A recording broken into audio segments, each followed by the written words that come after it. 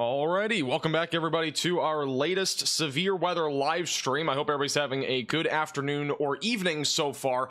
This is going to be a pretty big severe weather event tonight. Obviously, we have an enhanced risk of severe weather across a large chunk of Texas, mainly for the threat of very large hail up to 4 inches in diameter. With that being said, this live stream could easily go for 3 to 6 hours, perhaps even longer than that, so make sure that you're subscribed to the channel. Today's live stream is brought to you by Radar Omega. You can download Radar Omega on your iOS and Android device with the top link in the description below. We'll be using that app for this entire live stream. Now, I do want to quickly hop over to Connor Croft. He is currently on a storm that is strong down near Groesbeck, Texas, that has a base developing. This is Connor Croft live right now on this particular storm. Let's listen in.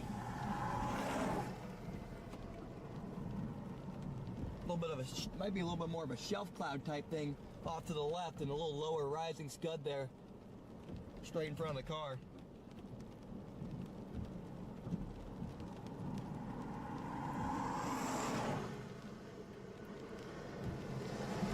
So the reason that we're on this storm initially is, one, obviously we have a base that is starting to develop. That usually indicates at least some signs of a maturing supercell. But one thing that we have on radar right now near Groesbeck is some rotation. Overall, it is still pretty broad rotation. It hasn't really intensified or tightened, but this particular storm would have a chance to produce an isolated tornado down the road. This entire area right now in East Texas and even back down to Southeast Texas is under a tornado watch. This will go until 8 p.m. Central Time, and this tornado watch does include, again, much of East Texas associated with this cluster of storms that is all quickly moving off to the north. Tons of lightning, the potential for hail and damaging winds will exist, along with the threat of a couple of tornadoes. So that's one of the biggest things that we'll have to watch for here over the next couple of hours. In addition to this, back up in Tennessee, this has been a bit of a surprise, but we do have some severe weather ongoing back up in Tennessee right now, specifically near Jackson, just east of Memphis. 2 different severe storms, one of which is producing golf ball sized hail right now near Whiteville, moving towards Jackson, Tennessee,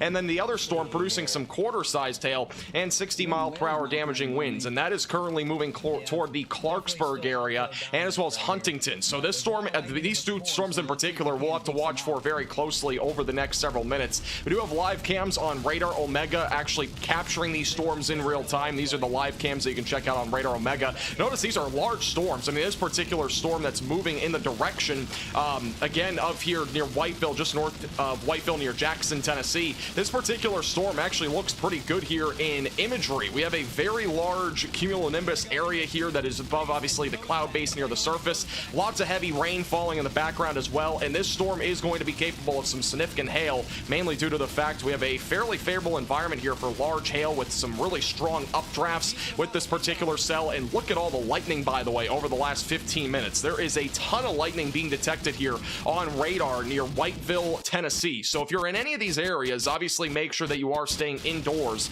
I am not on the right screen, my bad. Let's go to this screen.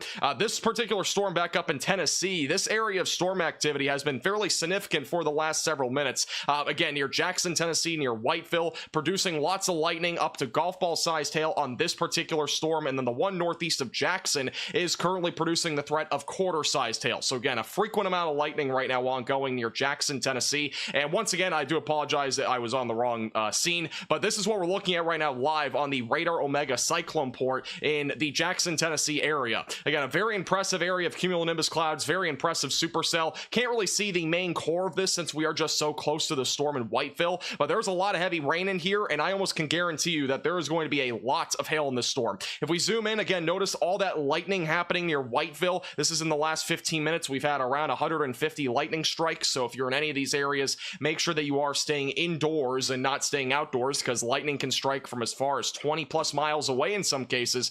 In addition to that, the storm that's back up near Lexington, Tennessee is also producing a hefty amount of lightning. Here's another live cam out of Madison County near the Jackson, Tennessee area. We actually had some confirmed hail in that area of around quarter-sized hail on this particular Radar Omega cyclone port. So there have been reports of some hail in this area from earlier. We did have some golf ball-sized hail confirmed, and then this storm that's back over near Whiteville is also producing lots of lightning, and it's also producing the threat of up to golf ball-sized hail. So we'll have to watch these storms very closely as they continue to move to the north. Here's another live cam on Radar Omega, and this one is just east of the northeastern supercell that is just off right now to the east of Jackson, Tennessee, and really not much you can see other than just the divide here between the rain shaft and really no rain, just kind of dry air out in front of it. So really impressive. This storm, again, very large, producing frequent lightning in this particular area. That is moving towards the Clarksburg, Tennessee area near Huntington.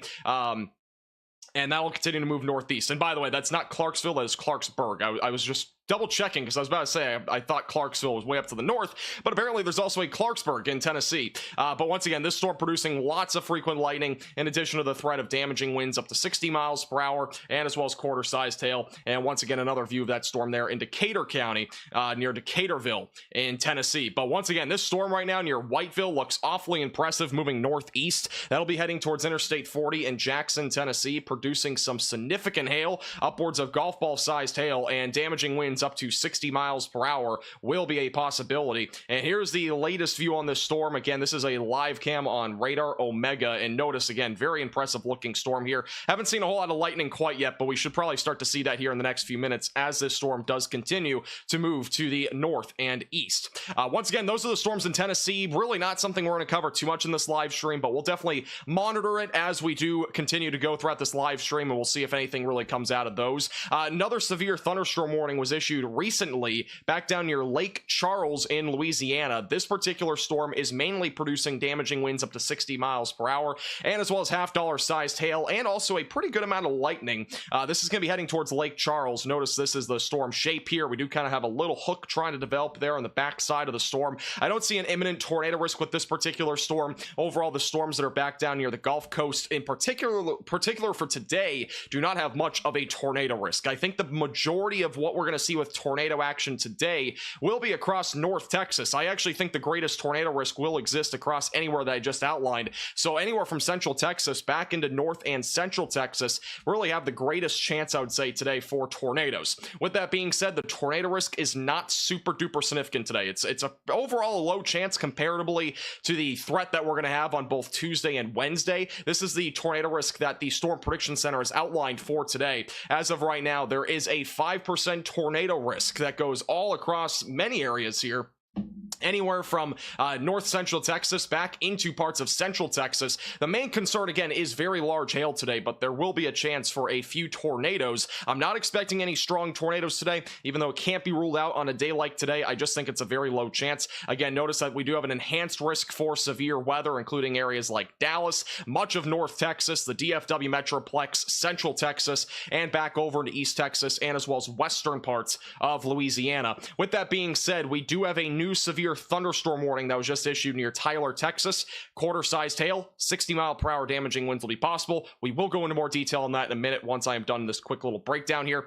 In addition to all of that, we do have a very significant hail threat for today. Obviously, it is not a moderate risk of large hail, but that does not mean you're not going to see hail today. This is at least promoting the chance for numerous large to very large hail tonight across much of North Texas, Central Texas, East Texas, much of even northwestern Louisiana and southwest Arkansas all have a chance for some significant hail today. With some of these storms that do develop over the next several hours, they will produce the threat of up to 4-inch diameter hail, and that is not an exaggeration. That is a definite possibility today that we could see an isolated supercell or two get as high as softball sized hail. So some significant hail is in the forecast today. Obviously, make sure that you are protecting your vehicles. Make sure that you have multiple ways to receive alerts. The severe weather threat across anywhere in North Texas, by the way, begins now and it goes all the way through 2 a.m. So this is going to be a pretty long event overall. And one area that we're going to have to watch for over the next few hours is going to be back over in Central Texas. And the reason why is because we are going to have some supercells develop over here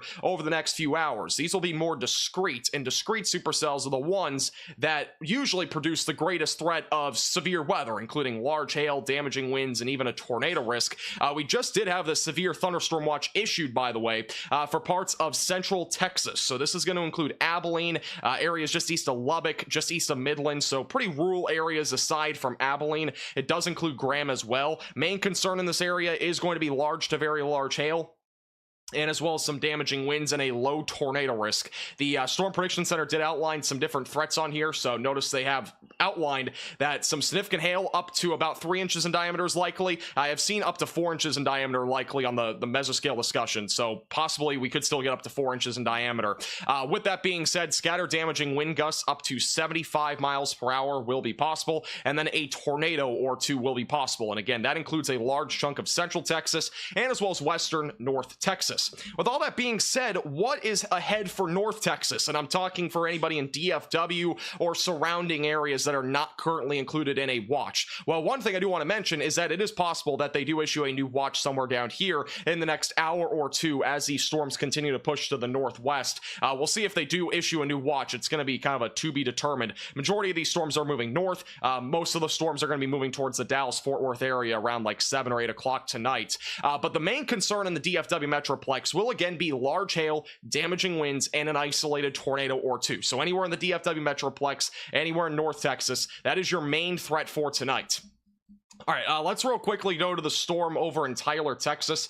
This is a brand new severe thunderstorm warning, so if you are in Tyler, make sure that you're staying away from windows and make sure that you are inside a sturdy structure or building, as damaging winds up to 60 miles per hour will be possible, and there is a load of lightning with this over the last 15 minutes. We're going to take the lightning detection down to 5 minutes. Again, notice all that lightning right now near Jacksonville, Texas, near Berryville. Moving north, it's going to be entering into Tyler, White House, and the Noonday area over the next several minutes. So once again, if you are in the Tyler, Texas area, I would highly recommend that you are at least staying inside, but also make sure that you're staying away from windows. Trees and flying trampolines will be potentially falling out of the sky here as the storm continues to move to the north. That sounded really weird.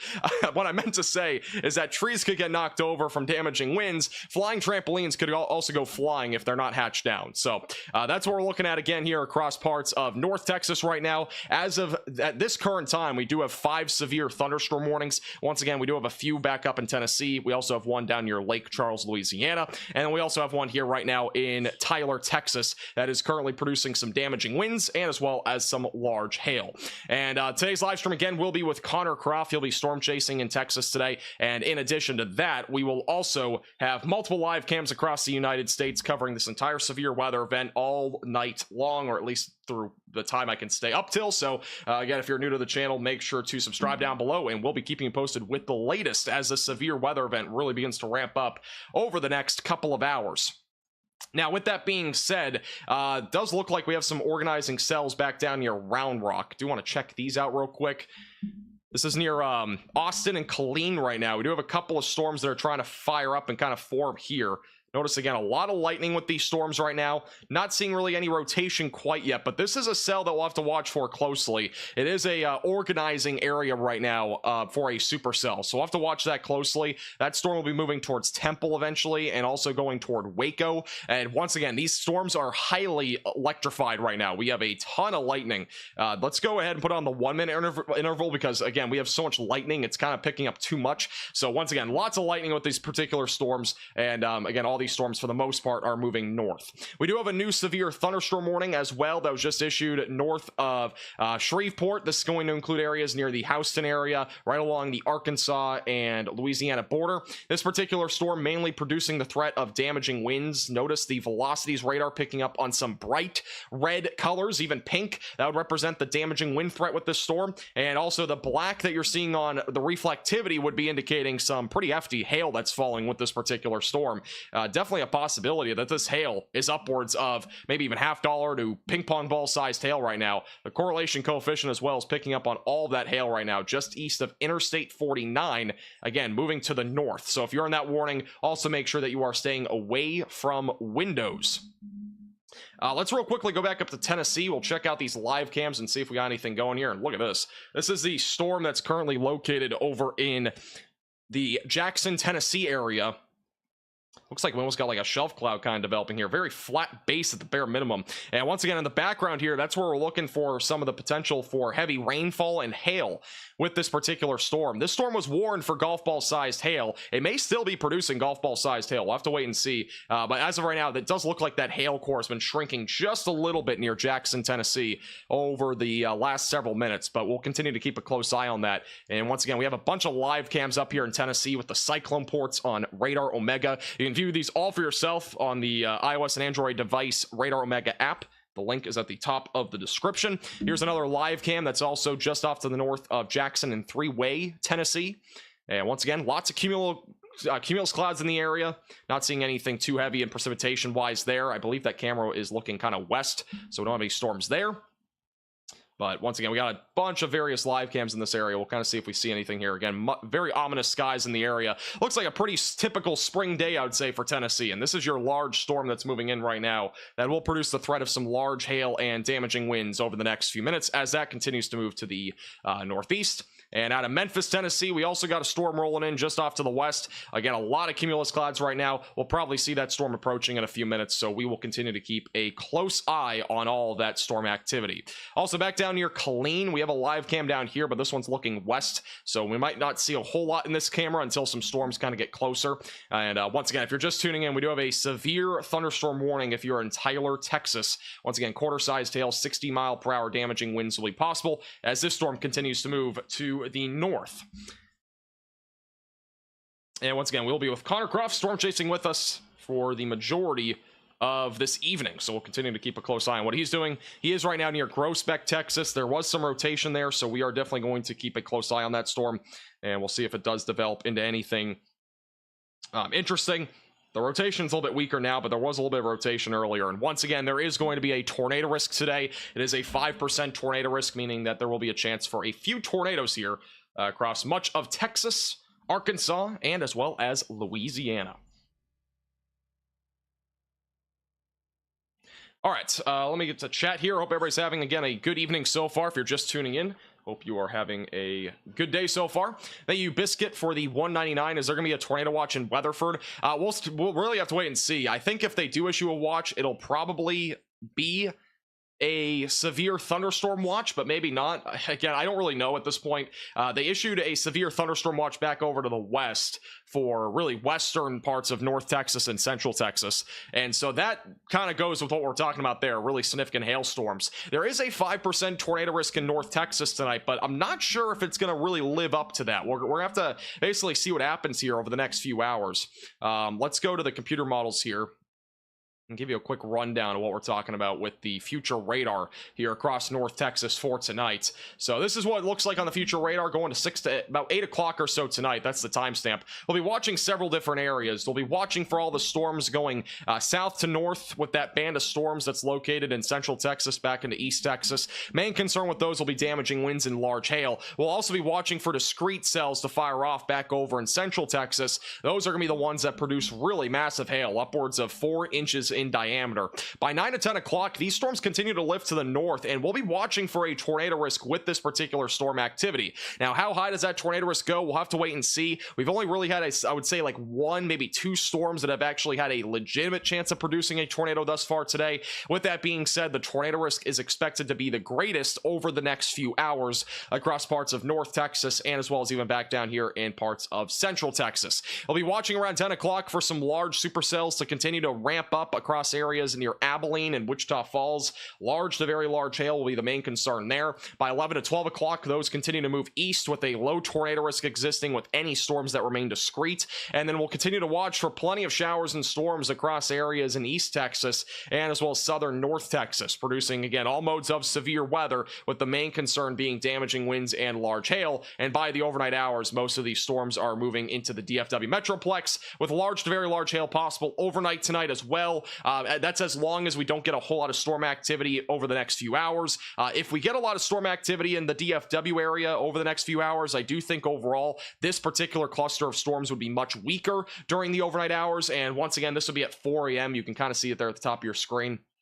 But that's what we'll be talking about around then. And eventually, as we go into tomorrow morning, we'll be watching for still some showers and storms across areas in East Texas and northern Louisiana, with mainly a large hail and damaging wind threat. So once again, the main concern for sure today is going to be up to 4-inch diameter hail. That's the main concern. We're going to be talking about some massive hail today, but there will also be a chance for a few tornadoes. So far today, we've had no confirmed tornadoes, but it is definitely a possibility that we get something here relatively soon. We'll have to wait and see if these storms start to organize just south of the DFW Metroplex in southern North Texas and as well as back into central Texas. Also, thank you, Waco, for the $5 super chat. What is the main threat for Waco, Texas tonight? The main concern is going to be large hail, damaging winds, maybe an isolated tornado, but I'm honestly the most concerned about the large hail threat. And also thank you, Wraths, for becoming a moderate Velocity member. I do appreciate that, and welcome to the Velocities. And also thank you, Kyle, for the $19.99 super chat. I appreciate your generosity. I just went over the DFW forecast. If you have any other questions, just let me know. Thank you again for your generosity. Did I have a chance to catch the eclipse today? Unfortunately, I did not. I would have only been able to see the partial eclipse anyway, so I was really more stoked about going to see the total solar eclipse, but that did not happen. This is a photo from Emily Evans on Facebook, by the way, and this was a pretty good shot here of the solar eclipse in the Dallas, Texas area. So really solid photo there. And again, I got sent at least 1,000 different photos today on our Facebook page. It was unbelievable. I've never gotten so many messages in my life. So we got absolutely spammed on our Facebook page today with various solar eclipse photos. And so if you saw the solar eclipse, that's awesome. Again, it was a pretty phenomenal event by the looks of it. And if you did end up seeing it, let me know in the chat. I know a lot of you were in the vicinity of the solar eclipse. It was a very large area, so I bet there was at least some of you in there. Looks like Connor Croft is going to be heading south, I believe. But he was on the strong storm near Grosbeck. Bottom right of your screen, we have had a little bit of rotation on this storm near Grosbeck. There has been some rotation on this. It won't be too long at all.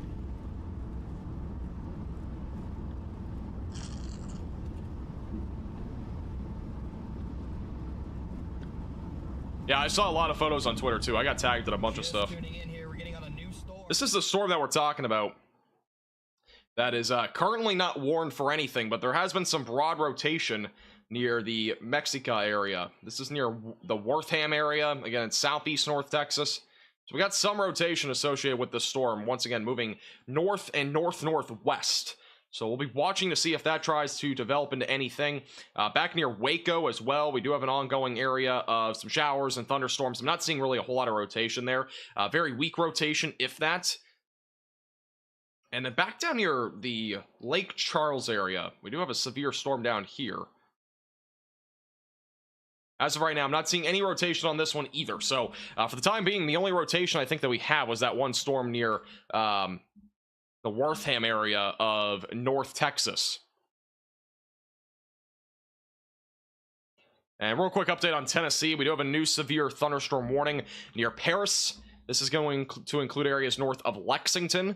That is mainly for the threat of large hail up to quarter size and damaging winds up to 60 miles per hour.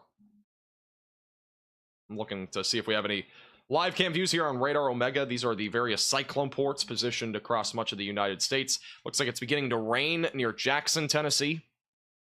And this storm no longer is a severe thunderstorm, but it is still producing the potential for some small hail and gusty winds as it continues to move to the northeast. But it looks like the storms right now in Tennessee are beginning to wind down. And again, it wasn't supposed to be really that significant of a threat today.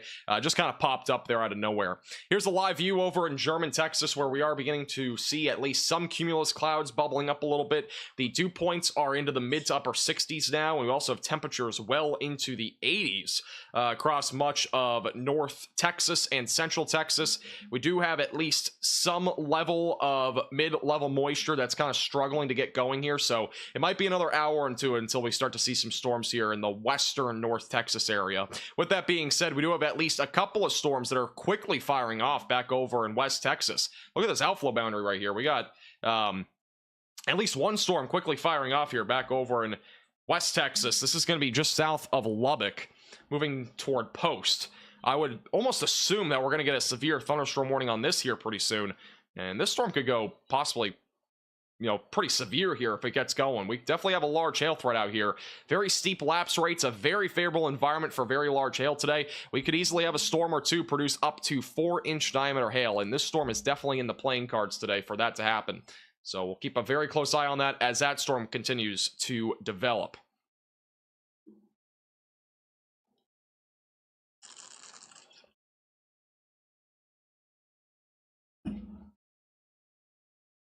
Joseph, this is Radar Omega. You can download it with the top link in the description below on iOS and Android. It is $8.99, but it is really worth it for that price. It is a fantastic app that you can get on your iOS and Android device.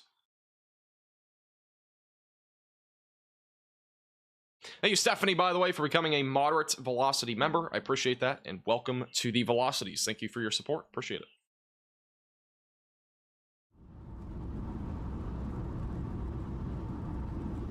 Looks like Connor, I think, might be traveling east. I can't really tell. There has been a little bit of rotation on this storm, so I'm not sure if he's trying to intercept that. I kind of missed it. And again, this is right now in southern North Texas is where he is. He's near Groesbeck, Texas, with a small area of rotation just south of Wortham, Texas. So again, we're going to be watching for an isolated tornado risk as these storms continue to move to the north towards the DFW Metroplex and much of North Texas. Yeah, I'm just heading into Thornton. And we'll be watching for at least some level of a tornado risk as these continue to move to the north. Right here. Like everything is really milky and like striated. Yeah, I think Connor is trying to go for that rotation on the back side of the storm.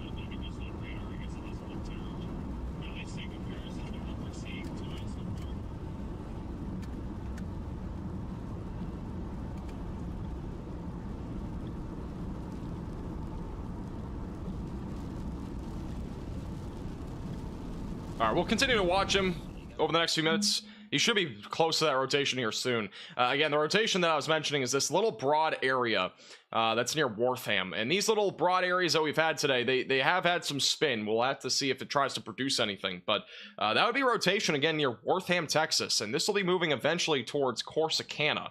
So if you're in the Corsicana area, just keep a close eye on that. Corsicana and Hillsborough, those will be the two locations that need to be on alert for this particular storm if it does try to rotate and produce a isolated tornado. And once again, these storms all across the board at least have been rotating to some extent. That one so far has probably had the best look to it over the last hour. We had some strong rotation. We actually had a tornado warning back down north of Houston earlier. It was near Huntsville, I believe, or Madisonville. It was rotating pretty strong on radar for a little while, and it kind of weakened. And that storm never, I don't think, produced a tornado, but that's the kind of environment that we have today, is that we could get a discrete cell to form off this line of storms that's all moving to the north, and we might get something discrete on the back side that tries to produce a tornado risk. So that'll really be what we're watching for here over the next few hours here. And then back over in West Texas, we're going to have some explosive storms over here producing some large hail, damaging winds, and a low tornado risk. We already have one storm firing off on the outflow boundary out here, so storms are going to get going very quickly here in West Texas. I believe Connor is getting much closer to that, so we'll go back to him here in a minute.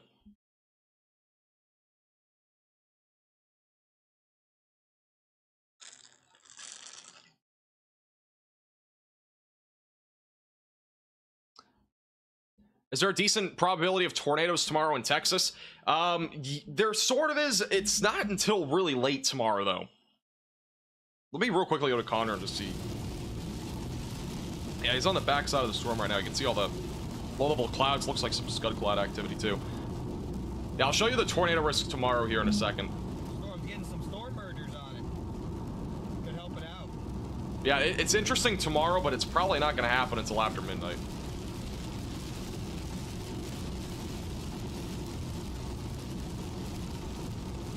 All right, we'll go back to him in a second. This is the tornado risk for tomorrow. It's interesting, to say the least, because we have a hatched tornado risk across southeast Texas and western Louisiana.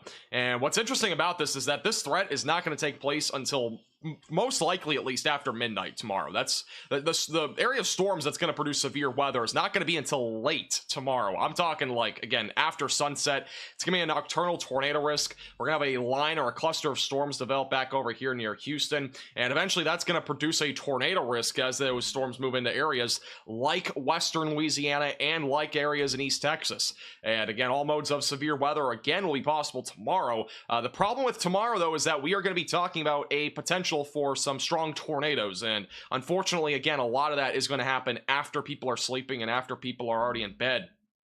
So not good.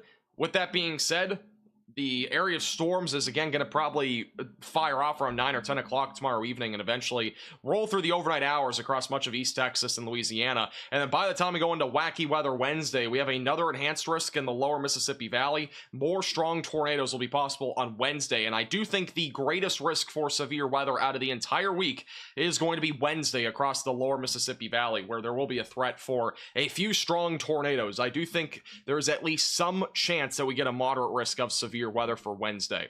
We'll see what happens, and if there is a moderate risk, it would probably be either for damaging winds or a tornado risk. But once again, that could always change. We have to kind of wait and see what happens over the next few days with the overall environment and the forecasted environment, and we'll kind of go from there. But definitely a possibility for sure. Also, I am beginning to see at least a little bit of very broad rotation developing here near Tyler, Texas. Is not much, but there's at least a little bit trying to develop here near the Noonday area and White House just south of Tyler. So we'll continue to keep a close eye on that over the next several minutes.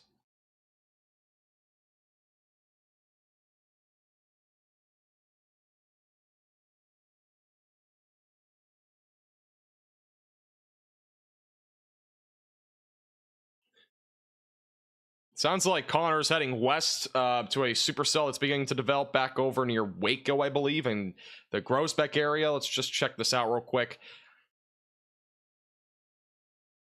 This is near Robinson in particular, so we at least have a little bit of something trying to develop near Robinson and Waco. It would be this particular storm here.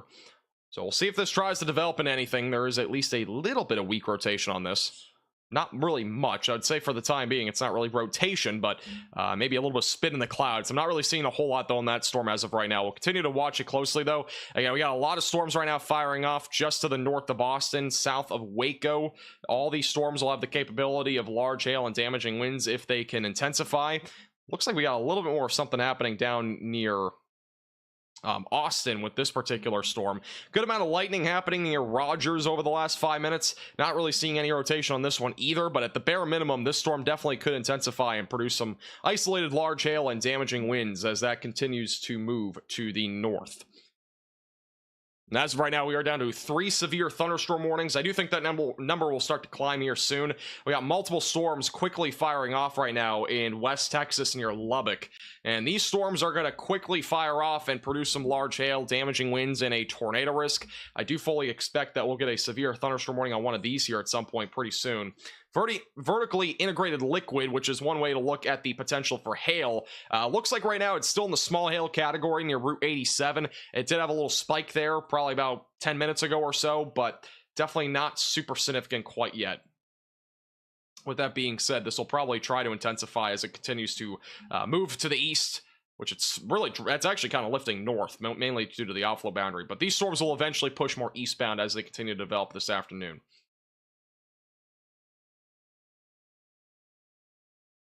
All right.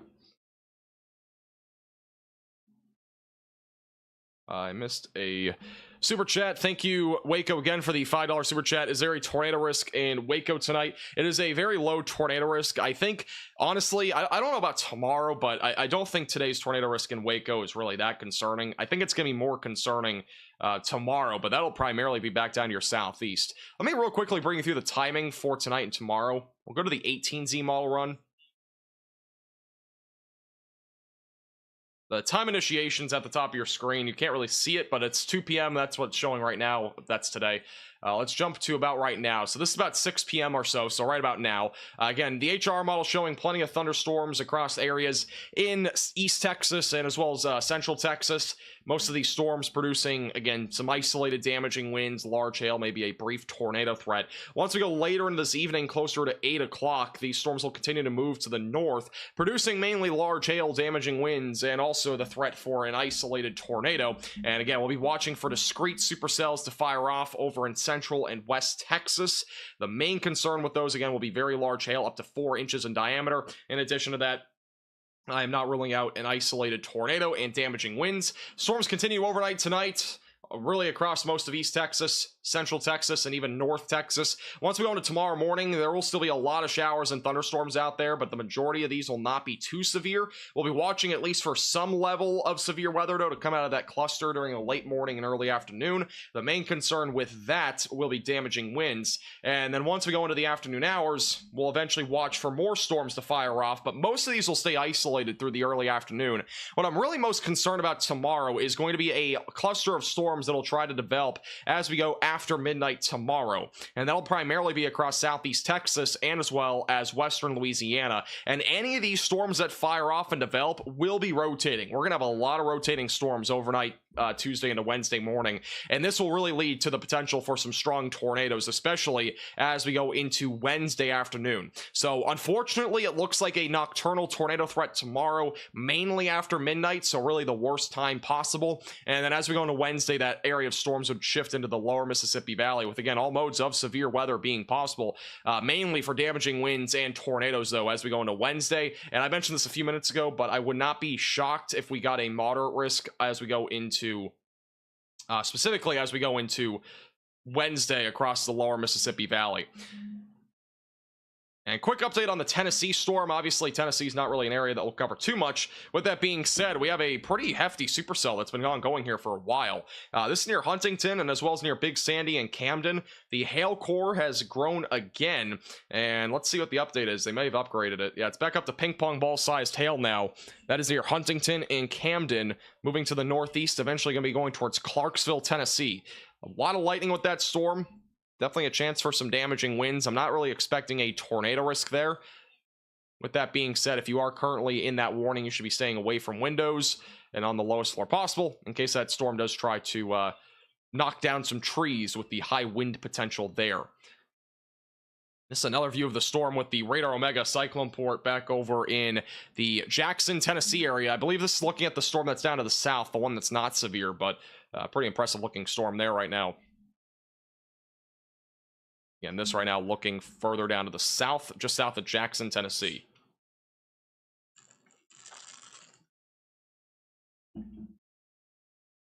Do have a new mesoscale discussion that just came out from the Storm Prediction Center. This is mainly for areas just south and east of DFW, which is Dallas-Fort Worth in North Texas. Or at least some short-term severe weather threat will persist, though a greater threat may evolve this evening. So there is some uncertainty with this particular area.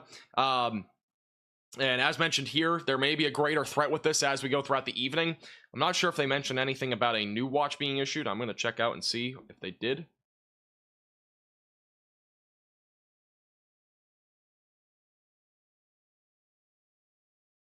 So they just, all right, so this is the latest. So it looks like a tornado watch may be issued in North Texas. It's possible. Here's what they're saying. So the short-term severe weather threat remains uncertain, but a couple of stronger supercells and or storm clusters could evolve with time this evening, with all severe weather hazards being possible. And in addition to that, near the end of this mesoscale discussion, they did mention that depending on short-term convection trends, weather watch, or the tornado watch that we have right now, 90 may need to be expanded to the north and west to cover the severe threat. Otherwise, there's some potential for an additional watch across Central and Northeast Texas later this evening, depending on the evolution of these storms. So the tornado risk will have to be watched for closely. And with that phrasing, it sounds like that they will likely have a tornado watch in North Texas if this activity does indeed try to ramp up. Once again, right at this very time, we don't really have a whole lot of rotation. With that being said, it is definitely going to be something that we'll have to monitor here over the next hour or two, and we'll have to see if anything really starts to get going here. A lot of these storms producing gusty winds, some small hail, lots of lightning. Don't have a whole lot of spin right now with these storms, but with that being said, they're all moving northbound, and they'll be moving into North Texas and as well as East Texas over the next little while. Connor Croft, by the way, has a bit of a storm structure there on the left side of your screen. Gotta be close. I believe that might be the storm that's back down near Waco. I could be wrong. Either that or Temple. Got something going right there.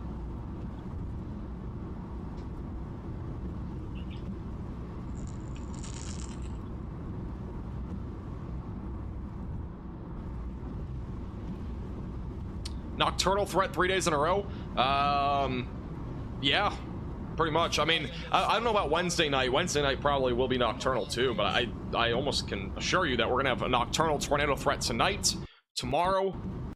Wednesday is still to be determined, and then Thursday also probably not gonna be nocturnal, but we'll have to wait and see. Thank you, Jackster, for the $4.99. What are the tornado chances for these storms?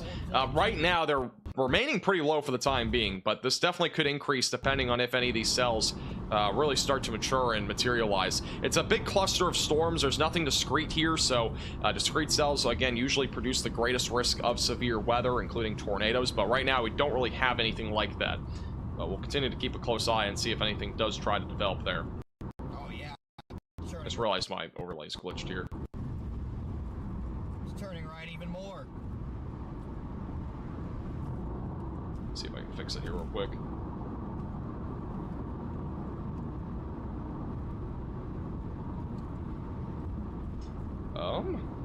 Yeah, I don't know where to fix it.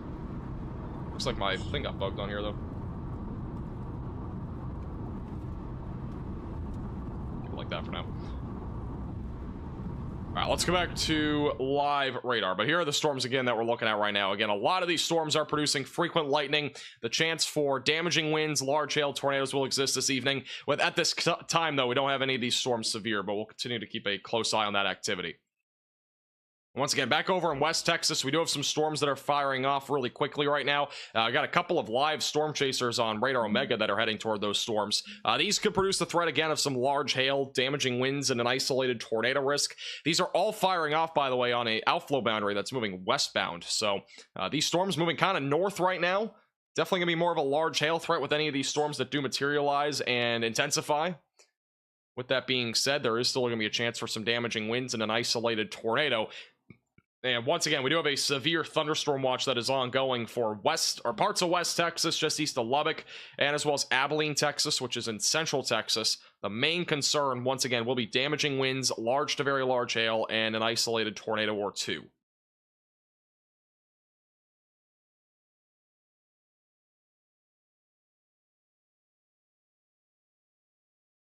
Hey, Waco for the $5 super chat. Will hail be possible for the Woodway area? I don't know where Woodway is. We'll find out. Pretty much all of Texas is under a hail threat, though, today. Yeah, Waco, same thing. I mean, there's definitely a chance for hail. I do think the overall severe weather threat, though, for Waco is really going to be over the next couple of hours. I think that overall, once we go later into this evening and into the overnight hours, the threat of severe weather is primarily going to be focused up in North Texas, Central Texas, like Abilene, and back over into Northeast Texas, with the main concern in those areas being large hail, damaging winds, and a couple of tornadoes. I think Waco has a better chance of those storms, though, tomorrow morning into the afternoon hours of there being some severe weather. Let's go back up to Tennessee again real quick. I do want to see what that live cam looks like up here near Jackson.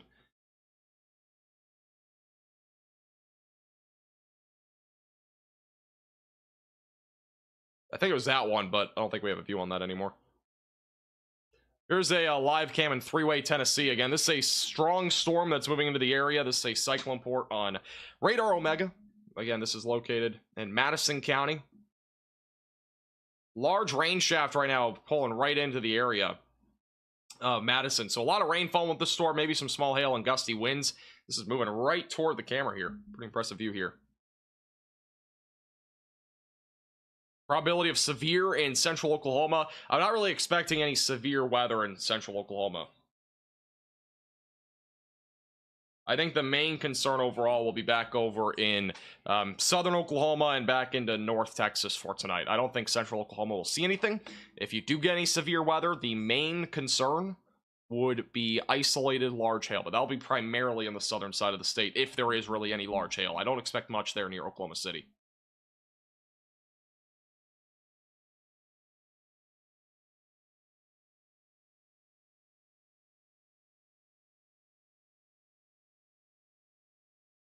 No problem, Suzette.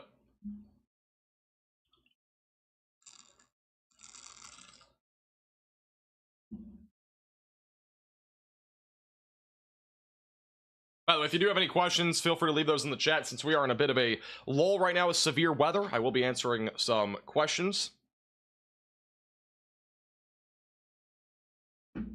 Once again, this is a live cam on Radar Omega near Madison County, Tennessee. Just kind of a little cool view here of the storm that's rolling in.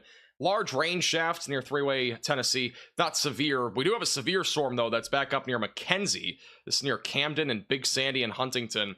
And once again, this storm right now is producing the threat of large hail up to ping pong ball-sized hail and 60-mile-per-hour damaging winds. Believe it or not, this is our most significant storm that's ongoing right now, which is, again, back over northwest Tennessee. Pretty impressive stuff right here when it comes to severe weather, because obviously the main concern is back over in Texas, but so far this has been our most significant hailstorm of the day.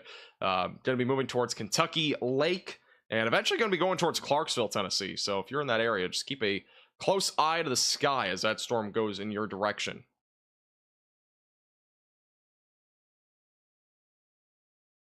It's actually kind of a cool view here. This is Savannah, Tennessee. Very ominous skies there in the background. Here's a Lauderdale County live cam. We actually saw some really cool stuff on that live cam yesterday. Downpour there in the background. Nothing too crazy, though. Again, these are pretty ordinary showers and storms that are moving across Tennessee right now.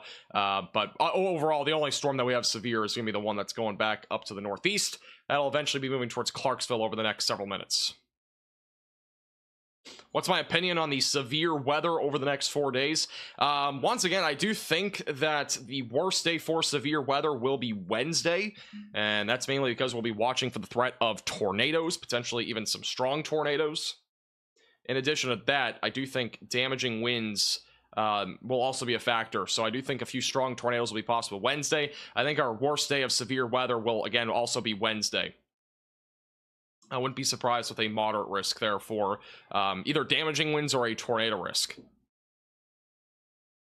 Also, thank you, Fault, for the $10 super chat. What's the chance of the threats rolling into Oklahoma Tuesday through Thursday? I really don't expect any significant severe weather in Oklahoma over the next few days. I do think the main concern is going to be held to...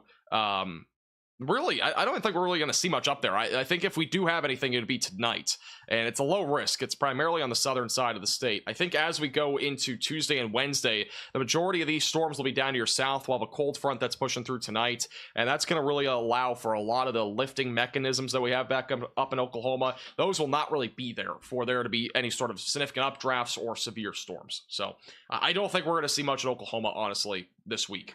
With that being said, still wouldn't rule out an isolated severe storm tonight, maybe tomorrow morning, but I think overall it's a very low risk at this point. Once again, I do appreciate your $10 super chat. Also, thank you, Hurricane, for the $1.99. No message, but I do appreciate it.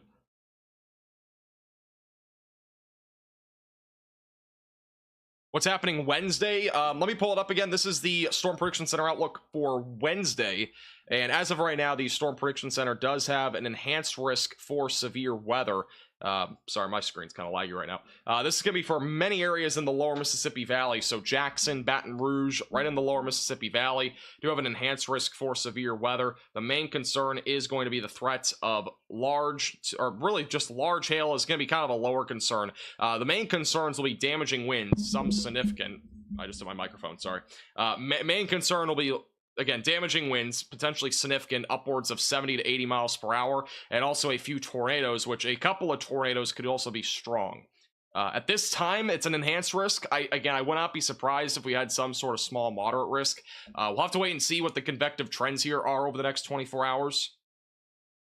But At this time, the only radar data, or the only like short-term computer model data that we have right now has just come out in the latest 2 runs. We've only had really 2 runs that have gone out that far, so we'll have more data basically as we get a little bit closer, meaning tomorrow and tomorrow evening. But definitely gonna be an interesting day on Wednesday. Now, my plan right now for live streams is they'll be live tonight, and then going into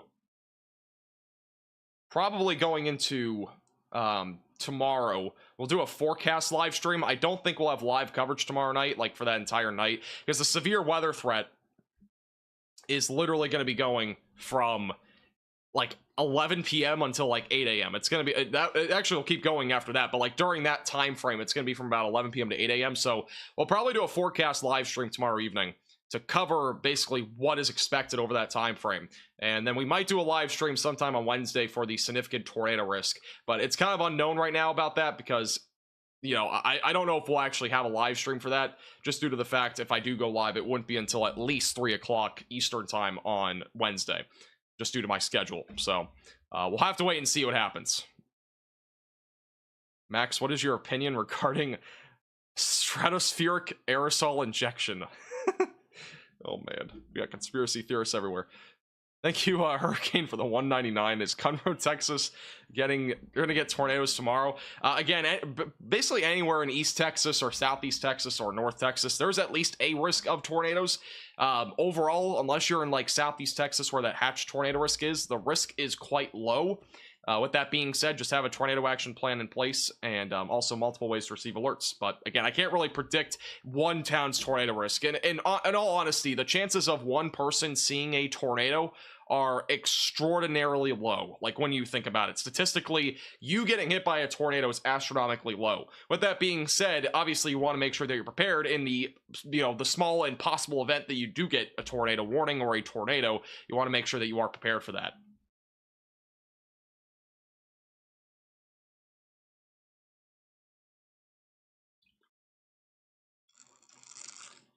You guys can believe what you want, again, about cloud seeding, whatever. But there's a huge misconception when it comes to this whole thing. And I've gone into it a ton of times, so I'm not going to go into it because it's just stupid talk.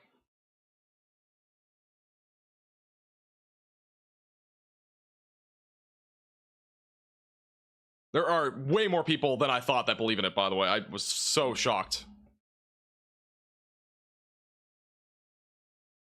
What I have in this bottle, it's a this is black cherry today. It's black cherry flavor.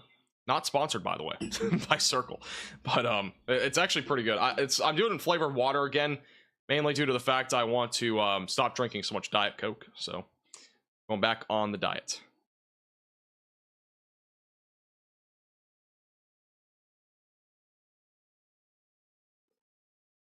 Thank you, Panned, for the $2 super chat. Will there be any tennis ball sized hail or larger? Yes, there is a chance today, specifically. Tomorrow there's also a chance, but today is really the greatest chance for significant hail, and that could easily exceed 3 inches in diameter, which tennis ball sized hail, for reference, is 2.5 inches in diameter. So it could easily, we could have a couple of storms that easily go above that. We already have a few storms, and there's your first severe thunderstorm warning here in West Texas. We could easily have a few storms out here that do go really significant and produce some really significant hail, upwards of 4 inches in diameter.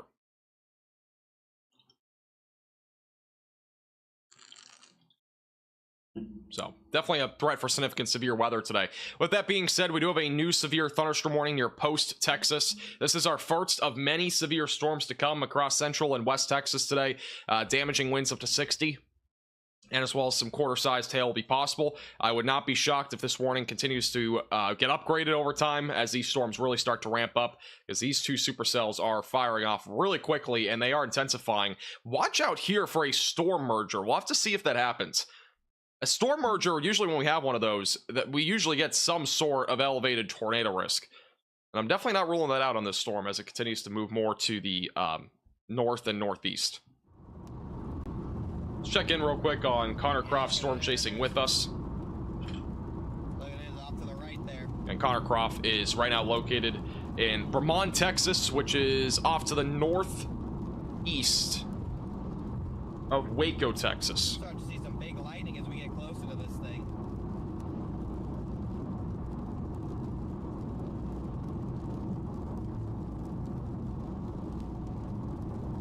Got some very ominous skies there. He's going to be heading towards Rosebud. Yeah, Route 77, I believe that is. This is where we do have a bit more of a conditional tornado risk embedded in some of these storms that are moving north, which will be moving into North Texas here over the next little while. And the main concern for today is going to be large to very large hail. And this is one of those storms that we'll have to watch for closely. It has that chance to produce that threat. Wow, what a beautiful place this is.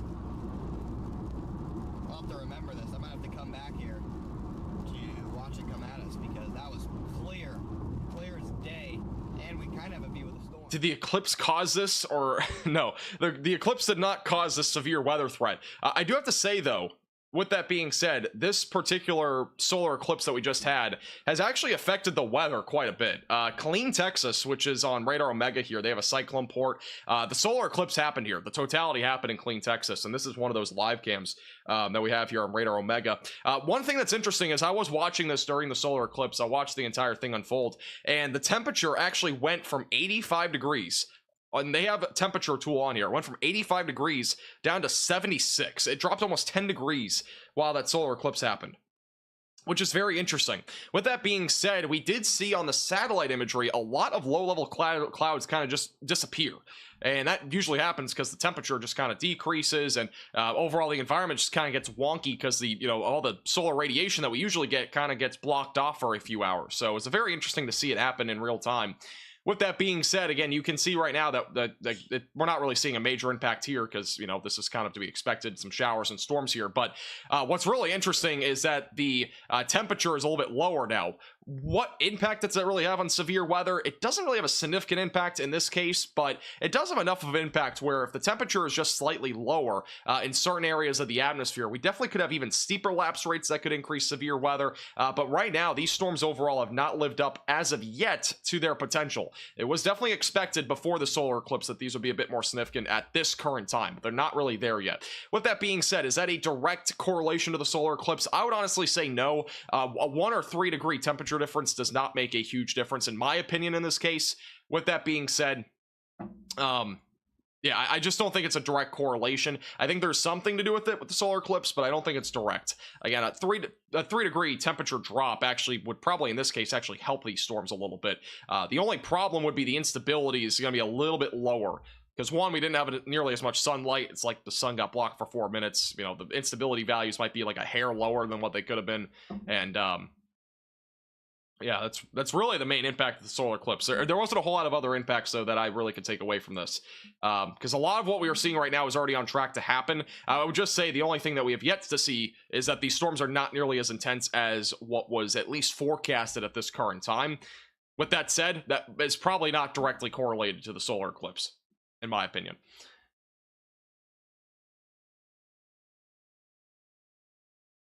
Central Alabama, your threat is not going to be until Wednesday and possibly Thursday morning. Your main concern is going to be the potential for a couple of, or really main concern is damaging winds and also a couple of tornadoes being possible. A strong tornado cannot be ruled out.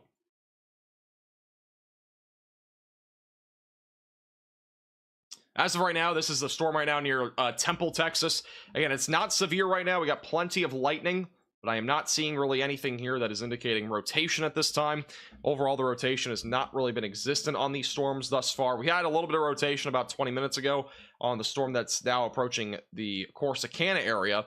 With that said, we do have a new special weather statement for some gusty winds and small hail that'll be moving towards Blooming Grove, just southwest of Corsicana, Texas. And that is right now moving off to the north. And then back over near Tyler, Texas, we also have some storms in that area that are also producing maybe some gusty winds and small hail. Not seeing any rotation with that activity either. These storms, again, are highly electrified. These have a lot of lightning with them, so definitely make sure that you are staying indoors if you're anywhere near these storms. And here's a live cyclone port in Tennessee. We've had some storms up here that have been severe over in western Tennessee yet again today. We had it yesterday, and again today we're having that same thing. This is a live cam in Gibson County, which is back over west of Clarksville, north of Jackson. Huge rain shaft moving into the area. Lots of rain falling, and in addition to that, we got a pretty decent-looking storm here on radar. Let's go back to radar here. You got a little strong storm right now in this area that's currently near just north of Jackson. That's going to be right along Route 45 westbound, producing small hail and gusty winds. We have 3 different severe thunderstorm warnings on this storm that's going to be west of Nashville, southwest of Clarksville. This storm is right now producing ping pong ball sized hail and 60-mile-per-hour damaging winds. This is moving northeast and it'll be heading towards the Clarksville area over the next several minutes. Lots of lightning with this. This is the 1-minute lightning detection on Radar Omega. Basically, it counts for all the lightning that's happened within the last 60 seconds or so. And notice there is a lot of lightning there. I can pick out probably about 25 lightning strikes or so just in that area in the last 1 minute. That's a lot of lightning. So these storms are producing tons of frequent lightning, and once again, that is moving northeast, and that'll be going towards Clarksville over the next several minutes in northwest Tennessee.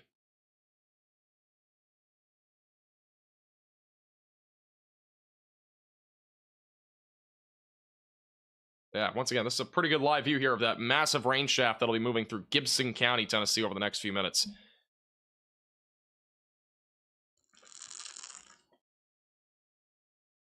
What about Memphis? A couple of isolated strong storms possible there. Maybe an isolated severe storm over the next few hours. Tornado risk in southwest Ohio Thursday. I kind of talked about it in today's video. I think it's going to be a low risk for at least now. I wouldn't be surprised, though, with like a 5% tornado risk there. 10% might be a little bit of a stretch, but we'll have to wait and see what the convective trends look like. We have yet again another severe thunderstorm warning in Tyler, Texas.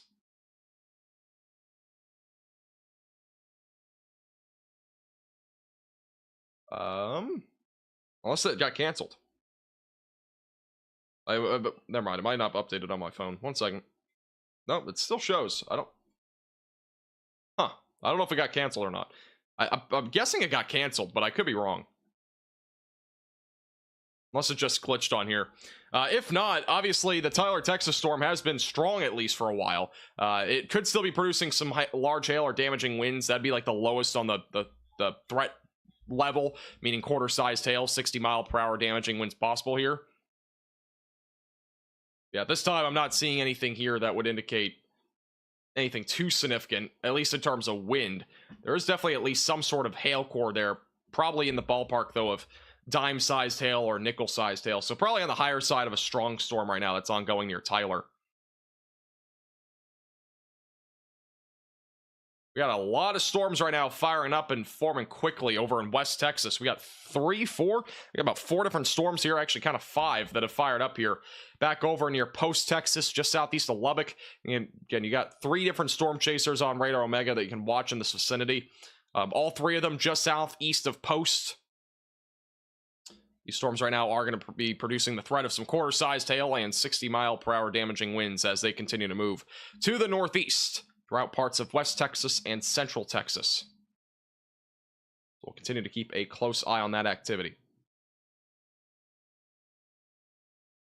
And this storm is right now moving right into Gibson County, Tennessee. This is where we have a strong storm moving in. Heavy downpour. This is, again, the live cam on Radar Omega, which if you want to see all these live cams for yourself, you can check it out with the top link in the description below on iOS and Android.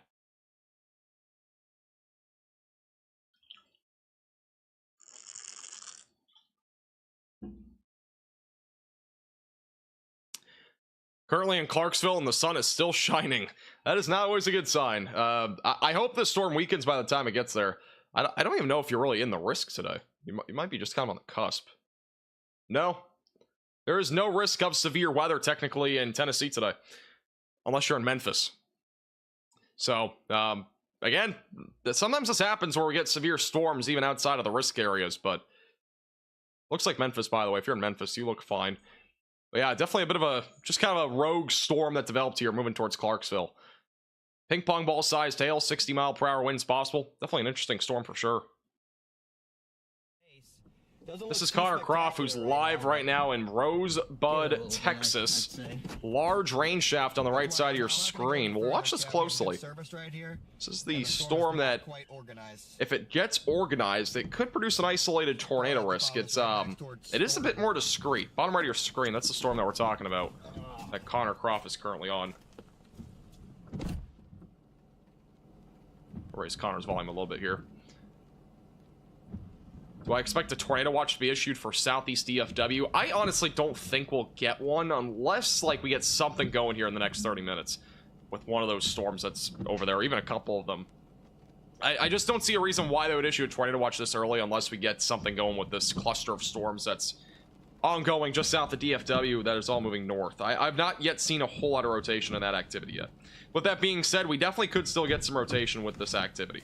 It's just going to be a matter of time here to see if any of that does start to rotate and produces an isolated tornado risk.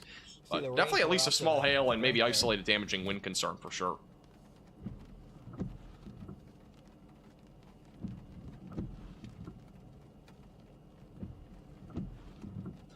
Friendly reminder, if you're new to the channel, make sure to subscribe down below.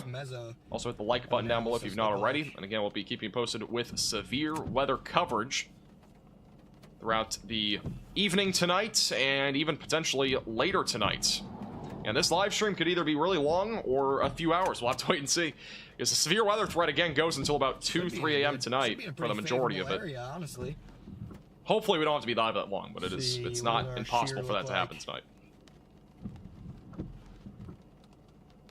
Thank you, Waco, for the $5 super chat. Waco, Texas probably will not be in a tornado watch tonight. Again, that's pending that these storms don't start to rotate out of nowhere. Because right now we have a couple of storms in particular that I'd be watching for rotation on radar. And let me go ahead and just kind of zoom out a little bit here. So we've kind of got like 3 different storms in particular that I would be watching for. We got the activity that's back over west, or just kind of along Interstate 45, so west of Jacksonville and southwest of Tyler. We got another storm here. We got another storm up near Tyler, but these would be like the 4 different storm areas I'll be watching for some sort of isolated tornado risk. And so if any of these do start to rotate and we start to get something going here, it's possible that we get a tornado watch maybe for Waco or southern North Texas, maybe even near the DFW Metroplex, but I'm not super confident about that right now. A lot of these storms are really highly electrified. We have a lot of lightning with this activity. And again, the lightning that we have on here right now is a 1-minute detection, so it's not over a long-term time frame. And with that 1-minute detection, we have a ton of lightning happening here, especially back up just south of Dallas, going to be just west there of Tyler as well. But I do think really the main concern with these storms will be gusty winds and small hail and maybe an isolated tornado. Looks like we got a shelf cloud coming in here on the right side of your screen. That's near Rosebud, Texas. Looks like a shelf cloud in the area. That's again near Rosebud, Texas. That's right along Route 77 south of DFW near Waco. Not even a special weather statement on this guy anymore. What do you think of DFW? I do think DFW will have a better chance of severe weather, but it probably will be I think your best chance of severe weather really will be after midnight tonight, but I do think there's a chance between now and about 9 or 10 o'clock with this round of storms that's ongoing just south of Dallas and Fort Worth. So I think there's 2 different chances. Well, there we go.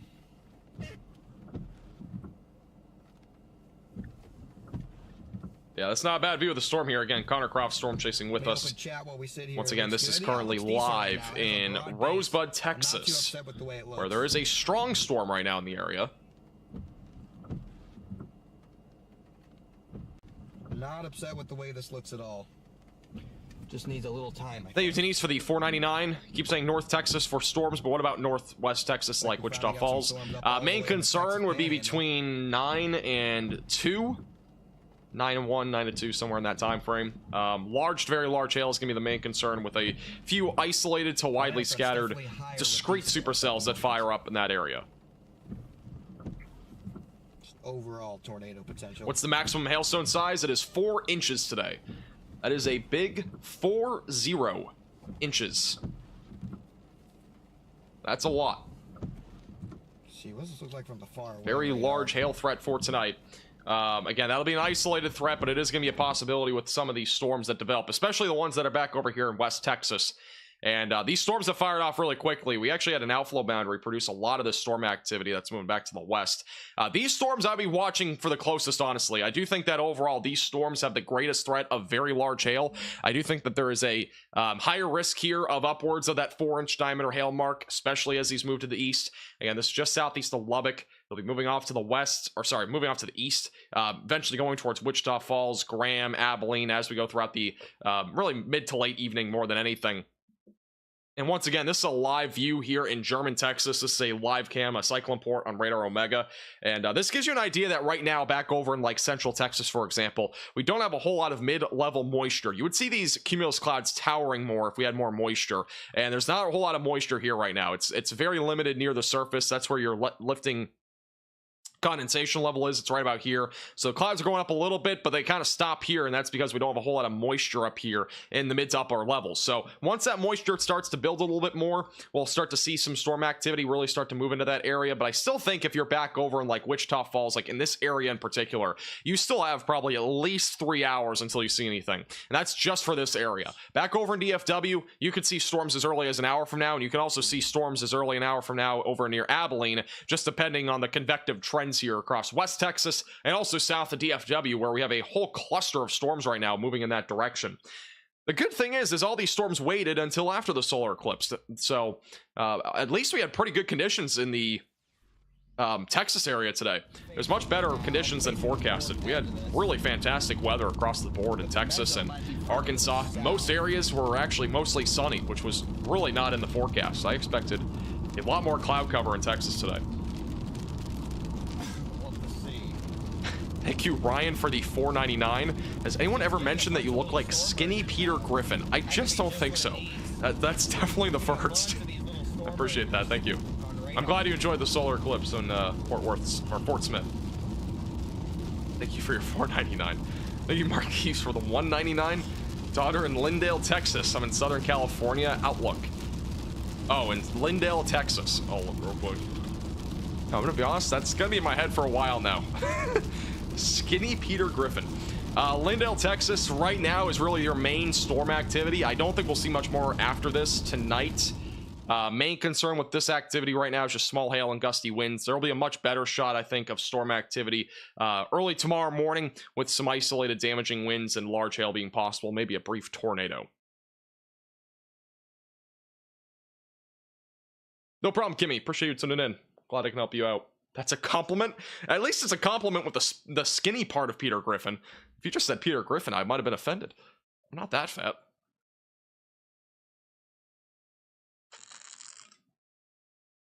Okay, I'm the more that I look, I'm starting to see the reference now. Oh my goodness. I was just watching Family Guy literally a few hours ago before I went live too. Crazy stuff. All right, back to weather.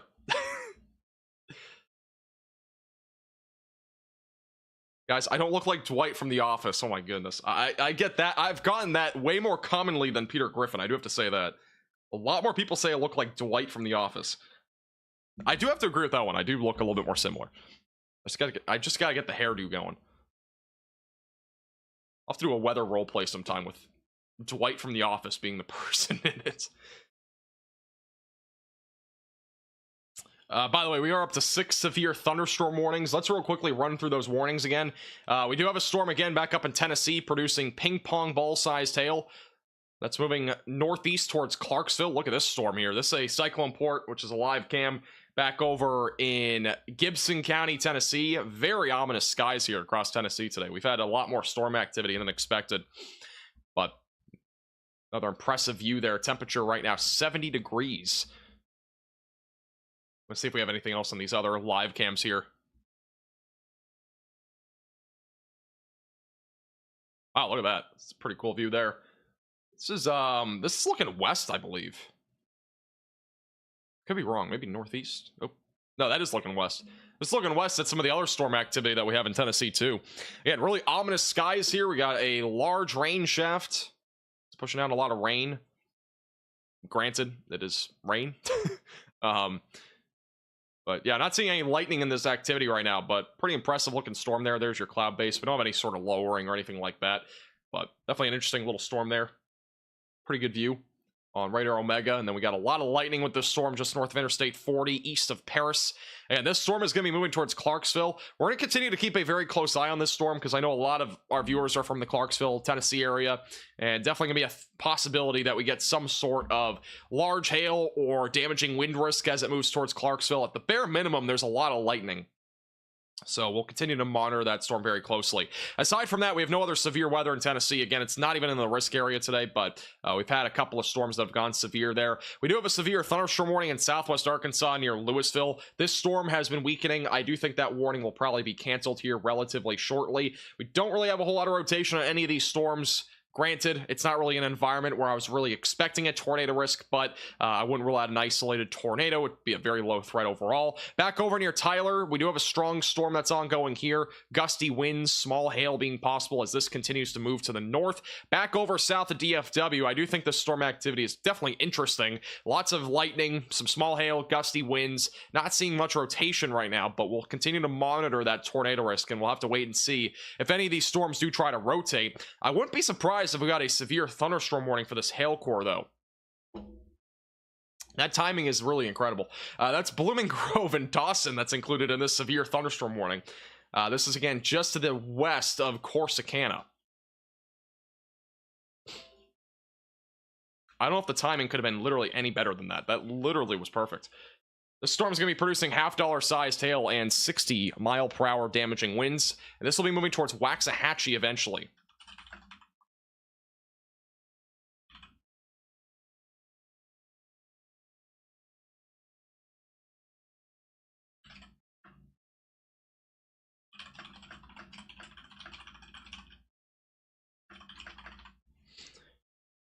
So once again, brand new severe thunderstorm warning here in North Texas. This is near Blooming Grove, Corsicana, moving north. And half-dollar sized hail, 60-mile-per-hour winds will be possible. So an intensifying storm there. Once again, not seeing any rotation, but we'll monitor that threat closely as that activity continues to lift to the north. And then back down where Connor Croft is, we do have some disorganized storm activity down here. Really not seeing a whole lot of rotation with that activity. Maybe a little bit trying to form near Rosebud. I believe Connor's in that vicinity, so we'll continue to see if he does end up getting anything here as that storm does continue to lift off to the north. With that being said, we are up to 7 different severe thunderstorm warnings. Most of them, again, are in Texas. We got multiple storms here firing off, especially back over in west and central Texas. Just near the Lubbock area, we got 3 different severe storms producing half-dollar sized hail and 60-mile-per-hour damaging winds. Not seeing rotation with these storms as of yet, but we'll, again, continue to see if any of these storms do try to get going and maybe produce an isolated tornado. We got a couple of storm chasers live on the Radar Omega app that you can watch them live as they intercept those storms. Again, if you want to download Radar Omega, it is the top link in the description below on iOS and Android for only $8.99. I highly recommend it. And again, that's the weather app that we've been using throughout this entire live stream and a bunch of our previous live streams. We use this majority of the time. So yeah, make sure to check that out. Top link in the description below. This storm is beginning to intensify a bit further, by the way, south of DFW. This hail core is growing in size. Once again, large hail, very possible. We could go significant hail on this as it moves north. If you're near Blooming Grove, definitely make sure that you're staying away from windows. If you're in Ennis or Waxahachie, I highly recommend that you get your car into your garage if you've not already. This storm, if it continues to ramp up and mature, it could possibly drop some pretty significant hail. I'm not ruling out, you know, some 2-inch, 2.5-inch diameter hail if this really tries to ramp up as it moves more to the north. And again, this is just south of DFW. Connor Croft, again, is in the Waco area near Rosebud, just south of Waco. He's going to be intercepting an area of rotation that's trying to develop that's back down near Rogers, so we'll continue to keep a close eye on him. But yeah, once again, strengthening supercell here, just south of Dallas and Fort Worth near Waxahachie. They'll be approaching the Waxahachie area within the next 20 minutes or so. These storms are pretty quick moving. Let's see. They're moving at 35 miles per hour. I would say it's a bit quicker than that. The storm's probably going to reach Waxahachie within the next 20 minutes or so.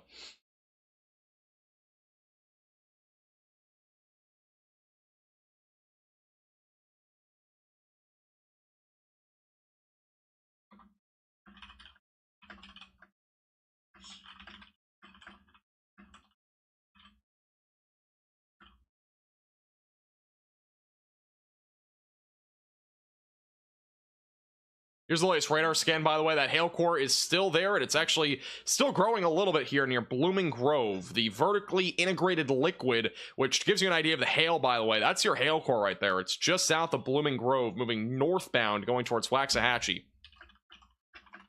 So again, if you are in this warning, make sure that you're staying away from windows. Blooming Grove, Texas, going to be heading towards Waxahachie. Dallas will be the area in the track of this as well. Hopefully the storm weakens before it gets to Dallas, but Dallas County would be in the track of this within the next hour or so. So definitely be on alert if you are in the Dallas-Fort Worth area. And if you've not already, I would highly recommend that you protect your vehicles if you are in Dallas-Fort Worth. DFW has a ground stop? There's no way they have a ground stop for this. Maybe for something else, but definitely not the weather. Waxahachie? Is that really what it is? I've always said Waxahachie. That's how I've always said it, and I've done North Texas weather for literally 4 years, and I never get corrected on that. Patrick, you don't need a subscription, but you do get a lot more features with a subscription. They have 3 different tiers. There's one that's $4.99, there's one like near $8.99, and I think there's one $11.99. It's in that ballpark. But I highly recommend if you do get a subscription, you go for really the alpha one. I think is really the best value.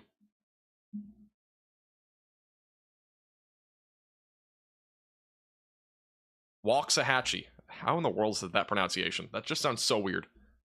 There's no L in it at all.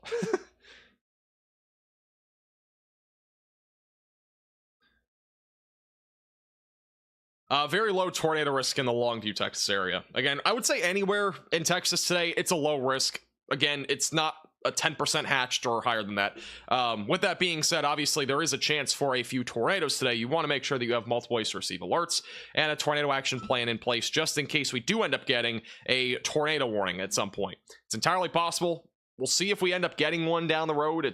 Again, we'll have to kind of wait and see what the convective trends end up doing here over the next few hours. But I would say there's at least a chance that we do get at least a couple of tornado warnings tonight at some point. Whether it's from the discrete supercell action that we have over north central Texas, or it's the discrete or really the linear cells that we have over here back over in East Texas.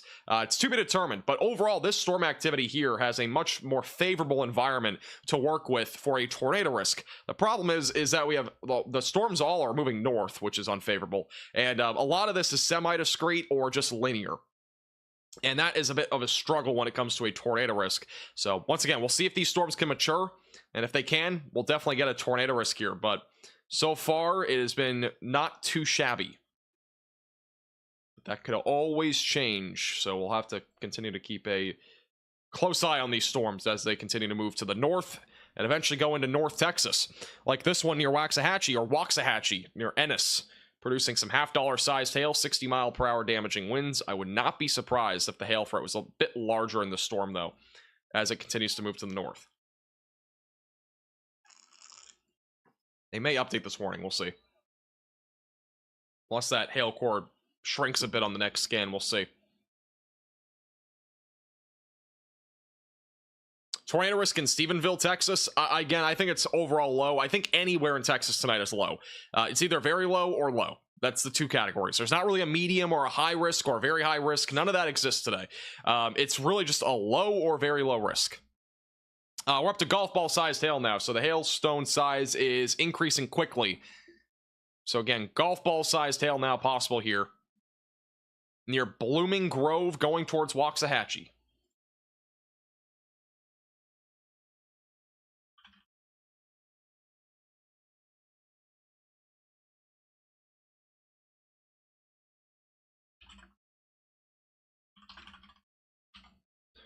So once again, if you are in this warning, make sure that you are staying away from windows and also on the lowest floor possible. There is damaging winds with this, but obviously the bigger concern here is going to be the large hail threat.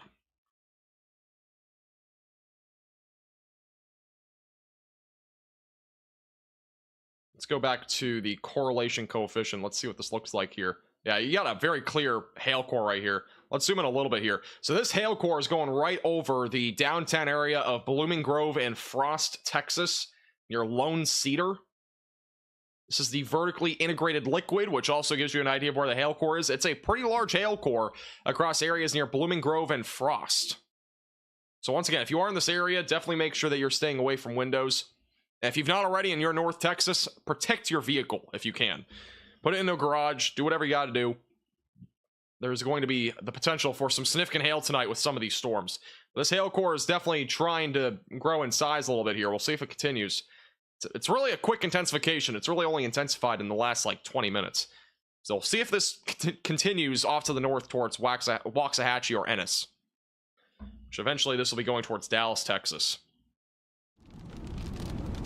This is Connor Croft back near Rosebud, Texas. Again, storm chasing with us. He's back near Waco right now. On the left side of your screen, looks like that's the storm that we're looking at. Yeah, there's the base up here, I think. Nothing too crazy there yet, but that would be the storm to watch for here.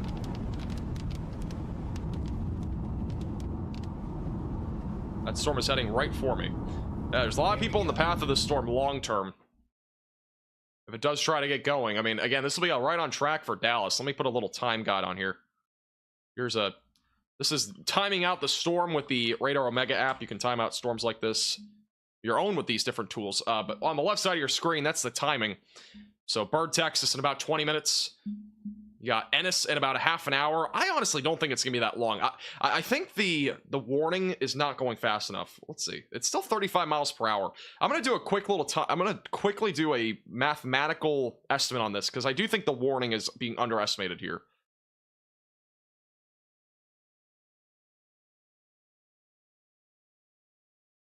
Trying to get perfect here. Okay, so it's gone about 12 miles in 20 minutes.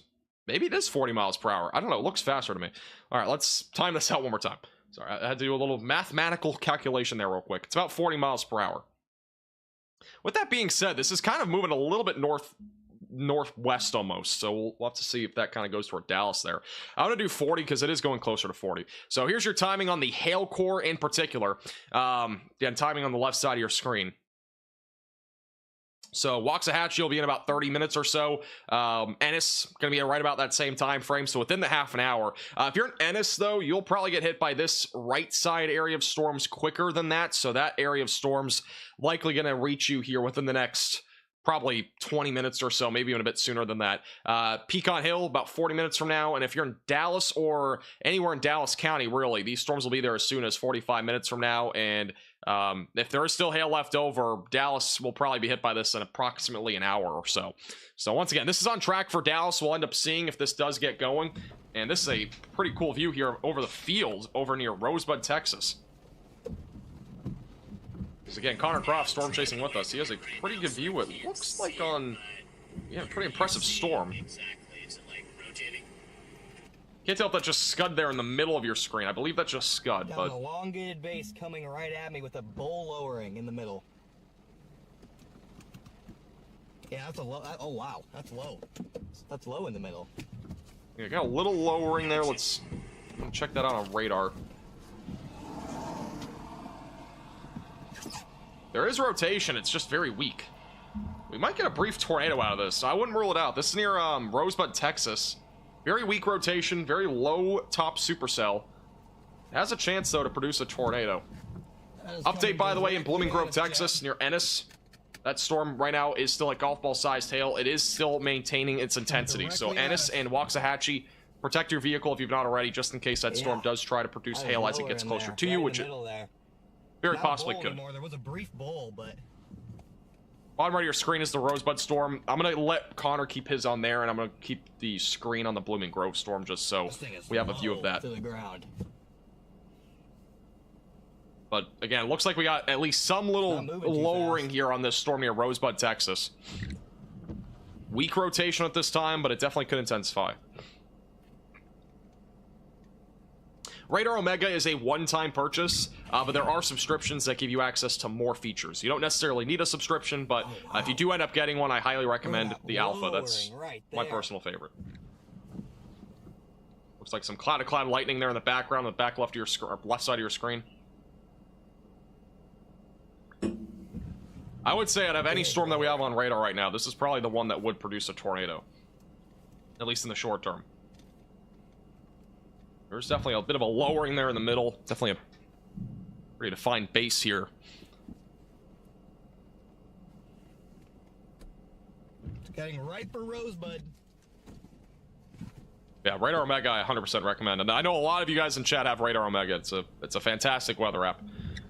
They continue to do frequent updates on it. There's a lot of Looks like it's moving cool right features, to and left they're a little, continuing to left add to more. right a little bit. It might go to our north. And if you want to download Radar Omega, that's the app that we're using right now. You can download it with the top link in the description Might go below just to our north. on iOS and Android.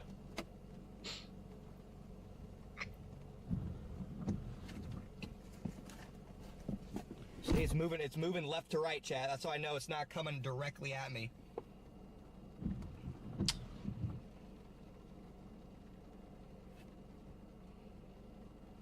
That is a pretty, I mean, that's a pretty decent base on the Storm. This is what it looks like on radar. So again, there was a little bit of rotation there near like Barclay, maybe a little bit trying to develop now near Zipperlandville, which is a really long name, but nothing definitive yet. It's not a super organized supercell on radar. We'll see if it tries to produce. I wouldn't rule out again a brief tornado with this particular storm within the next few minutes. It's again just south of Waco, and quick update. I'm gonna go back to here. This is a severe storm just south of Ennis and Waxahachie. This one is currently producing the threat of golf ball sized hail. Dallas is on track for this in about an hour. It's gonna go just north of Rosebud, it looks like. I think I have a good road. So we'll have to go back into Rosebud and shoot north and intercept. Once again, if you're just tuning in for the first time, make sure to subscribe to the channel. Again, we'll keep you posted with the latest on severe weather coverage. And Connor Croft right now is here in just south of Waco near Rosebud.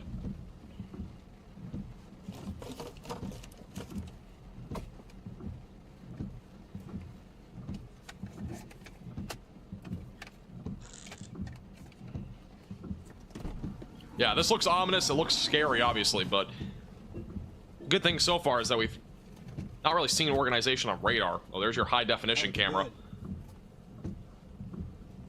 Connor just got this camera recently. That's the high def camera. Trying to drop right there? Lots of rain for sure. Trying to drop right there. I can see, that's a clear slot wrapping around, I think.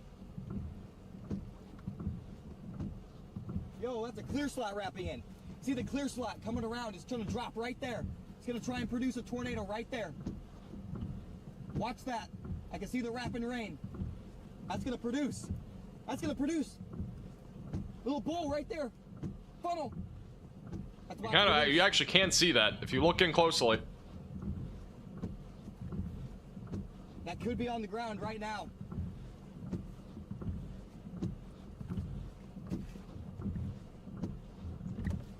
It's trying to drop. Trying to drop right here. Once again, this is near Rosebud, Texas. Trying to drop a tornado. Big clear slot wrapping in now. You can see the clear slot on this. Storm is on the bottom right of your screen. It's going to be approaching Rosebud, Texas. Has a chance to drop gonna go north of Rosebud. a tornado. Okay, we're gonna have to get north here.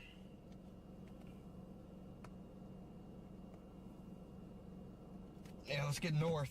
I'm waiting for the next radar scan. We're 4 minutes behind. So it hasn't accounted for what's just happened in the last couple of minutes with the clear slot near Rosebud. Gotta set the camera up. The other problem is there's a lot of rain coming in, so it might be hard to see here in a second.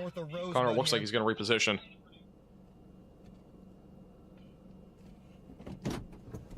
Yeah, I definitely just attempted a tornado right there.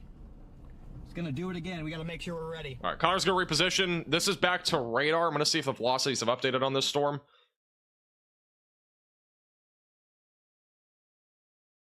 Haven't gotten any update on the velocity still. But if there is any rotation or any sort of tornado, it would be in here somewhere. It would be probably more on the front side of the storm near Rosebud. And that's moving northeast, so any areas that are on the track of this would include Marlin. Once again, it's not a tornado warning right now, but it is a storm that could produce an isolated tornado.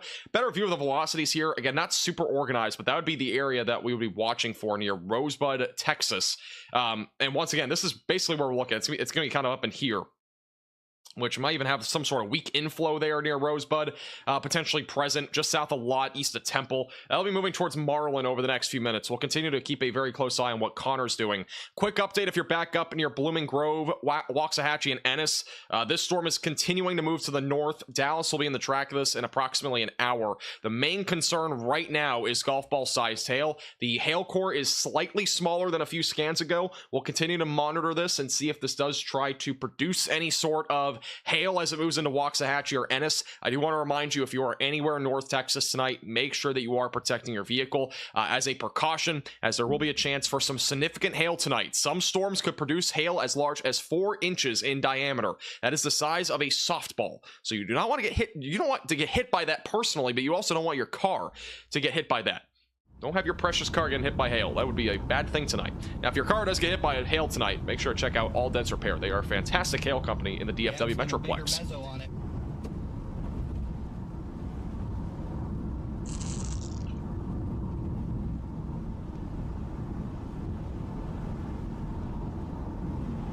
And we have a storm developing back down near Rosebud, Texas, that is attempting to produce a tornado. It's still in its very early stages, so it's not tornado warned at this point. We will see if it tries to actually get going here. Connor's going to continue to go north, so we'll go back to here for now. This is the storm that we're talking about, though. It's the one that's near Route 77, near Rosebud, Marlin, just north of Cameron. And again, has the chance to produce an isolated tornado if it's able to mature and organize. It's been fairly disorganized up to this point, but I wouldn't rule it out. This is really the only storm right now on radar that we have any shot of having a tornado with right now. So I would say any other storms right now have very, very, very low chances. Quick update, new severe thunderstorm warning near Texarkana. That is for quarter-sized hail, 60-mile-per-hour damaging winds. So if you're in the Texarkana area, the main area for the storm is actually moving now over Interstate 30 and 49, just northeast of 49. So again, make sure that you are staying in your safe place if you are in that severe thunderstorm warning. Then back over in West Texas, we got 2 different severe thunderstorm warnings on 2 massive storms that are developing. The one near Snyder, Texas has the better shot there, producing large to very large hail. And then the one that's back over near Post also has the chance for large hail, but it's a bit smaller. I do think the new storm development near Snyder has a much better shot of producing some more significant hail if it's able to develop more as it moves northeast. Not ruling out some tennis ball sized hail if that gets going.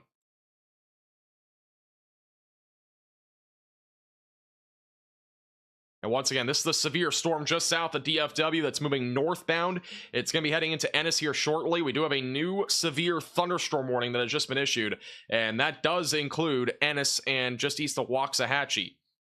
The main concern with this storm is going to be the threat of half-dollar sized hail and 60-mile-per-hour damaging winds. And once again, this is right now moving north into Ennis. Connor's going to have a position on that storm that's rotating in a few minutes, by the way, back near Waco. We should be there in a minute or two, so we'll go back to him here shortly. Once again, hail up to $half in terms of size. This is going to be possible now. It's approaching Ennis and Waxahachie.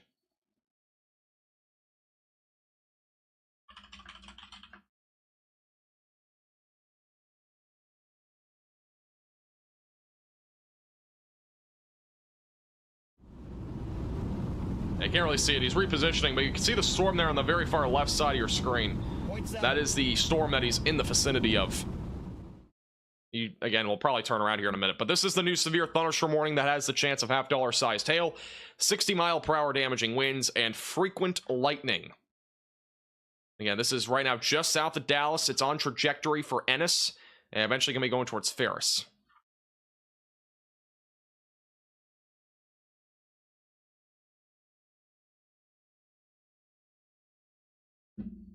Let's go back down to that storm real quick. We'll see what it looks like on radar. Yeah, once again, not super organized. I do think it has a chance of getting organized here soon. The problem right now is that it has so much convection out in front of it. It's kind of eating up any energy that it has, and it's again, not very organized right now. We'll see if it tries to organize here. This is what we're looking at, is really this activity here near Rosebud. We got a lot of lightning near Marlin, but that's not your area of at least weak rotation right now. It would be back down near Rogers and Rosebud. Also, we have another storm near Athens, Texas. Look at this thing. This could get severe thunderstorm warning here shortly, too, for large hail. That's near Athens, Texas. You got a hail core that is growing right now near Athens, going to be going towards Tyler, Texas. That's the storm right there on the left side of your, or on the middle of your screen. That is, again, right now in Rosebud, Texas. It's the storm that has had a little bit of rotation here over the last few minutes. It's just south of Waco.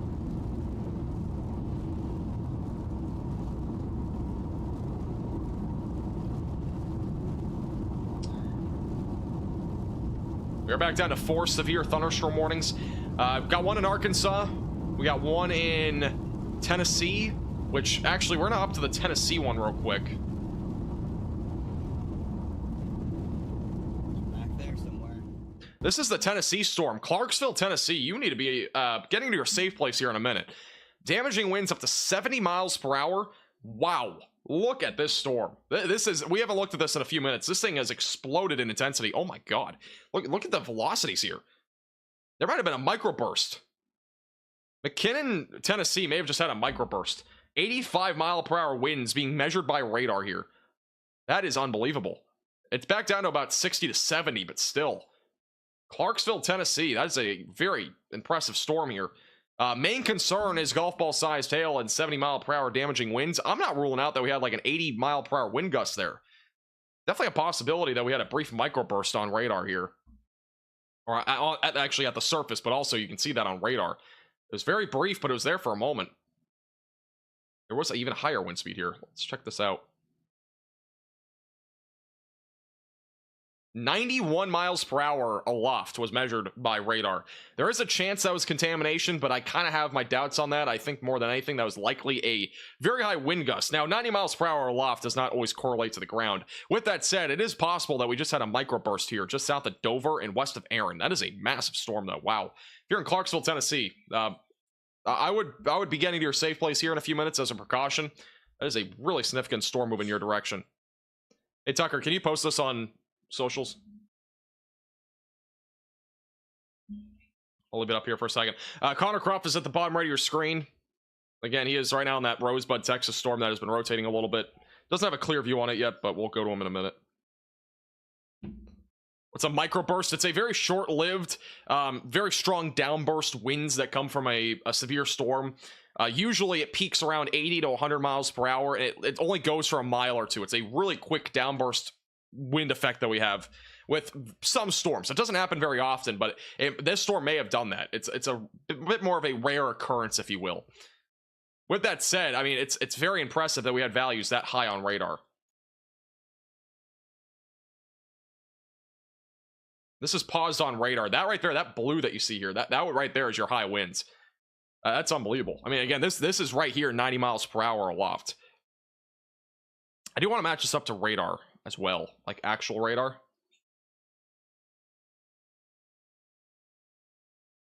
Let me go back here. It's right here. So that's more than likely that was a microburst. It wouldn't have been contamination because this is the same radar scan.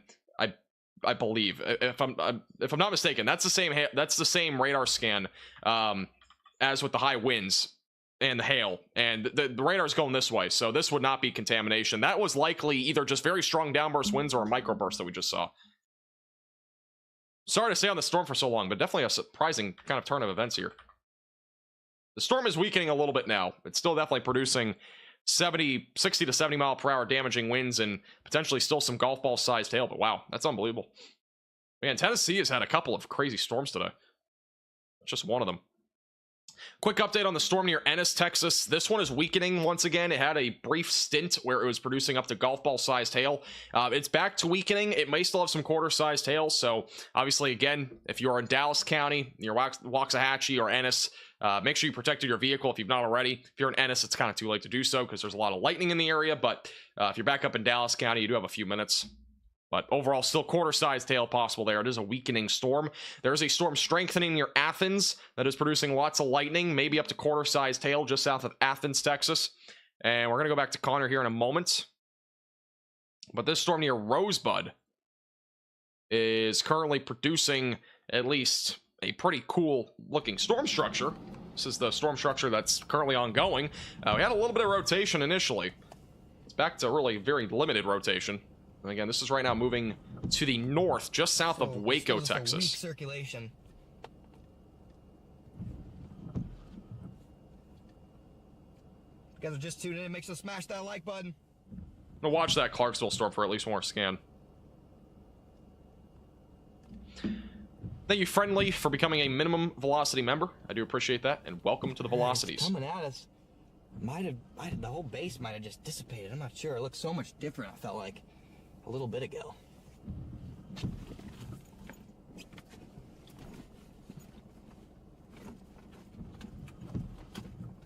There's a storm in West Texas that looks interesting. I'll hop over to it.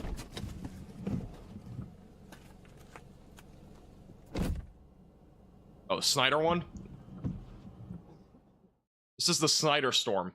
Actually got kind of a storm merger happening here. Look at this. If we... no, actually, no, they're splitting. Never mind, they're not merging. They're splitting. A storm split does not always mean a tornado threat. If we have a storm merging event, that can sometimes lead to a tornado risk.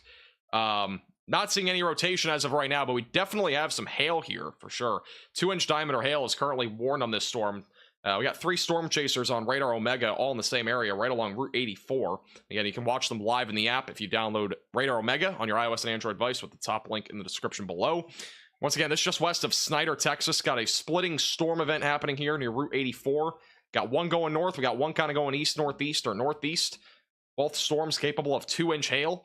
And once again, this area that we're watching out here in central Texas today, it is very capable of some significant hail today. We could get hailstorms that go as high as 4 inches in diameter. That is the size of a softball, by the way. So softball-sized hail is a possibility. Though it's a very isolated and low risk, it is a possibility if any of these storms become discrete and organize and really mature here out in central Texas.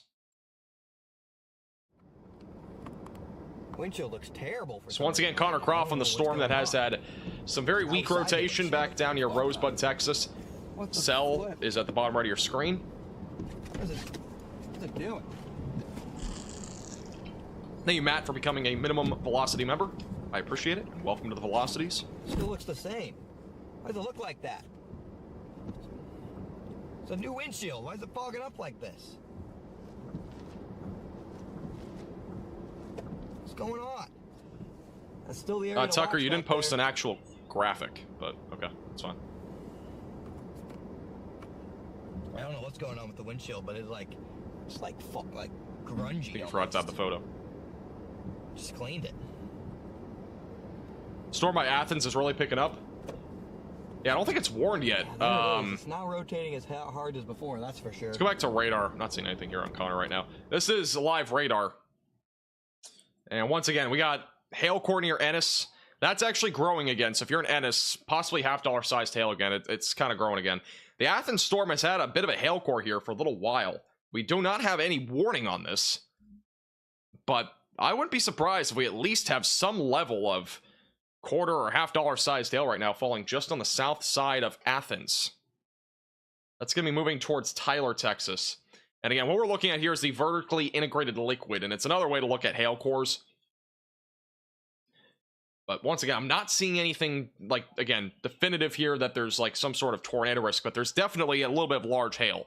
Again, the main concern today is large hail, and this is another storm that has that chance. The one near Ennis is more in the ballpark right now of quarter to $half sized hail. Don't really have any rotation right now, but definitely a hail threat. And also the potential for damaging winds up to 60 miles per hour. Again, if you're in Dallas County, be mindful this storm will be moving in your direction here soon.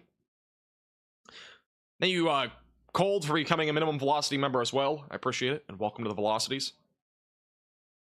Might be reorganizing. It's back to Connor on the Rosebud, Texas storm. I drove right up in the notch, and there was definitely some good left-right motion in there. I almost thought I saw a funnel cloud, but it been wrapped, and then it just kind of sputtered out. Right when you drove past. Yeah, this is the storm that was trying to produce a tornado. Right when you drove past me, Freddie, it had Sounds a like big, Connor's talking to somebody. big clear slot with a bowl lowering and a little funnel. It just, I couldn't tell. The Clarksville storm is not reducing in intensity.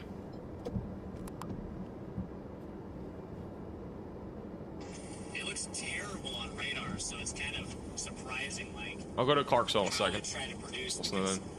it just seemed to kind of come out of nothing, but maybe an indication of things to come. Maybe like after these mergers happen with the storm. I'm interested to see what happens here towards like 8 o'clock.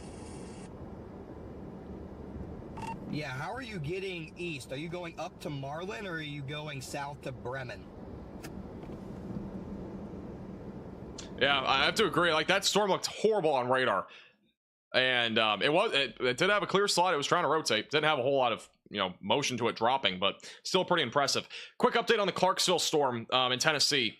For those in Clarksville, obviously, again, make sure that you're staying in your safe place. We do still have a significant severe storm coming your way.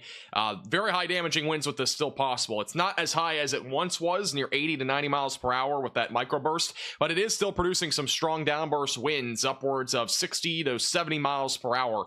Hail core is probably going to stay just to your west near Woodlawn, and between that and Big Rock, near Indian Mound.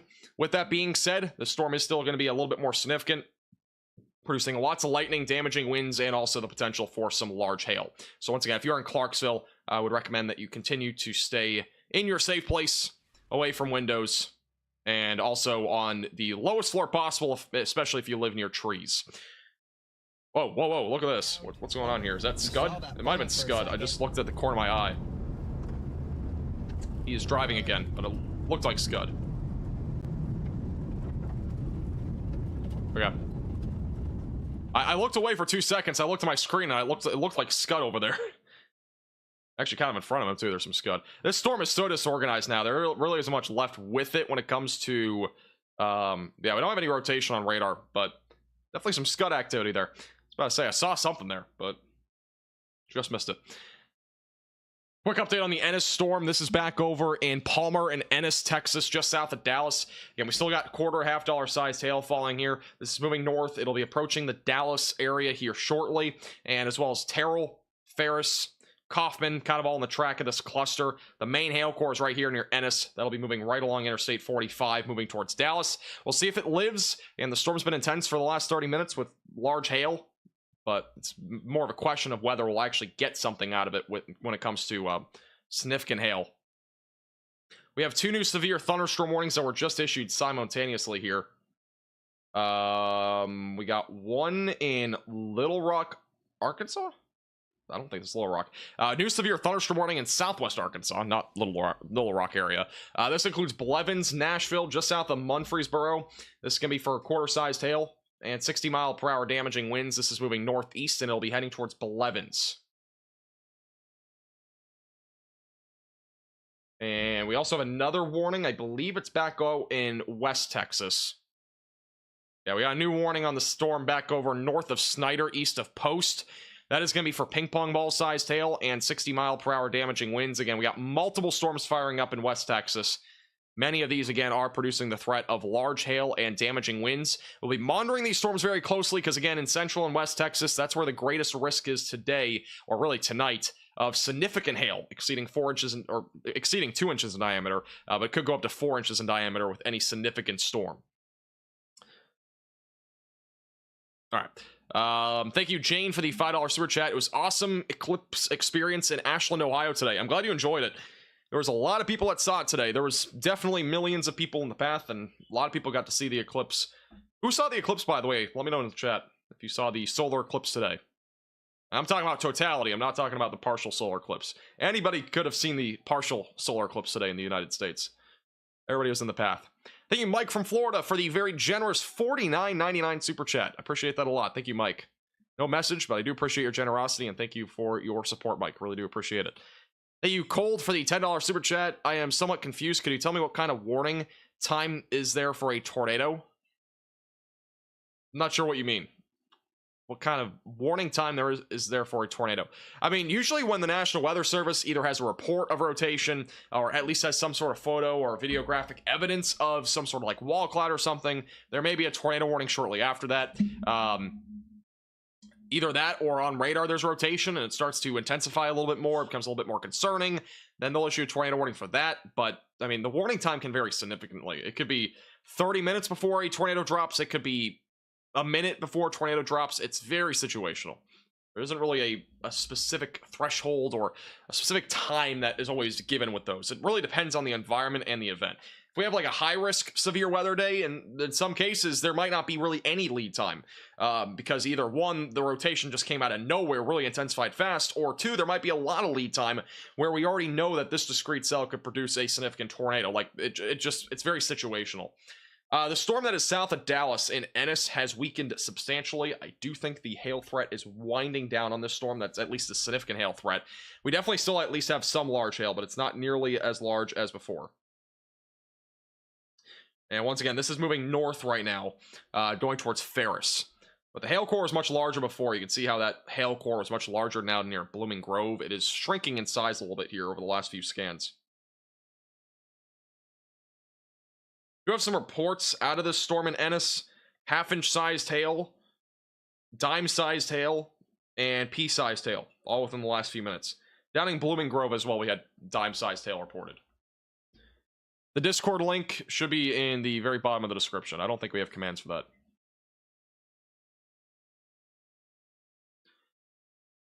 Thank you, Civ, for the $5 super chat. Wasn't in totality, but I posted my pictures in the Discord. I saw some pictures there too. By the way, for those that sent me any photos, I appreciate it. I do want to mention, I had over 1,000 unread Facebook messages today. I had so many people send me, from North Texas in particular, photos of the solar eclipse. Literally, I have 1,000 unread messages still. So, I appreciate you sending photos in. I've seen a lot of them, even on Twitter and whatever, but like, I got an overload of messages today. It was unbelievable. I've never gotten so many messages for something. And once again, we have a North Texas Weather Center page on Facebook, about 120,000 followers. So, again, almost everybody was in the coverage zone today for the totality, but it was a ridiculous amount of people that messaged me today. We do have a report as of a few minutes ago. Ping pong ball-sized hail has been confirmed as of 8 minutes ago in Ennis, Texas.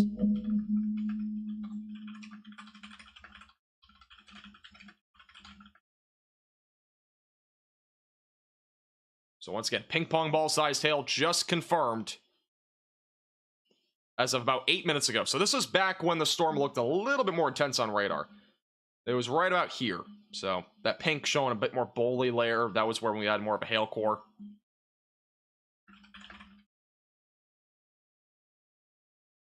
But again, this is moving north. It's going to be going towards Dallas. We'll see if that hail core continues. It's a bit smaller than before. Also, thank you, Charlie, for becoming a Maximum Velocity member. I appreciate that, and welcome to the Velocities. Thank you. Just sent you a direct message to add to your Eclipse stock profile or pile. Thank you. I'm glad. I can always take an extra solar eclipse photo and add it into my collection of messages today. That's fantastic. I didn't get many on Twitter, at least, so I'll be able to see that pretty easily. Quick update on Clarksville, Tennessee. I know we have some people watching from there. We've had a significant storm ongoing there for quite a while.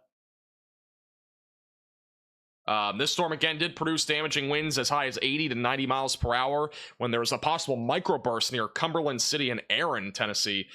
This storm is weakening overall still. It has damaging winds for sure still associated with it. We still have a high area of damaging winds actually near Cumberland City as high as 60 to 70 miles per hour.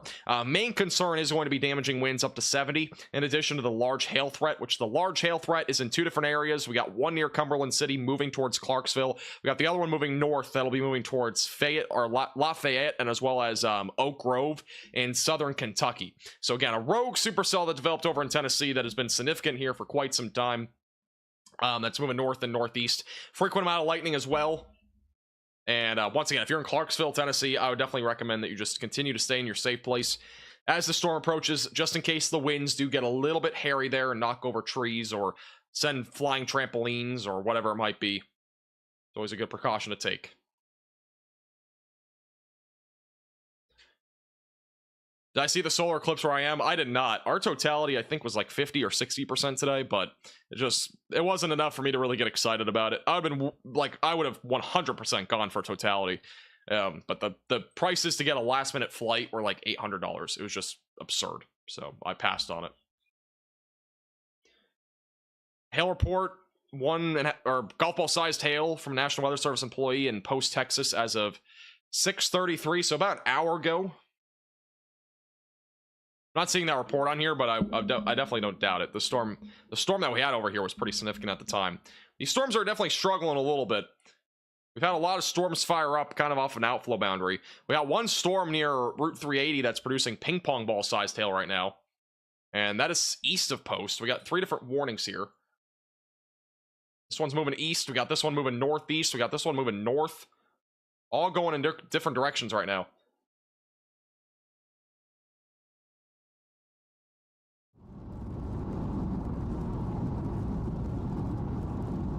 This is back near Rosebud, Texas, by the way. I'd pay $800 to watch this event again. I honestly, like, I would have gone, but like it's not just the $800. It's also taking 3 hours round, or it's like 7 or 8 hours round trip or something ridiculous. Like it's a lot of time too. And also my schedule is really busy. I mean, yeah, I mean it's a lot. Wonder if that did produce. Just briefly, it was such a I would have definitely gone if I pre-planned it. But booking it last minute would have been hard.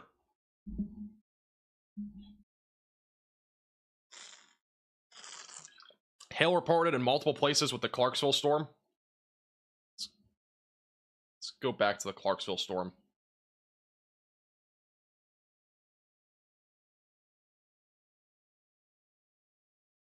My CPU is maximizing itself right now. I might have to get a new laptop at some point. This is getting to lag a little bit more than usual. We got another severe thunderstorm warning just issued for Paris, Tennessee, too. So we got 2 hailstorms. Again, this was an area that was not expected to see hail today or really any wind. So this is definitely a bit of a surprise. I do have to say that. The one near Clarksville, once again, producing high damaging winds. Radar is estimating 80 miles per hour just southwest of Clarksville. Once again, this is a little bit off the ground. With that said, if you are in Clarksville or Woodlawn, any of these areas, you need to be staying in your safe place. Significant damaging winds are still ongoing here in northern Tennessee.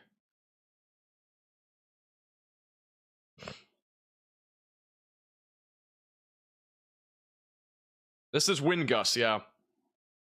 This is estimated. Again, it might not be actually happening, but I'm not ruling it out. We had a core here about 20 minutes ago or so that was also as high as 90 miles per hour. This is when it was farts coming in. This is the wind event. We may have had a microburst here near Stewart, but like very high winds estimated by radar. It weakened pretty quickly, but it was still around 60 miles per hour with the storm as this outflow boundary continued to go to the north and the overall storm itself continued to go up that direction.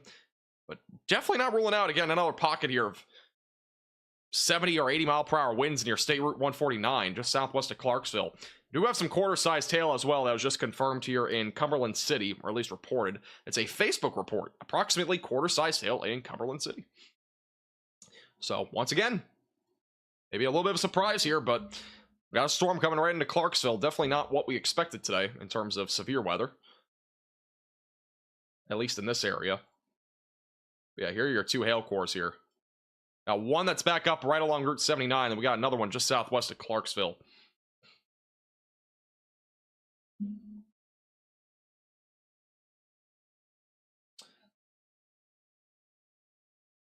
Meg, yeah, you should be fine. Yeah, I wouldn't be too concerned. Should be fine, as long as you're away from windows. When is the next storms from Illinois? Illinois is really not in the forecast at all for at least this week. Here's the latest scan on the vertically integrated liquid, which again gives you an idea of hail cores. That right there would be one, and we got another one just down to the southwest of Clarksville. Here's live radar, so you can see the pink matches up with that. Still got a chance for damaging winds in here. Possibly a hail core developing near Clarksville, Tennessee. And we'll continue to keep a close eye on this storm. We got another one that just formed near Paris, Tennessee as well. So 2 different significant storms ongoing. We do have some cyclone ports on Radar Omega, which are the live cams, but I don't think any of them are trajected in that direction. We don't really have a view on those storms. They're kind of getting out of the cyclone ports here in western Tennessee. With that said, we'll continue to keep a close eye on them as they continue to move to the northeast. But yeah, if you're in Clarksville, definitely make sure that you're staying in your safe place. South of Murfreesboro, near Blevins and Nashville, we still have a significant storm ongoing here. This one's actually, the hail core's grown in size, so we might be higher than quarter-sized hail now. Lots of lightning in southwest Arkansas. This storm definitely has a chance for larger than quarter-sized hail. If you are currently in this warning, I would recommend that you continue to stay away from windows. Large hail, damaging winds, both possible as that storm continues to move to the north toward Murfreesboro. And the severe thunderstorm warning for Ennis, Texas has been canceled, by the way, so we no longer have a warning there. With that being said, keep a close eye on these storms. There's always a chance we could see some redevelopment with that as it continues to move into the DFW Metroplex. Main concern, if these storms do try to go severe again, will be damaging winds, and large hail. For the time being, they have not issued a tornado watch, and I don't think they're going to issue one, at least for now. They may issue one later, but not now. Those storms have not been too impressive.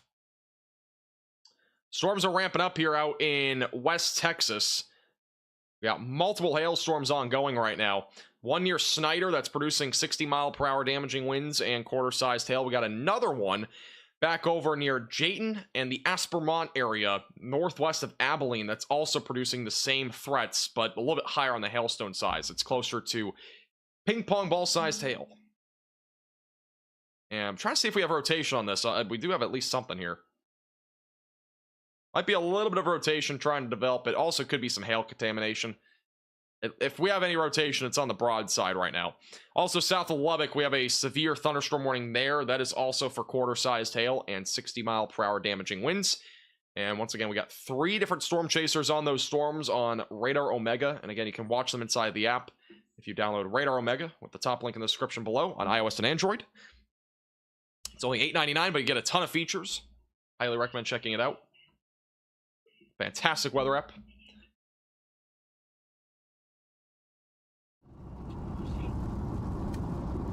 I don't know if Connor's talking about anything here again. Connor was back on that storm that was trying to rotate near Marlin, Texas, just east of Temple, but looks like that storm is kind of winding down with that severe weather threat, at least for now.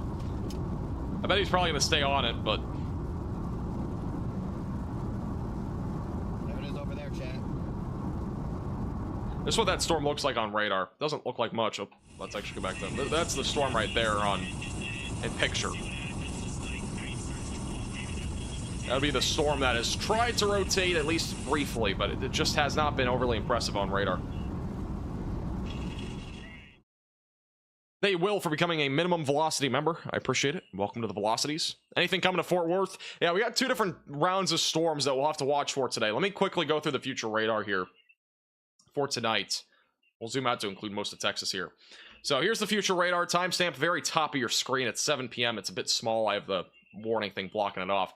Here's 8 o'clock tonight, so storms will continue across areas just south and east of DFW. We might get 1 or 2 storms to leak into the DFW Metroplex, but the main concern, if any storms are severe, will be damaging winds and large hail. By around 10 o'clock tonight, we'll have plenty of storms still ongoing, anywhere from southwest Arkansas back into north and central Texas, and then back over in central and west Texas. This is where discrete supercells are going to ramp up tonight. Any of these storms will be more capable of large to very large hail, damaging winds, and even a low tornado risk. And then once we get closer to 11 o'clock, these storms continue just south and east of DFW. We, again, might have an isolated storm or 2 try to leak into the Dallas-Fort Worth area, with large hail and damaging winds being a possibility. This is what we're looking at right around 11, so storms will continue to move toward Wichita Falls and just north of Abilene. And by midnight tonight, those storms continue to roll off that direction near Wichita Falls, with, again, very large hail being the main concern. And eventually, overnight tonight, a lot of storm activity anywhere from Arkansas and northern Louisiana back into East Texas.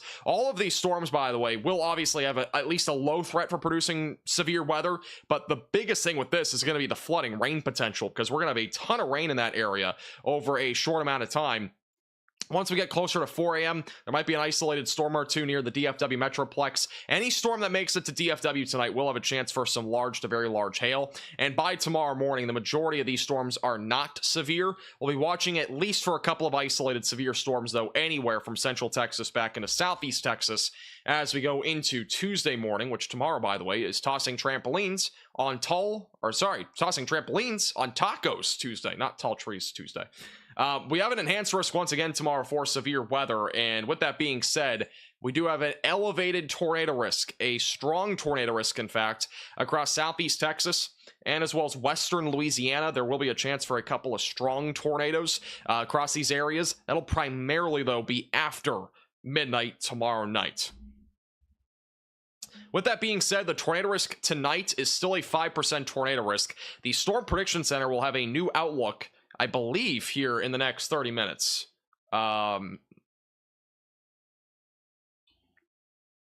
I believe in about 30 minutes, that's their next storm prediction. Yeah, so the next outlook from the Storm Prediction Center will be in 30 minutes. We'll see if they change the tornado outlook or anything like that. But right now, the main concern for tornadoes is going to be anywhere from Tyler back into north central Texas. At this time, I don't have a whole lot of confidence on the tornado risk. I think that overall, the problem is going to be, one, the storms that are south of DFW are not very organized. I was expecting them to be much more organized by this point. Right now, they are more outflow driven and mainly hail producers, with some elevated damaging wind risk as well, primarily just south here at Dallas if these storms do become severe again. I think if we do get a tornado risk, it's much higher out of the storms that are back over in central Texas that are discrete. Any of these storms that rotate and become discrete will have more of an elevated chance there for a tornado as they move even back into central Texas and perhaps into western North Texas. But I do think these storms overall are struggling south of Dallas and Fort Worth. We'll see if they try to develop a tornado risk, but I think overall that threat is going to stay, I think, low tonight. And again, it's low across the board. It's a low risk. We've been saying this the entire time. But with that said, again, it's definitely not zero. Latest Storm Prediction Center outlook update, on the mesoscale discussion. This is for those in Central Texas and West Texas. So Abilene, Haskell, Guthrie, Snyder, all included in this new outlook. And that is that increasing large hail threat will continue here through the evening. So this includes anywhere in central Texas tonight. Yeah, we got a bunch of severe storms right now happening here in West Texas near Lubbock. So we'll have to watch these closely. And then, again, these could produce an isolated tornado risk as well. But large to very large hail remains the main concern. Thank you, Austin, for the 199 super chat. How does Tyler, Texas look? Any naders? I don't expect any tornado threat, really. It's going to be a very low threat for Tyler tonight. With that being said, make sure that you have a tornado action plan in place, just in case. I have multiple ways to receive alerts. And, but yeah, I think the main concern, honestly, will probably be more geared to just heavy rainfall, a flooding threat. Maybe a brief tornado. I think, though, if we do have any more tornadoes tonight, it would be probably over in central Texas. I can tell this guy's from Texas. I used to be in Texas. Used to live in Texas. We're up to 9 severe thunderstorm warnings, and I'm going to quickly go back to Tennessee. The Clarksville storm is still warned. We got a couple updates here. So, Clarksville, Tennessee storm is rolling through right now. If we have any damaging winds, it's going to be mainly in the downdrafts here. So one just south of Clarksville, one northwest of Clarksville. This is going to be moving into Kentucky, by the way. So this storm is continuing to bring impacts. Damaging winds up to 60 miles per hour and quarter to $half sized hail is still possible as this continues to move to the northeast. Again, main wind cores are going to be just south of Oak Grove, Kentucky, and then one just southwest of Clarksville, Tennessee. Large hail still remains a possibility, primarily in this area here approaching Oak Grove. Might be some smaller hail associated with the storm that's back down just southwest of Clarksville. Here's a report that we just had out of Cumberland City. This is where we may have had a microburst. New report coming out of there with power lines down on East Richview Road in Cumberland City. The time is estimated by radar, so that was about 20-30 minutes ago now. And we also have the storm near Paris, Tennessee, that is still producing some $half sized hail and 60 mile per hour damaging winds. A damage report coming out of Ozone, Arkansas. A tree is down on Highway 332 south of 278. A new severe thunderstorm warning just issued southwest of Hot Springs. That is for ping pong ball sized hail and 60 mile per hour damaging winds. And then the one that's back down near Murfreesboro is still quarter sized hail and 60 mile per hour damaging winds.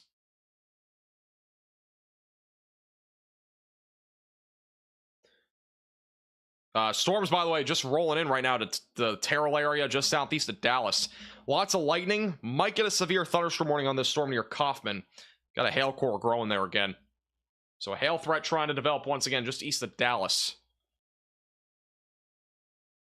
If you are in the Terrell area, make sure you're indoors. A lot of lightning with these storms. If you're in Dallas County, I'd recommend you being indoors. There's, again, a lot of lightning in the area.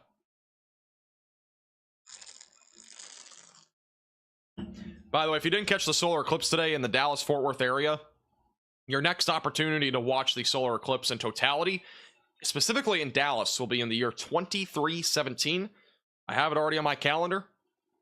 It's only 200 and 94 years, I think, from now. So we got a chance there. Completely off topic, but I just want to mention that. The next solar eclipse, 2317 is the year for DFW for totality.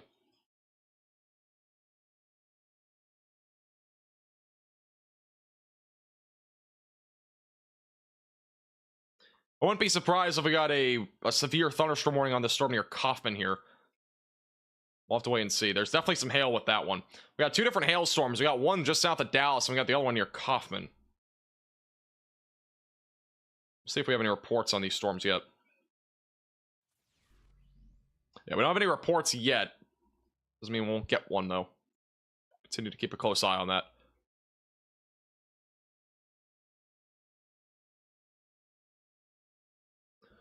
Thank you, Drake, for the $5 super chat.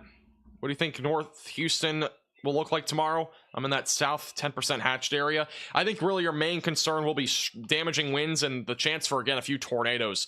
I think tomorrow is going to be really mostly after like midnight tomorrow. It's going to be a really late evening into the overnight threat. And so with that being said, I doubt I'll be live for that event. We'll probably do at least a forecast live stream before that. We'll see kind of how things go tomorrow. With that being said, strong tornadoes are possible anytime from the late evening into the overnight hours. It's going to be fully nocturnal. We need to spread weather awareness on that event because it's going to be really late in the evening. We need to make sure that people have multiple ways to receive alerts and have a tornado action plan in place because that's all going to be basically happening when people are sleeping. Anywhere from East Texas back into Western Louisiana. It is, again, a hatched tornado risk, meaning that strong tornadoes will be possible. Unfortunately, it's just going to be an event where, again, it's almost all going to be after midnight. Let's go back to the future radar. I'll show you that tomorrow. If you have any friends or family in Southeast Texas or Western Louisiana, make sure that they are weather aware of the, or at least aware that there's a tornado risk likely after midnight tomorrow.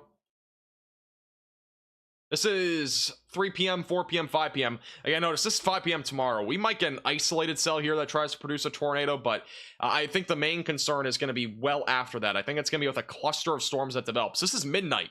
Still nothing out there, by the way, by midnight tomorrow. But what's going to be crazy is around 2 to 3. This is like overnight. We're talking 3 a.m. Storms are going to be ongoing across this entire area. We're going to have a lot of rotation in this cluster of storms that develops, and that's going to lead to at least a few tornadoes. This is 5 a.m. Notice it goes through Houston. 6 a.m. It's moving through Houston and Beaumont. And eventually by 7, this is moving into Louisiana. This is a really early morning sort of threat going into Wednesday morning. And this threat is going to continue all the way through the Mississippi Valley with strong tornadoes being possible. With all that being said, I don't know what our plans for being live are right now at all for Tuesday or Wednesday. I have no clue. I think Thursday we have a much better shot of being live than either day because I don't know. It's kind of one of those things that I don't know yet in terms of if we'll be going live for either one of those days. I think at least at the bare minimum, though, tomorrow we will have at least a forecast live stream doing a full in-depth discussion on that. But anything else is just unknown right now. I'm not entirely sure. Quick update for those in Clarksville, Tennessee, and southern Kentucky. Still got a severe storm here, producing some damaging winds up to 60 miles per hour. The storms here are beginning to weaken as daylight heating ends, meaning instability is lowering, and that means overall the convective trends here should begin to weaken more. And then the storm near Paris, Tennessee as well is also weakening at this point. And those storms right now moving northeast. And here's a live view out of the Paris County area, I believe, just west of Little Rock. Beautiful skies tonight. Sun just set there moments ago. But we do have storms coming your way if you're in central Arkansas. Some severe storms are moving north. We got one near Hot Springs that is actually intensifying right now. Ping pong ball sized hail, a lot of lightning, and damaging winds up to 60 miles per hour. We'll be moving toward Hot Springs here over the next little while. If you're in Hot Springs near Route 270, make sure that you are continuing to stay weather aware, and once those storms get closer, you should seek at least some sort of shelter there.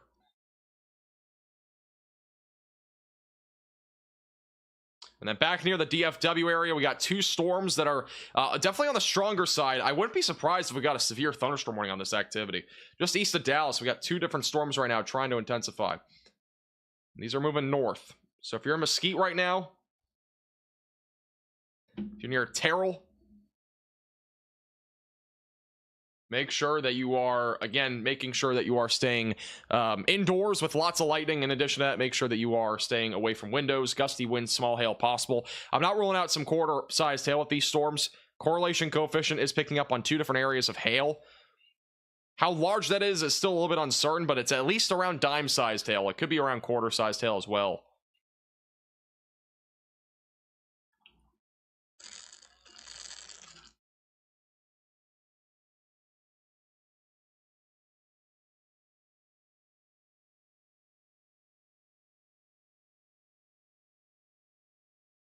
Thank you, Sid, for the $5 super chat. You saw the National Weather Service outlook for Thursday. Do you think Southwest Ohio is going to get anything?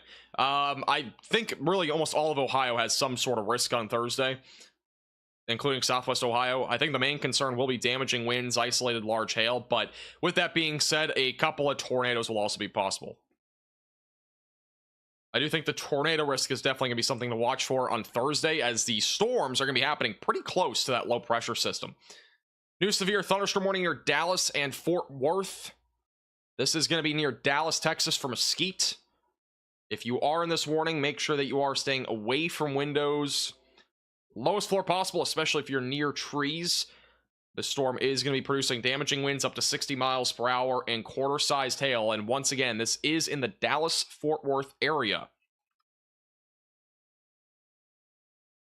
Moving north-northeast, going to be going towards Interstate 30 over the next several minutes. A lot of lightning with this storm as well, as it continues to roll to the north-northeast.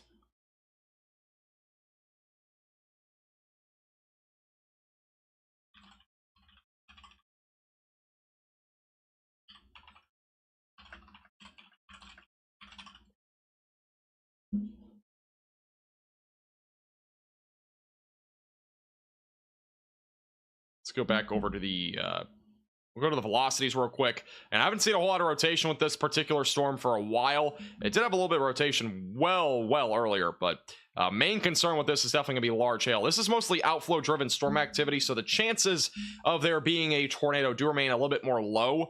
With that being said, we definitely have a lot of hail here in this particular storm. Actually kind of have a little bit of a hook trying to develop here. We'll see if it develops in anything. One of the biggest problems, though, is whenever we have outflow boundaries, the tornado risk is usually much lower.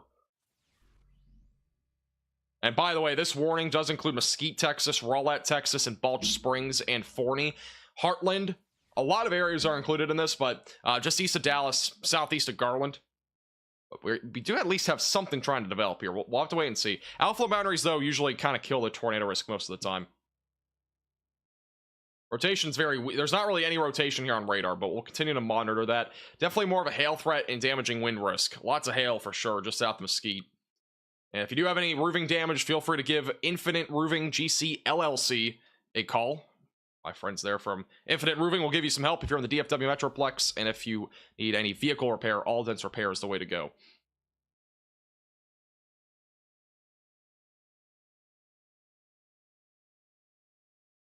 This severe thunderstorm warning, by the way, includes a population of nearly 500,000 people. It is a very populated area.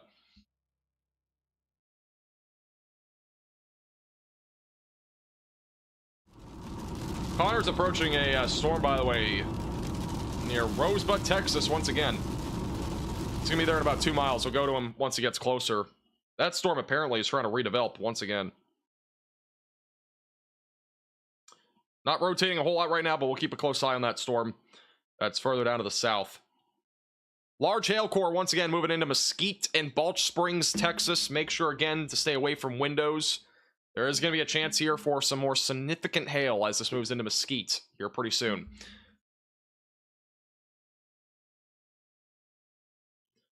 Thank you, Ethan, for the $4.99. Clarksville, Tennessee rotation. There's not been any rotation on that. That's also all outflow-driven storms. Anything remaining there will be damaging winds up to 60 and maybe some half-dollar sized hail. Thank you, Civ, for, again, another $10 super chat. I appreciate your generosity. Thanks again for what you do. Also, if you do a video on... Oh, sounds good. Thank you, Civ. Appreciate it. Thank you again for your generosity, and have a great night. Thank you, Waco, for the $2 super chat. No updates on Waco, Texas. I think, again, the majority of the storms there are done. If you get anything, it would probably be well after midnight, like by tomorrow. Thank you, Samuel, for the $4.99. Will Denton, Texas get hit tonight, or at least Denton County? The main concern for Denton would be probably after midnight. If we get one of these storms off this outflow boundary closer, it's possible. This outflow boundary would really be the only reason why we would get storms in Dallas and Fort Worth any sooner, and that's why we're seeing these storms, by the way. It's possible. With that being said, we'll have to see how far this outflow boundary goes, and if we do have enough moisture in this area for there to also be storms in Denton County. I do think there's a much better shot, though, of storms well after midnight, like closer to like 4 a.m. My words per minute on typing are 110 words per minute, so that's why I sound very fast when I type. Hailing in Clarksville, pea-sized hail. Luckily, it's small hail and not anything too crazy.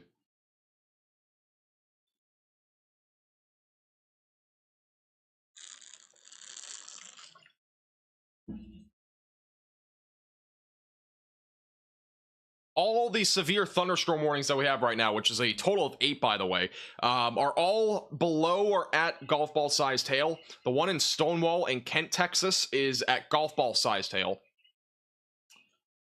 We do have a couple of other storms, like the one in Arkansas that's producing ping pong ball sized hail. Majority are at quarter size right now, so just an update on that. The storm that is in southeast Dallas County right now could easily be upwards of $50 to ping pong ball sized hail, though. I'm not ruling that out. I've yet to get any reports on this particular storm, but once we get any reports, I will keep you posted.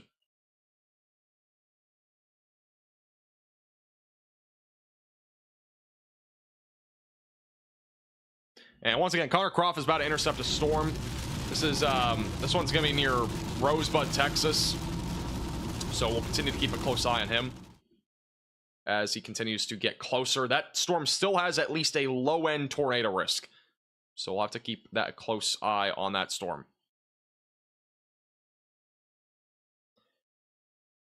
And this storm's still ramping up in terms of hail. Again, if you're in Mesquite, Forney, Heartland, make sure that you are continuing to stay away from windows. Wind-driven hail still remains a possibility here.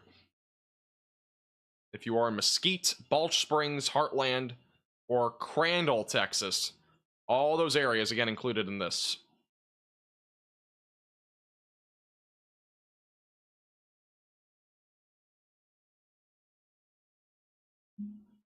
Hey, Tracy, appreciate you tuning in. Still monitoring the storms as well back over in West Texas. We do have a little bit of rotation actually trying to develop on that storm near Roton right now. Maybe a little bit of rotation. We'll keep a close eye on that. That's back over in West Texas. No tornado possible labels right now, by the way, but keep a close eye on it. We are up to 9 severe thunderstorm warnings. We got this one again near DFW, impacting really the majority of people in eastern Dallas County near Mesquite. We also got some other warnings. We got a couple in Tennessee. We got one in southern Kentucky. We got a couple over in West Texas. We also have a few in southwestern Arkansas, one near Hot Springs, by the way. By the way, thank you, Mark, for the 1 gifted membership. I do appreciate that. Sorry I missed that, but I do appreciate it. Thank you. And whoever got the member, make sure to thank Mark.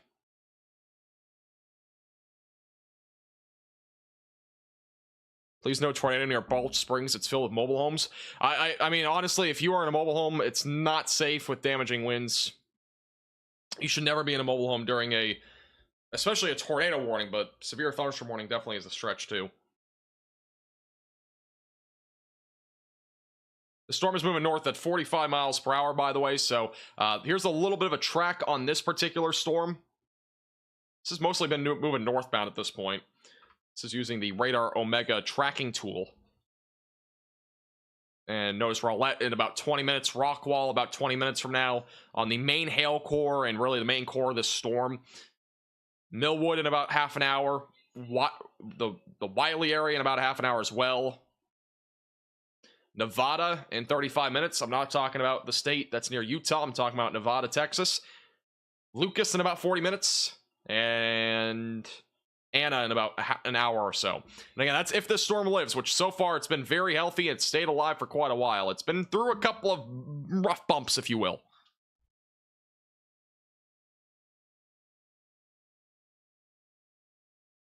And this is right now moving into the north. New tornado watch was just issued for Texas and Louisiana. So some breaking news here. We do have a new tornado watch until 1 a.m. It's basically just a reissuance, or sure, if that's a word, for East Texas and as well as back over in the northwest parts of Louisiana. What's interesting about this is that they do actually mention that a few tornadoes are likely, scattered hail up to 2 inches in diameter, and scattered damaging wind gusts up to 70 miles per hour are likely.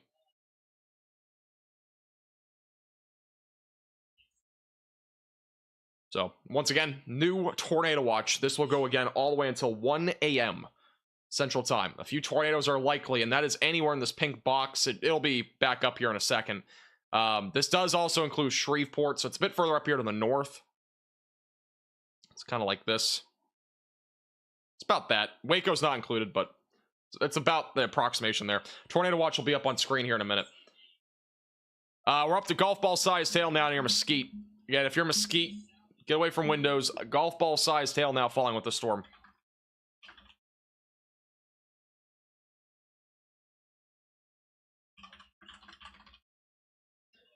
Once again, if you are in Mesquite, Texas, you need to be away from windows, damaging winds, and large hail both possible. We have now golf ball sized hail on this storm. And this right now is moving northbound. It'll eventually be going towards Rockwall, Texas.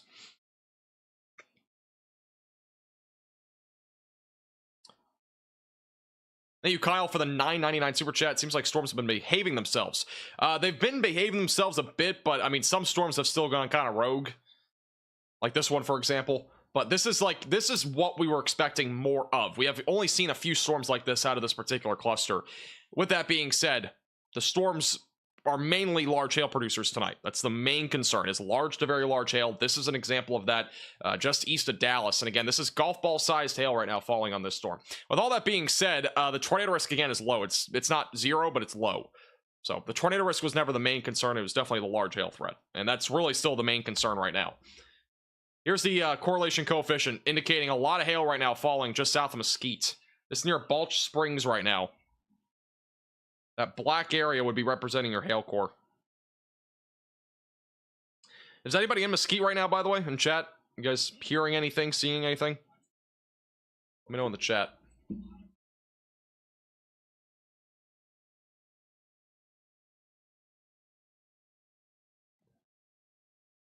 Once again, large hail core moving toward Mesquite, Texas.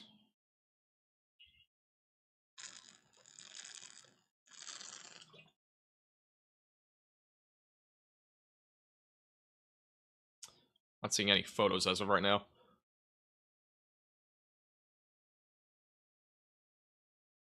Now, if you're in Mesquite, Rowlett, or Balch Springs, golf ball sized hail is approaching right now. That large hail core is that black area that we're looking at here, right over Mesquite and Balch Springs.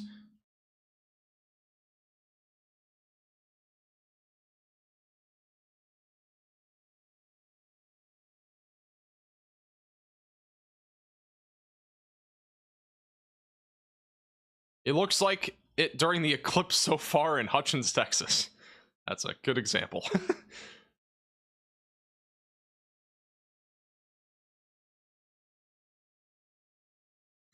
If you guys have any reports, and if you're in the Mesquite area, feel free to let me know in the chat.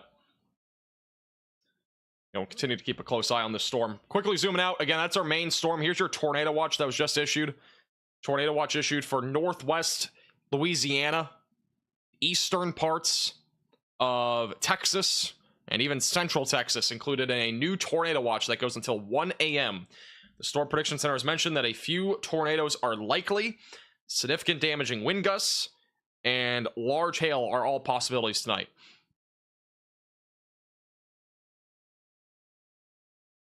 And once again, we got some significant storms right now over in West Texas. These are producing damaging winds, large hail, and a tornado risk. I've seen a couple of times in chat that apparently the storm near Rotan is producing 90-mile-per-hour winds, or that was like something that just came out of that storm. I've not seen anything confirmed on that, but I just want to mention and relay, if you're in the Rotan area, definitely take the proper precautions to get to your safe place. Again, I can't confirm it. This hail core is getting worse, by the way. This is the latest radar scan. It is getting worse if you're in Mesquite. It is highly likely that we're at least having golf ball sized hail here. Very, very, very deep reflectivity. I've had no reports on this yet, but if this is still dropping hail in Mesquite, we are talking upwards of 2.5-inch diameter hail. That's tennis ball sized hail that could be happening right now with this storm. A very defined hail core on the reflectivity. Correlation coefficient is showing hail, so this is definitely hail. There's no doubt. Vertically integrated liquid showing a very deep area here as well. Again, if you're in Mesquite, Texas, you need to get away from your windows immediately. We got some very large hail right now coming into Mesquite. This is at least golf ball size hail. I am not ruling out it's closer to 2 inches in diameter or 2.5 inches in diameter. This is definitely a more significant hailstorm right now on the east side of Dallas County. I'm getting reports of the Mesquite tornado sirens going off. There's no tornado. They do that for every severe thunderstorm warning in North Texas, and I don't know why, but they do.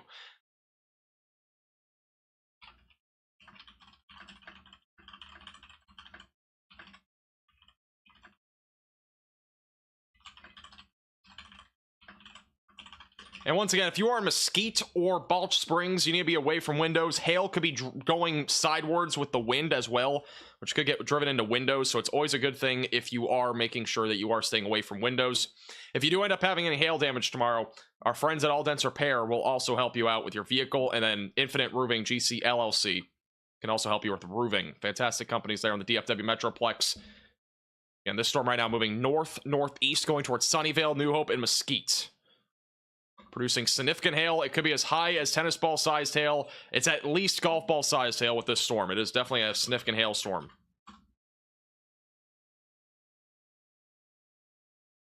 New radar scan should be in here in a moment. I'm still seeing if we have any reports.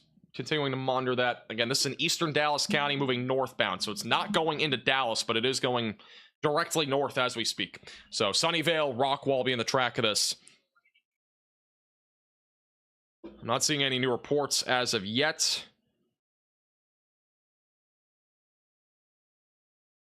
For those in Mesquite, are you guys hearing or seeing anything yet? Keep me posted in the chat. I know a lot of you guys are in that area right now.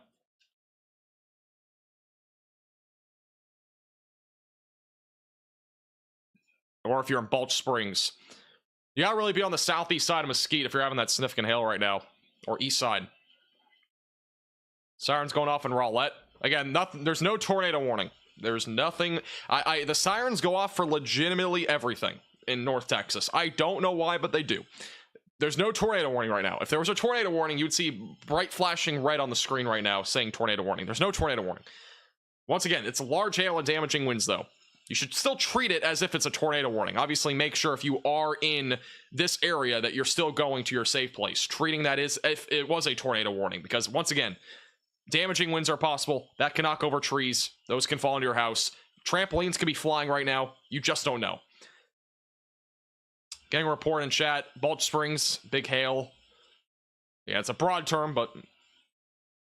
Thank you, Austin, for the 199. It's a light show just south of Tyler, Texas. Yeah, there's a lot of lightning with these storms. This is on Radar Omega. This is literally every single minute that we have updates on it right now for lightning. And there's at least 20 lightning strikes that I can see here on radar. So this is a highly electrified storm. Just this one. The ones that are back down near Tyler probably are also in that ballpark of being highly electrified.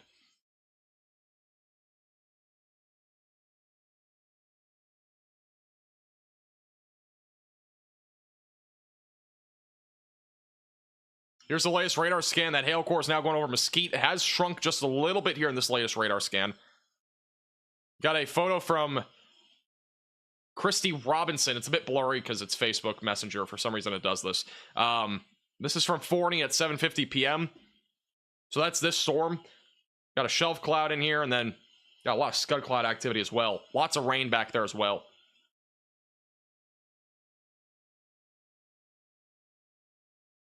Here's the correlation coefficient once again, still indicating lots of hail falling near Sunnyvale and Mesquite. It is still warned for golf ball sized hail. I still wouldn't rule out, though, that we had an isolated part of this storm closer to tennis ball sized hail. Have no confirmed reports at this point. I've had a couple people say at least that there's been some big hail. That's fine, Tucker.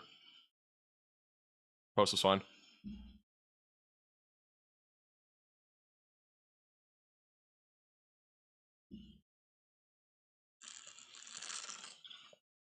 Just got really quiet in Terrell. Well, the storms are moving out of Terrell.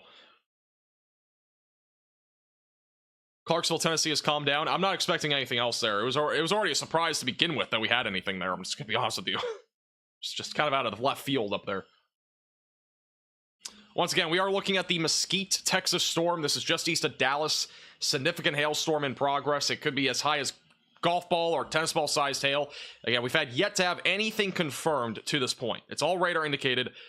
It may have gone up to tennis ball sized hail. We only know so much right now that this is still radar indicated hail, potentially as large as the size of golf balls. It could even be a little bit larger than that. With all that being said, there has been confirmation that we at least have some level of hail in here. We just don't know size yet. So we'll continue to wait for reports. If anybody knows, at least sees hail, let me know in the chat if you're in Mesquite. But as of right now, this is still remains a, once again, a pretty significant storm moving through Mesquite right now. Potential for some large hail moving to the northeast. Just east of Dallas, Texas. I just got hit by hail. Pretty large hail. Seeing just other reports here. Got Connor Croft, by the way, driving right through a storm here. This is back over in Groesbeck, Texas, where he started. There's some really heavy rain right now falling here. Oh yeah, this thing looks crazy on radar now. That's the other storm down to the south that's not severe, but that's a storm that's been developing. By the way, thank you, Sean, for becoming a VIP Velocity member. I really do appreciate that. Welcome to the Velocities, and please give some hearts in the chat for Sean. That is our highest tiered membership here on our channel. I really do appreciate your support, and thank you for becoming a VIP Velocity member. Thank you, Lee, for the $1.99. Is Northwest Arkansas getting bad weather? I'm not expecting severe weather there. Also, thank you, Waco, for the $5 super chat. What's the threat in Waco tomorrow? Main concern will be large to very large hail, damaging winds, and an isolated tornado risk. But that mostly should be to your east. Yeah, Connor's driving through a sheet of rain right now. Once again, if you're just tuning in, we are looking at the hailstorm that is in Mesquite, Texas. And once again, no confirmed reports of hail at this point. But it's very easily could be around golf ball or 2-inch diameter hail as we speak. Once again, this is moving to the north. It is going to be moving towards Rockwall and Garland, Texas. We'll zoom out just a little bit so you got an idea of where it's going in the next 15 minutes. It's going to be moving towards Rockwall and just east of Garland. The warning is still golf ball sized hail. They just updated it. So golf ball sized hail, still radar indicated. Nothing confirmed with this yet. The storm is moving north at 45 miles per hour, so it's fairly quick moving. It'll be moving towards Rockwall and eventually going into southeast Collin County over the next several minutes. So once again, if you are in this particular severe thunderstorm warning, I highly recommend that you are staying away from windows, as significant hail is still possible here near Mesquite, Texas. And once again, that would be your hail core. It's a bit smaller than the last couple of scans, so very possible that the hail is getting a little bit smaller as well. Still have a very clear correlation coefficient indication there of large hail. Vertically integrated liquid still showing a pretty hefty hail core just moving through Mesquite right now. It's about to be moving into parts of eastern Garland and Rockwall County. And anywhere in Rockwall, you need to be on alert because this storm will be moving in your direction. If you're back over near Forney, good news, the hail core much smaller. Maybe some pea-sized hail at worst case scenario. That is right now moving towards Fate. McLendon, Chris Holm is also going to be in the track of that.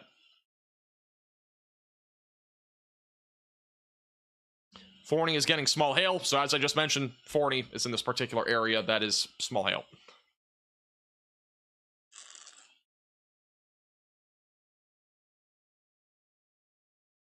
I heard sirens in Garland, Texas. Once again, tornado sirens go off for literally everything when it comes to severe weather around here. And anywhere in North Texas. And it does not have to be a tornado warning, so just for the record. Don't have a tornado warning even in this area. Not a single tornado warning yet today.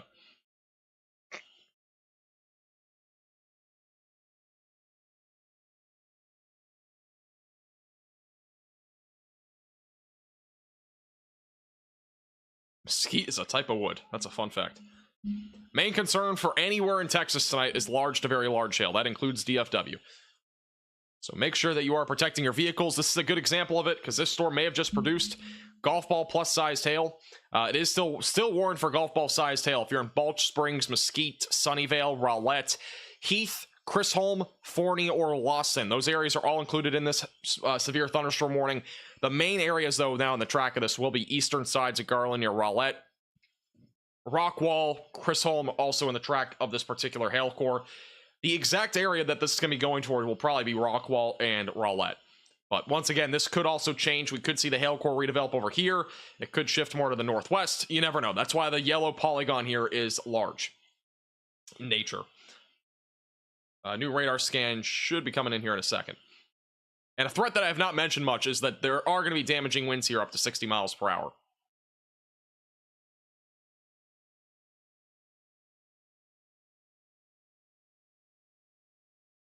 Got Mesquite, Texas hail. This is a photo of the hail in Mesquite. This is sent in by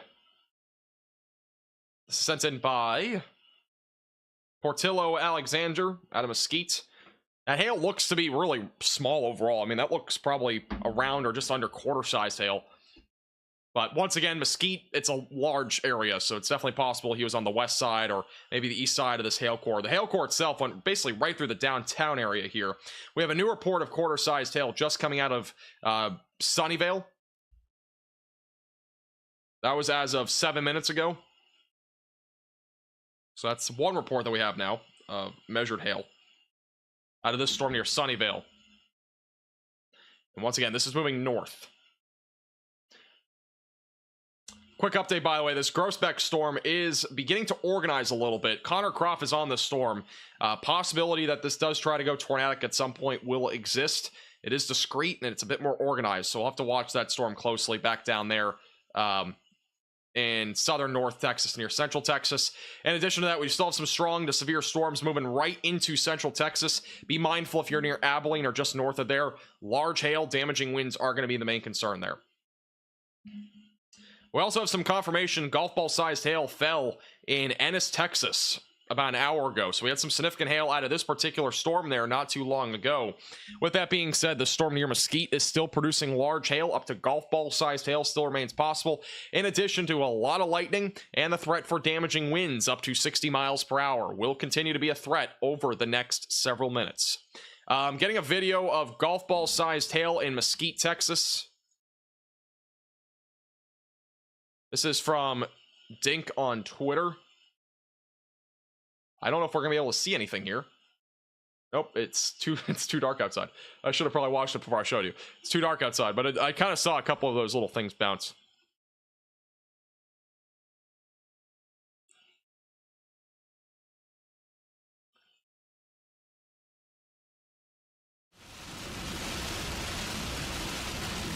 Going back to radar, we have a new severe thunderstorm warning. I was about to go to Connor there, but this is a new severe thunderstorm warning issued for Garland, Rockwall, many other areas included in this severe thunderstorm warning.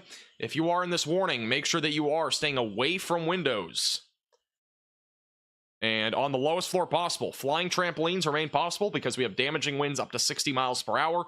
In addition to that, there is also a threat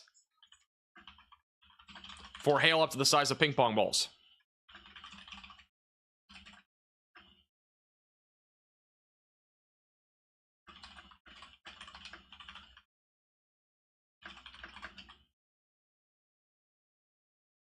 All right, so once again, new severe thunderstorm warning here. This does include Rockwall, Garland, Murphy. It also still includes Mesquite, but if you're in Mesquite, the hail core is just off to your north. So if you're on the southern side of the town, just stay indoors, but obviously you don't have to be in your safe place at this point. And the hail core is currently located in that pink and black area just on the eastern side here of Dallas County, southeast of Garland, moving towards Rockwall. Nevada was also going to be in the track of this. Murphy, Sashi, I've never even heard of that town, but that would be the next place on the track of this as well. Rockwall and Fate, again, all on the track of this particular severe storm. Once again, make sure that you are staying away from windows as this continues to roll to the northeast.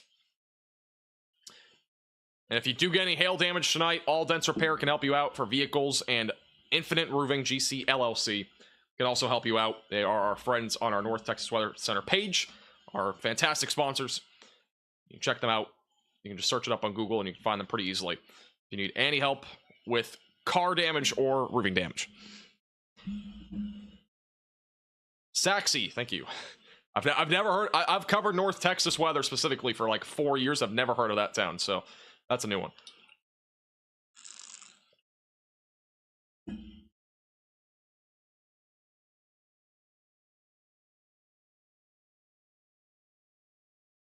Once again, this is a brand new severe thunderstorm warning for Rockwall and Garland.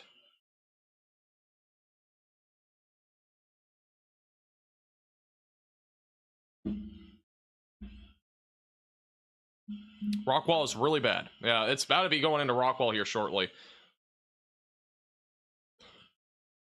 Here's the motion of it. Again, this storm's moving north at about 40 to 45 miles per hour. It is still a pretty quick moving storm. Rockwall, Fate, Nevada, Saxy all on the track of this over the next several minutes. For those that are asking about the tornado risk, it still remains very, or really, I would just say low in general across the entire state of Texas. For anybody, it's low. With that being said, you still want to make sure that you have a tornado action plan in place and multiple ways to receive alerts. But again, it is low in general terms. There's not a specific area really other than where the tornado watch is where it is elevated. That's the only area where it's a bit higher, is in that tornado watch that we have back over in East Texas and as well as back into Western Louisiana, which that goes until 1 a.m. by the way. This severe thunderstorm warning, by the way, does include Lucas, Copeville, Lavon, Wiley, Murphy, Parker, Saxy, Fate, Rockwall, Heath, Forney, Sunnyvale, Mesquite, Garland, and Rowlett. A lot of places. And all in eastern Dallas County, back into Rockwall County and southeast Collin County in the DFW Metroplex. The storm, again, moving north at about 45 miles per hour. It includes a population of about 600,000 people. If you are in Mesquite, you no longer have to be in your safe place. I would recommend being in your safe place, though, if you're anywhere out in front of the storm. That includes areas like Copeville, like Lavon, like Wiley, Lucas, Parker, Murphy, Saxy, Rockwall, Fate. All those areas, you should just be staying away from windows. Damaging winds up to 60 miles per hour still remain a possibility. Though this storm is not producing nearly as significant of hail as we had 10 minutes ago, it still could be producing ping pong ball sized hail, which if there is enough wind, that could get wind driven and go into windows. And so you definitely want to make sure that does not happen.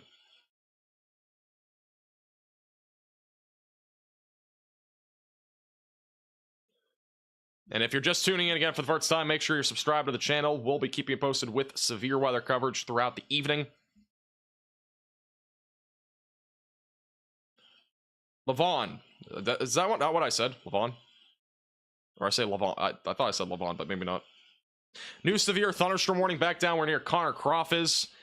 He's on a severe storm that has a tornado possible label. Our first one of the day.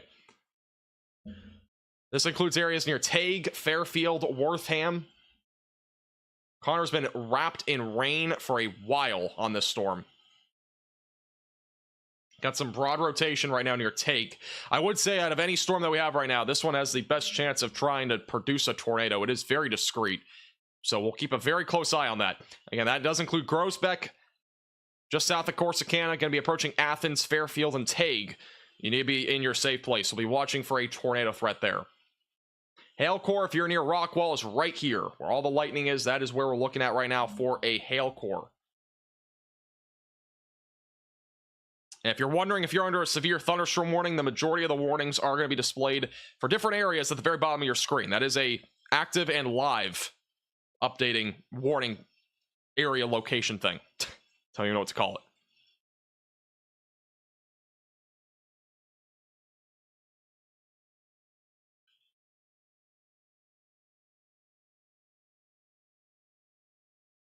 I'm in Terrell, but nothing so far. The storm that went through Terrell is already done. You didn't really get the core of it. You only got like a little bit of heavy rain. Severe thunderstorm warning has just expired if you're now in Balch Springs. But obviously, again, if you're Mesquite or Balch Springs, you're done. If you're back up near Garland or southeast parts of Collin County or Rockwall County, you need to still stay weather aware and stay in your safe place. Northeast Dallas County as well, in the same boat. Again, stay away from windows and on the lowest floor possible. Thank you, ATX, for the $5 super chat. Can you check out northwest of Abilene, Texas? It's mostly damaging winds right now. I'm not seeing any sort of tornado risk imminent. But definitely a lot of damaging winds. If that tries to go QLCS, I wouldn't rule out an isolated threat there for a tornado.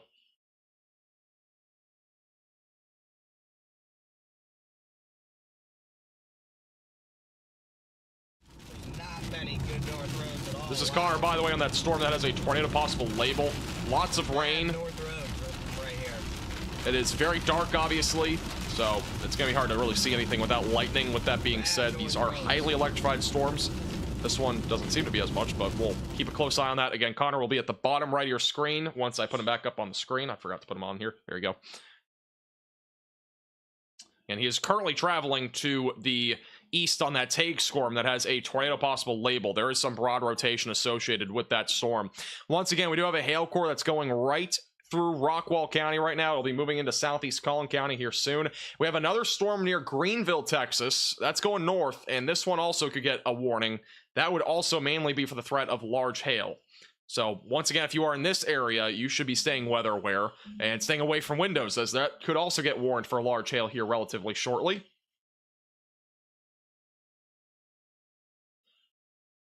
Correlation coefficient showing, again, a pretty good amount of, at least some hail falling at the bare minimum. We also got hail right here that's falling. Correlation coefficient is picking up on both areas of hail. There's your Victor. I was about to say Victor for some reason. Your vertically integrated liquid, which also shows hail cores. And again, that's one of them being north of Mesquite near Garland, and the other one near Greenville, Texas. So we got two different hail cores here. There's definitely a chance we get another warning on that Greenville storm here shortly, so we'll stay a little bit zoomed out here.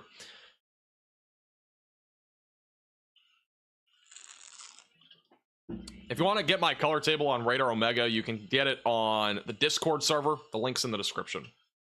There's a chat specifically to download that. And a friendly reminder, today's live stream is brought to you by Radar Omega. You can download this with the top link in the description below on iOS and Android. It is the best weather app on the iOS and Android stores. Again, it has tons of features like computer models, satellite imagery, live radar feed, tons of live cams, and you can watch storm chasers inside the app. And you can also track their location in real time, seeing where they are in particular storm areas. Again, you can download it for $8.99 on the iOS and Android store. Again, the best weather app, in my opinion, on the entire market. Has lots and lots of features.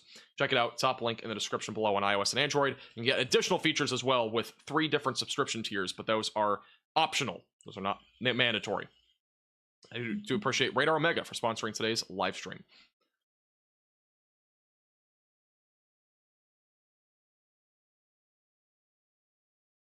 Tucker, whenever there's one storm, by the way, one severe storm, don't put multiple. Just remove that word. And just put severe storm. So just an FYI for next time.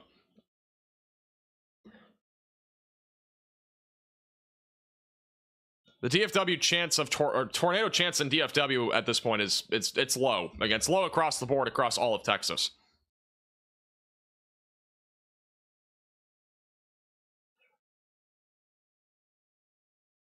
Anything for McKinney? I don't think this storm will go right into McKinney. It's going to be a close call. It should stay to your east. It's questionable, though. We'll have to wait and see what actually happens here. With that being said, by the way, the outflow boundary that has been producing a lot of this storm activity has kind of been fizzling here. It's not nearly as definitive. It's still there, but it's not producing nearly as many thunderstorms. We got one that's developing near Cleburne, and that one in particular has just been strong. It hasn't produced anything significant, so we'll keep a close eye on that. With all that being said, we do have a confirmation of ping pong ball-sized hail from Broadcast Media in Mesquite, Texas. So this storm is still producing the threat of some significant hail as it continues to roll to the north-northeast. So once again, if you are in the Garland area near Mesquite, Interstate 30, near Lake Ray Hubbard, you should still stay in your safe place as large hail remains a possibility, up to ping pong ball sized hail, moving north-northeast.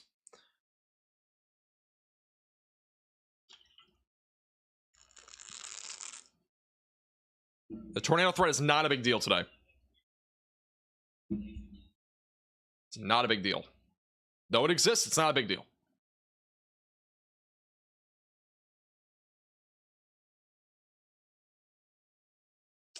Here's the storm, by the way, that is a tornado possible label near Groesbeck, Texas. Rotation still somewhat there. It's not overly strong or convincing right now, but we'll continue to keep a very close eye on this storm. Again, this environment down here in East Texas and Central Texas is a much more favorable environment for tornadoes tonight, comparatively to most other areas. So we do have a tornado watch again for East Texas and Northwest Louisiana. That runs all the way until 1 a.m. Central Time. A few tornadoes are likely tonight, according to the Storm Prediction Center on the latest watch. With that being said, we have significant storms ongoing back over in Central Texas now. Golf ball sized hail, 70-mile-per-hour winds possible approaching Hamlin, Rule, and Rochester just north of Abilene. Once again, if you are anywhere in the path of this area of storms, you need to be monitoring this very closely, as large hail, damaging winds are ramping up on this storm activity. Not an imminent tornado risk at this point, but we are still watching for the potential for very high damaging winds, upwards of 70 miles per hour. Long term, this is heading towards Central Texas and eventually going towards Graham, and this could also go closer to Wichita Falls. So if you're in those areas, definitely make sure that you're keeping a close eye on that activity. This is a live cam from German, Texas, which is back over in kind of north central Texas, just south of Wichita Falls. Here are those overshooting cloud tops. Again, this is all visible on Radar Omega with this live cam. Again, those are the overshooting cloud tops that we have with that particular supercell that's back over to the west. It gives you an idea of the magnitude of this particular storm. All of those storm clouds aloft are literally reaching out to here. So it's a pretty hefty storm right now in Central Texas, and that cluster could produce an isolated tornado risk in addition to significant damaging winds and large hail over the next little while. We have another storm developing just south of Arlington, Texas. That one's producing lightning now. We'll see if that tries to intensify. And once again, we do have a hailstorm right now near Garland, Texas, near Rockwall. That is right now moving north-northeast with the threat of damaging winds up to 60 miles per hour and ping-pong ball-sized hail still being the main threat. The one near Greenville could also be producing at least some small hail and gusty winds, even though it's not severe.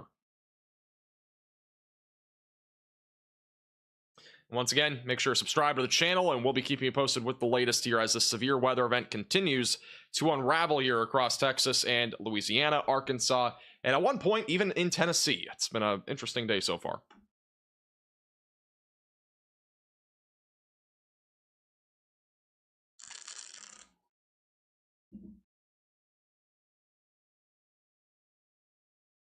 I live in Garland and no hail yet. Yeah, Garland isn't going to get hail. You kind of were just to the east of that. It depends on where you are. Again, proximity matters a ton with this storm because it is a very small hail core. Even if you're in the warning, you might not necessarily see hail. It's a very small hail core, and the hail core has been kind of wobbling back and forth a lot. So, you know, at times we had hail like down in Mesquite. We had maybe like a hail core here near like southwest Rockwall, but the hail core is very small. It's only, I think, like 2 miles in diameter, maybe.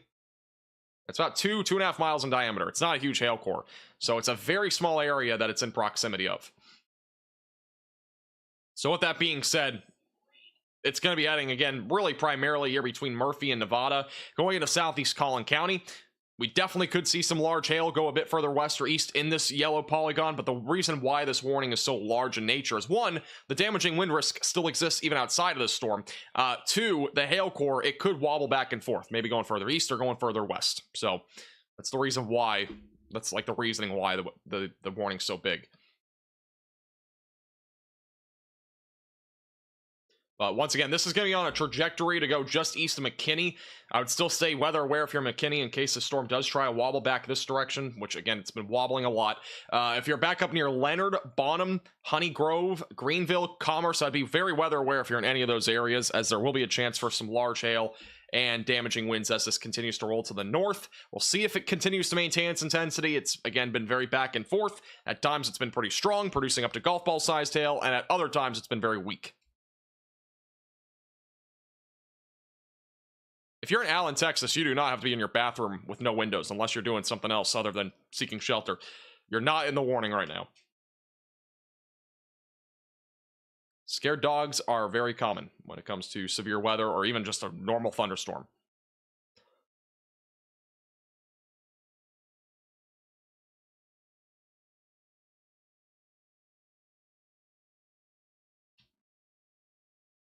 We have a storm that's growing a little bit in size here near Arlington and Fort Worth. It's not an imminent severe weather risk, but we'll continue to keep a close eye on this as it continues to move to the north. It is producing lightning now, so it is a storm that's growing a little bit in intensity.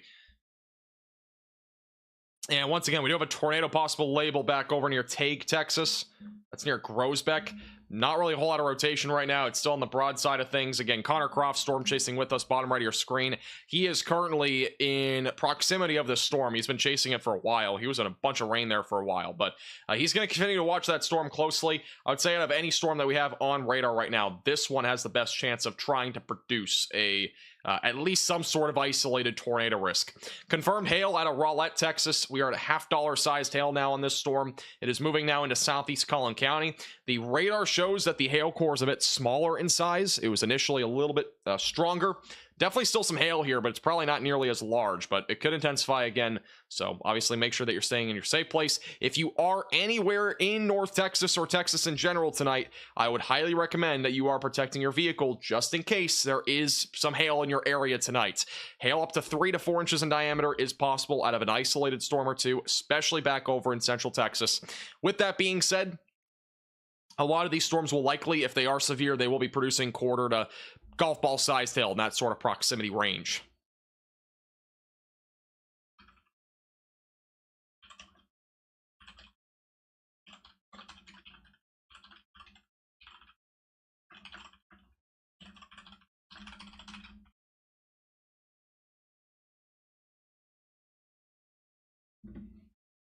And by the way, if you have any photos or videos, you can tweet us on Twitter at MaxVelocityWX. We'll be retweeting stuff on Twitter as well.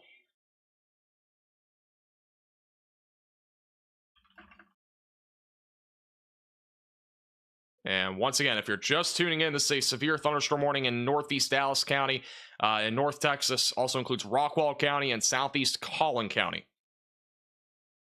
And make sure that you are staying in your safe place as this storm continues to move to the northeast. Again, Garland is not really in the track of this storm anymore. If you're in Garland, you're all right. If you're back over in Nevada, Lavon, or Murphy, in southeast Collin County, I would just stay in your safe place here for the next few minutes.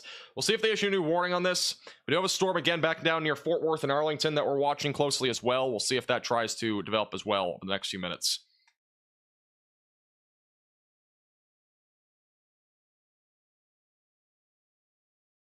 And once again, that Tague storm back over in southern North Texas is a tornado possible storm. Tons of lightning with this, but as of right now, not really rotating a whole lot yet. It's going to be approaching Interstate 45 over the next few minutes. And just south of Corsicana, going to be eventually going towards the Jacksonville area. New radar scan for Dallas-Fort Worth will be coming in here in just a moment, so we'll see if that hail core is trying to intensify at all or not. And we have a new severe thunderstorm warning for Greenville, Texas. So that's the other storm we've been watching for the last few minutes. As for Greenville, Commerce, Leonard, going into areas just south of Bonham. I can't remember that county name for some reason off the top of my head, but just south of Bonham, just south of Honey Grove near Leonard. That is for Hunt and Fannin County. So southeastern Fannin County and central and northern parts of Hunt County. Seek shelter if you're in this area.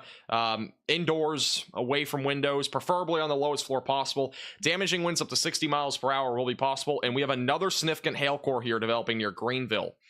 That right there is at least $half sized hail. But once again, this storm over here now is intensifying. So we have another hail core that's growing in size near Greenville, Texas. So again, two separate areas right now moving north and both producing some large hail.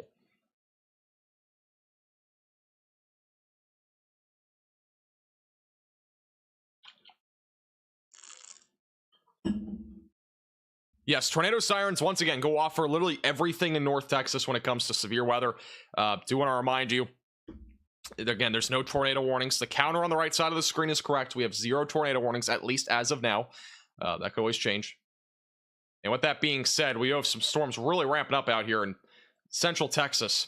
Very intense cluster of storms right now moving into central Texas toward Abilene. We're going to continue to keep a very close eye on that activity. All those storms are producing now tennis ball sized hail possible. So this is our first significant hail core of the day that's been confirmed, or at least radar confirmed. We have tennis ball sized hail approaching Aspermont, eventually going to be going towards Haskell, Texas. That is, again, tennis ball sized hail. If you're a member, you can use tennis ball emojis in the chat. That is some significant hail right now moving towards Haskell, Texas. So again, if you're anywhere in this warning, stay away from windows. Damaging winds as high as 60 miles per hour or even up to 70 on this northern storm will be possible. Long term, that includes Haskell, eventually going towards Graham, Breckenridge, Abilene area will also be on the track of this here pretty soon. And we also have a storm that's developing near Arlington that's beginning to intensify. Things are ramping up pretty quickly. With that being said, we've been live for 3 hours and I have to pee. So I'll be back in 60 seconds. Stay tuned.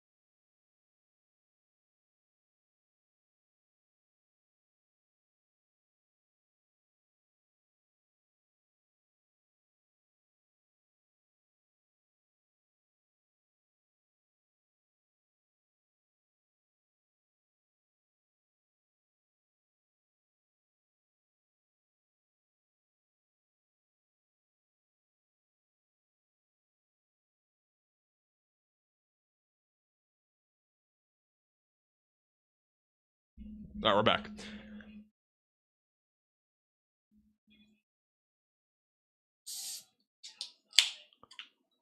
"60 seconds? Isn't that typical?" All right, once again, we do have 9 severe thunderstorm warnings. We've gone up 2 more. Again, we got 2 severe thunderstorm warnings just east of Dallas, Fort Worth. We got 1 storm blowing up quickly just southeast of Fort Worth. Once again, we're going to keep a close eye on that Fort Worth storm because this one's just developing right now. That storm's been ramping up a little bit here over the last few minutes. We'll keep a close eye on that. Again, that's near Fort Worth. That's going to be moving north towards Denton County. Again, that's all driven from this outflow boundary. The storms that are back up in southeast Collin County, or particularly the one in southeast Collin County, this one's weakening out right now. The one near Greenville still producing $half sized hail. The one that's near Fort Worth, that one's going to have to be watched for very closely. And then back over in central Texas, we got some more significant storm activity here. All these storms have the capability of hail as large as tennis ball sized hail. This storm in particular producing that significant hail threat. Damaging winds as high as 70 miles per hour will be possible as this continues to move to the east. And that'll be eventually heading towards areas like Haskell, Hawley, and Abilene, Texas. The severe thunderstorm warning has been condensed. It still does include Collin County. They still have $half sized hail on that storm. Quarter-sized hail was confirmed 2 miles east of Rowlett as of 8:20 p.m., or at least it's a report. So in that particular area, quarter-sized hail has been reported.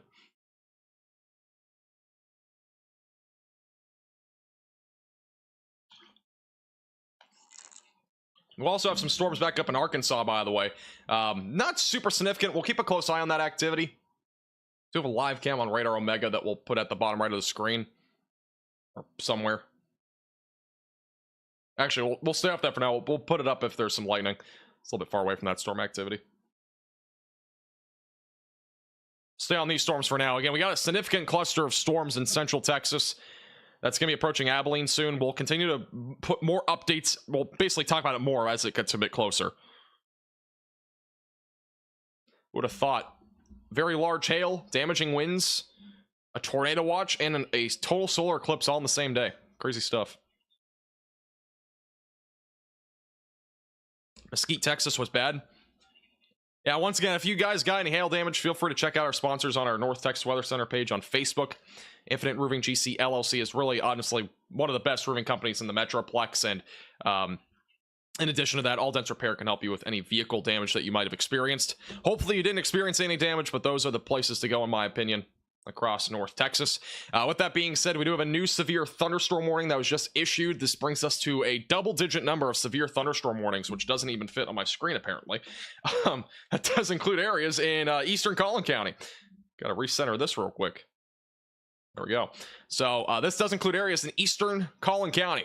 So if you're near Princeton, Blue Ridge, Farmersville, in North Texas, make sure that you are staying away from windows. Quarter-sized hail and damaging winds up to 60 miles per hour will be possible as this continues to move to the north.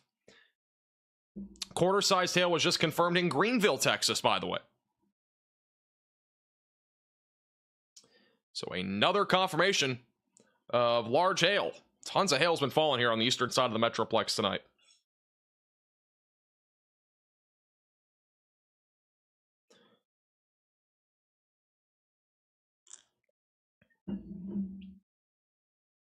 What about New Jersey? New Jersey is so off topic here.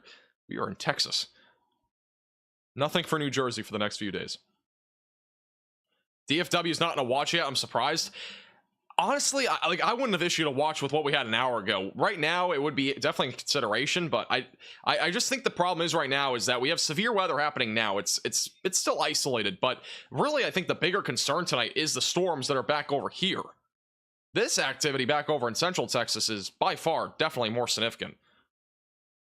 We've got tons of lightning. We got tennis ball sized hail, 70-mile-per-hour winds.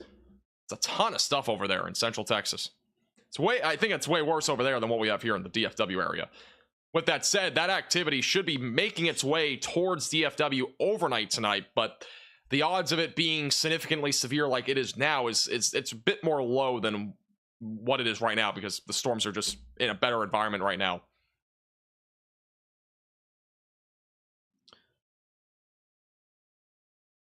Storm, by the way, over Arlington, Texas. It is strong. It is not severe. Plenty of lightning ongoing there. Maybe some small hail and gusty winds. I don't think we have any reports on that particular storm in Arlington right now. Hey, Tucker, Ryan just asked if I'm around. Just an FYI.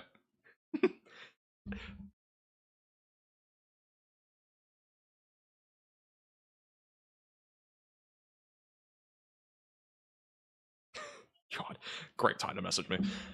Back to the weather. So anywhere again in the eastern side of the Metroplex, we're still talking about quarter to $half sized hail, 60-mile-per-hour damaging winds. Again, these storms moving north. Back near Arlington, we still have a strong storm there with some lightning, and that is also moving north right now.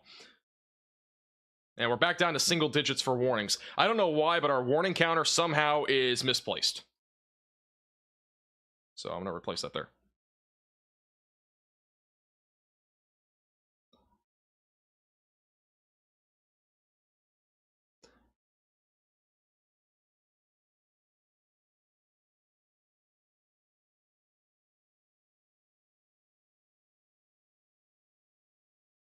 How long will I be live? As long as we need to be live. That's the plan. Got a storm again back over in Tate, Texas that has had a tornado possible label for a while now. This is the storm that has had some rotation. Connor Croft storm chasing bottom right of your screen. He's been on this for a while. I'm not seeing really a whole lot of rotation with this right now. I think the rotation's weakening pretty quickly on this. Might still be a little bit in there, but it's definitely fizzled in the last couple of scans. Again, we'll continue to keep a close eye on that storm, but the rotation's definitely weaker. I do want to quickly present to you a tennis ball-sized hailstorm in Central Texas. If you've just tuned in, we got a significant cluster of storms back over near Aspirant, Texas, going to be approaching Haskell. If you're in Haskell, you need to be weather aware. This storm is probably going to, at least, they're probably going to issue a severe thunderstorm warning in a minute or two for Haskell, Texas. But tennis ball-sized hail, 70-mile-per-hour damaging winds are the main concern, and this is going to continue to move to the east. So approaching Route 277.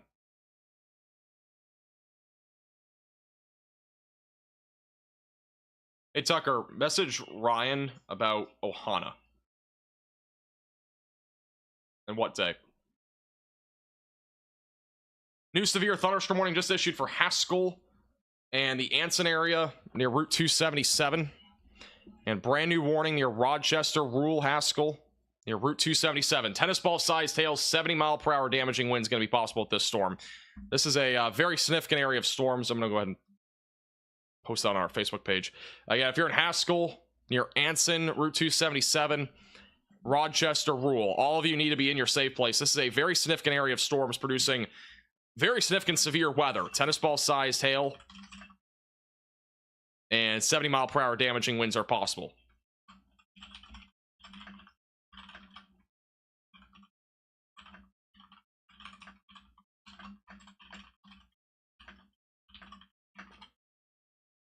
Once again, this storm is moving east with some significant hail being possible.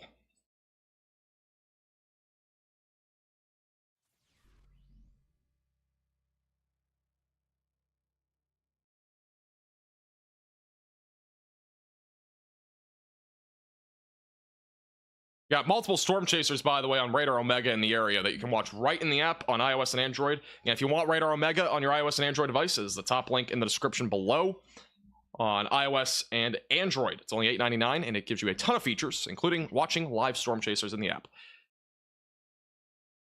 They retail for the $4.99. The Abilene area is referred to as the Big Country or West Texas. Really? I used to live in DFW, and for some reason, I still consider this Central Texas. I've heard this mixed opinion on that for a while now. With that said, I do appreciate the $4.99, and I don't know what's right. I get different opinions on that a lot. By the way, I'm not seeing a whole lot of rotation in this area of storms near Route 277. Again, approaching Haskell, Rochester, and Rule.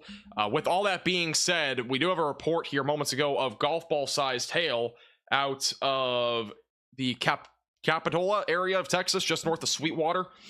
This is, again, a storm that's also on the southern side of this cluster, a little bit more semi-discrete. This one's producing more of a more marginal threat of severe weather right now and damaging winds. The area that's back up near Haskell and Hamlin, though, is much more significant. Again, tennis ball-sized hail, which is 2.5 inches in diameter, and 70-mile-per-hour damaging winds will remain possible. Do have a live cam here out of German, Texas. We might see some flashes of lightning in the distance. This is near a windmill farm. This is a cyclone port on Radar Omega. I'll keep it on the right side of the screen here for a minute, see if we get any flashes there. That's out of the storms that are back over there again to the west. DFW Metroplex update. We do have a strong storm near Fort Worth that is producing maybe some small hail and gusty winds. Plenty of lightning as well. And then back near McKinney and Greenville, those storms are still severe, producing $quarter to $half sized hail and 60-mile-per-hour winds.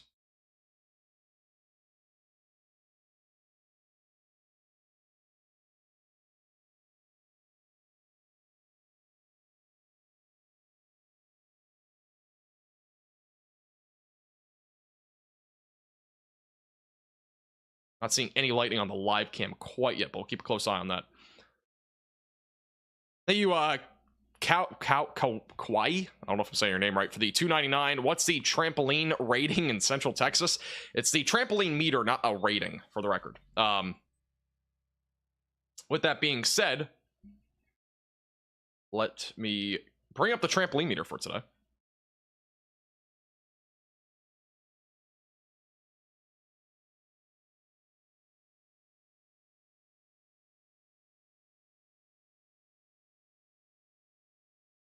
The trampoline meter for today is actually a low risk.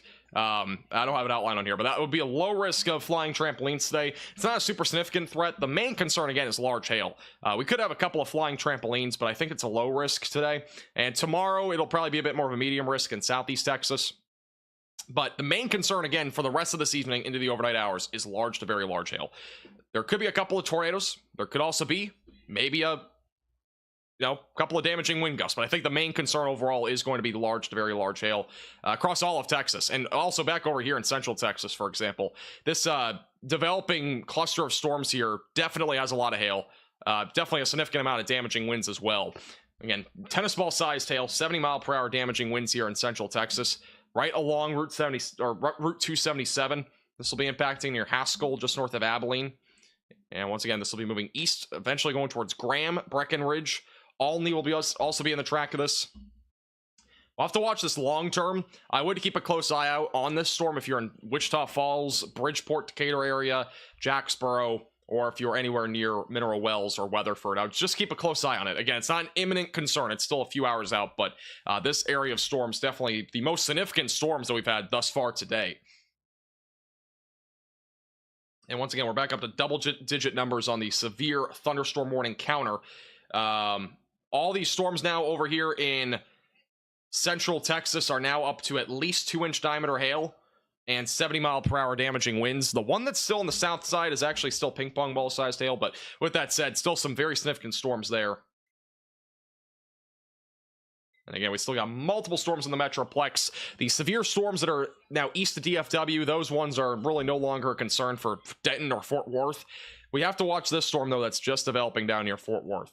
If that does intensify, I would not rule out a large hail threat beginning to grow, and maybe some damaging winds if that does intensify and intensifies and strengthens here over the next little while.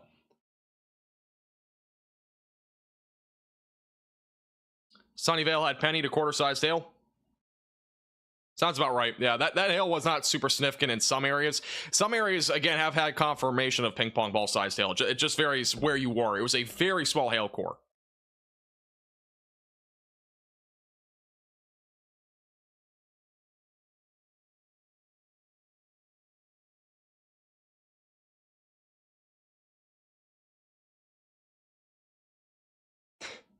Tater, yes.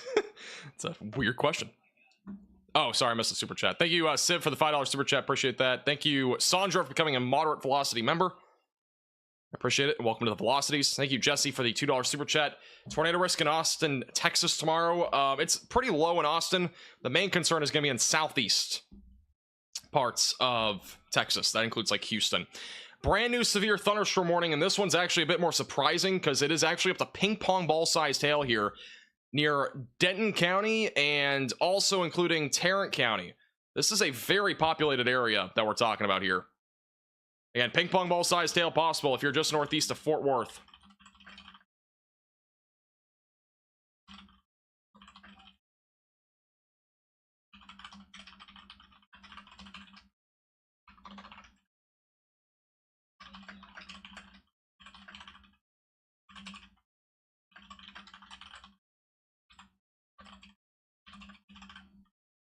Once again, if you're just tuning in, brand new severe thunderstorm warning if you are in northeastern Tarrant County of the DFW Metroplex, again in North Texas. Also includes southern Denton County. The main concern is going to be ping pong ball sized hail and damaging winds up to 60 miles per hour. Once again, this storm is moving north at this time. And this is a photo of lightning from Nev Chance on Twitter in near the Tague area of Texas. Really impressive lightning strike right there. By the way, this severe thunderstorm warning does include Flower Mound, Bedford, Roanoke, Keller, Colleyville, North Richland Hills, Bedford, Euless, near the Highland Village area, and as well as Justin. So once again, if you are in this warning, make sure that you are staying away from windows as this storm continues to move to the north. Which, once again, I'm a little bit surprised on the hail threat here. I was surprised they had it so high, but there may have already been some reports of higher hail. Maybe it's just because of the storms that we've already seen, and its initial supercell, steep lapse rates, all that sort of stuff. But with that said, maximum hailstone size here is ping pong ball sized hail. Moving to the north, going towards Flower Mound, just northeast of Fort Worth, Texas. Hey, family, for the $5 super chat, can you show the hail core in central Texas? Yeah, I can show you real quickly. Yeah, these are the more significant storms over in central Texas right now, near Hamlin and Haskell. I'm guessing this is the area that you're talking about. So here's your hail core. It's a pretty large area, but the main area would be here near Hamlin. Got another area near Rule, perhaps some hail in here as well, just southwest of Haskell. That'll be approaching the Anson area here pretty soon. That hail core will hopefully just stay to your north, but it's going to be pretty close proximity there. Once again, this will all be moving east.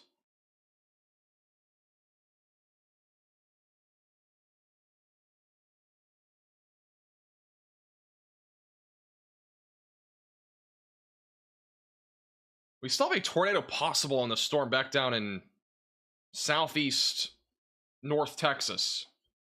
Not sure if this is still rotating. Yeah, it's not really rotating anymore. So, again, that tornado possible storm, I'm going to keep the label off because I just don't think it's enough rotation to keep that on there. But there has been a rotation with that. We'll keep a close eye on it in case anything does develop. And once again, a new severe thunderstorm warning issued a few minutes ago near Flower Mound, Arlington, and Fort Worth. Main concern in this area is going to be ping pong ball sized hail and 60-mile-per-hour damaging winds. Thank you, Jackster, for the $4.99. Just had a few baseball-sized hailstones near Sagerton. That's back over in the other storms, right? In Central Texas? That's my presumption, at least.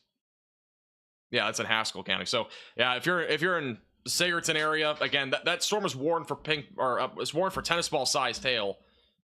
With that said, it definitely could be anywhere in the vicinity of tennis ball-sized hail, pen egg-sized hail, baseball-sized hail. It could still be within that range. That's what these storms look like right now. This is a very significant area of storms that's moving through Central Texas right now. Significant hailstorms and plenty of damaging winds to go along with it. Thank you, Julia, by the way, for the $4.99. I appreciate your generosity. Thank you, Chris, for the $5 super chat. Velocity near Little Rock looks interesting. I will check it out on my phone. How's it going, Ninja?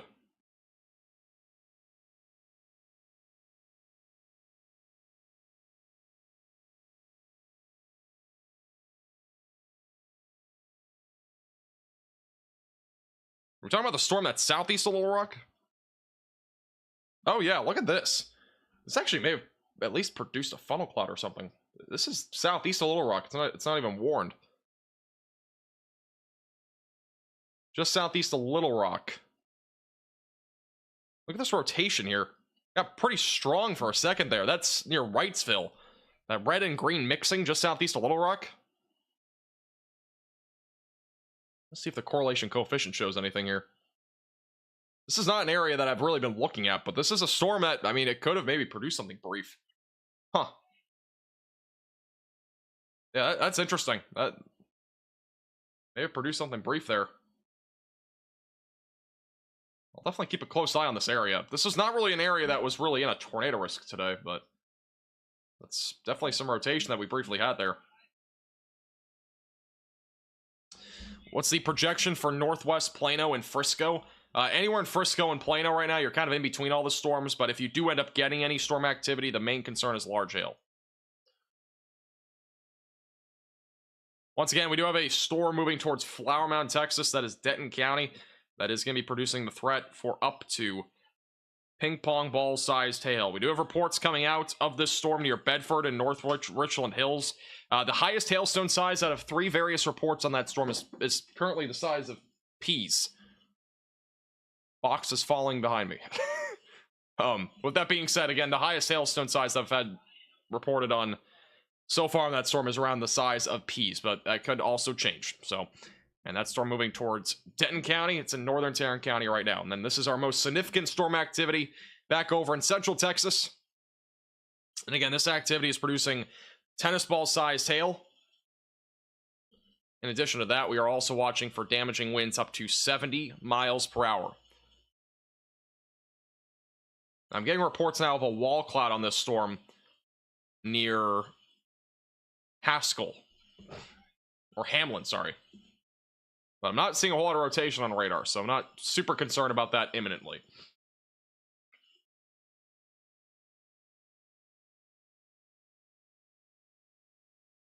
Once again, that severe thunderstorm warning for Tarrant and Denton County goes until 9:15 p.m. Central Time. It includes a population of 536,000 people. It's a very populated area once again.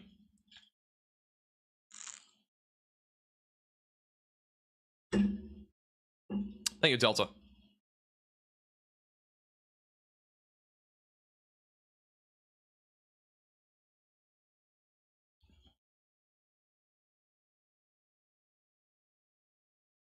Now, once again, that hail core that's moving through the DFW area, that is near Bedford. It's going to be approaching, I believe, Euless and eventually going towards Flower Mound.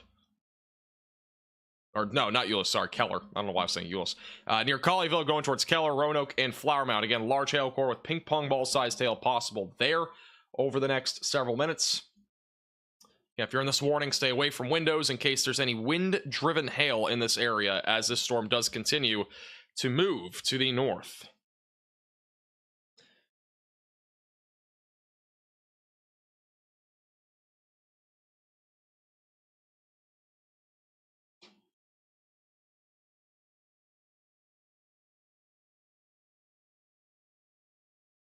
I'm checking to see if we have any rotation on radar. We had very weak rotation near Hamlin, Texas. There has been a report of a wall cloud there, so we're going to keep a close eye on that activity. Storms over in far west Texas, not rotating. We did have a little bit of rotation near Little Rock not long ago. That rotation has fizzled out entirely, so just an update there. Yeah, no tornado warnings right now, but we are at 11 severe thunderstorm warnings anywhere from Arkansas all the way back into Texas. I think there's only 2 states with warnings right now. I don't think Louisiana has any. Yeah, Louisiana does not have any warnings as of right now. So it's all Texas and Arkansas right now, where all the severe weather is currently located. Is the storm south of Fort Worth a concern? This one right here, it definitely is. It's along that outflow boundary. But with that being said, this storm's been trying to develop for a while now, and it has struggled. So the odds of it going severe right in the next like 20 minutes are kind of low. But it's definitely still possible if it can become a bit more organized. The other storms around this have become organized, so I'm definitely not ruling it out. We are now up to 13 severe thunderstorm warnings. This warning counter is jumping right now. New severe thunderstorm warning for Bonham, Texas, and Fannin County. This is Fannin County in northeast North Texas. That includes Bonham near Route 82. If you are in this warning, make sure that you are staying away from windows, as damaging winds and as well as the potential for large hail will exist over the next several minutes.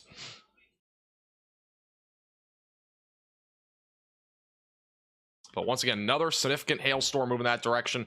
Not super significant, but definitely significant enough for there to be at least some minor damage in the area, with $half sized hail being a possibility as that moves off to the north.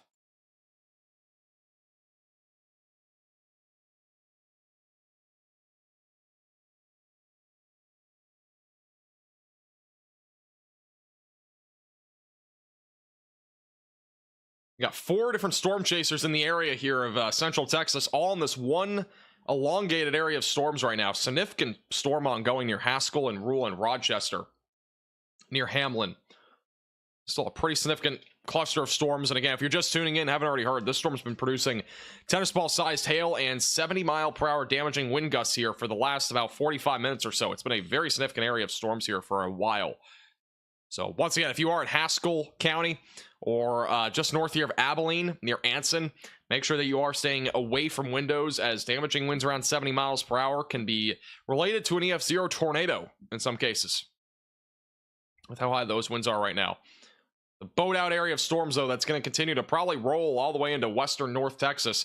Could even get close to DFW later. We'll have to wait and see.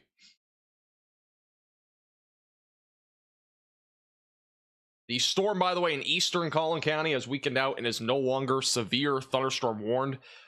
That storm has been weakening here over the last few minutes. We still have a storm going towards Bonham, Texas. That one's producing $half sized hail. And then again, the one that's going to be approaching Flower Mound and in parts of northern Tarrant County near Keller, Texas, is still producing the threat of up to ping pong ball sized hail. So remain away from windows if you're in those warnings. For those in Tarrant County right now, you guys hearing any hail, seeing any hail? Let me know in the chat.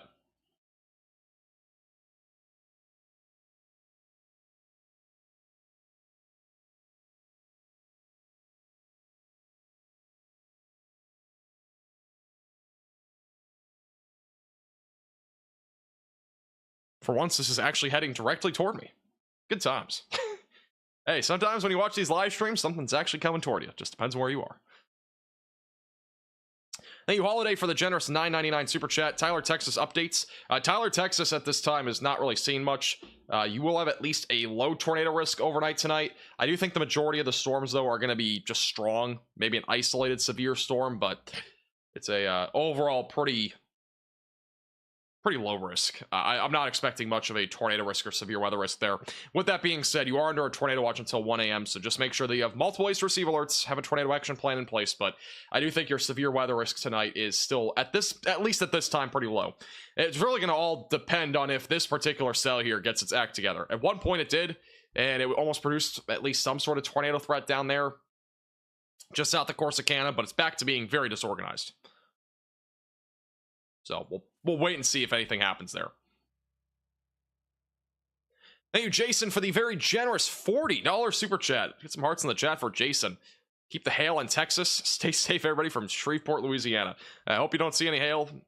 The main concern again for hail is in Texas. I think Louisiana won't see too much when it comes to hail tonight, but thank you again for your very generous $40 super chat.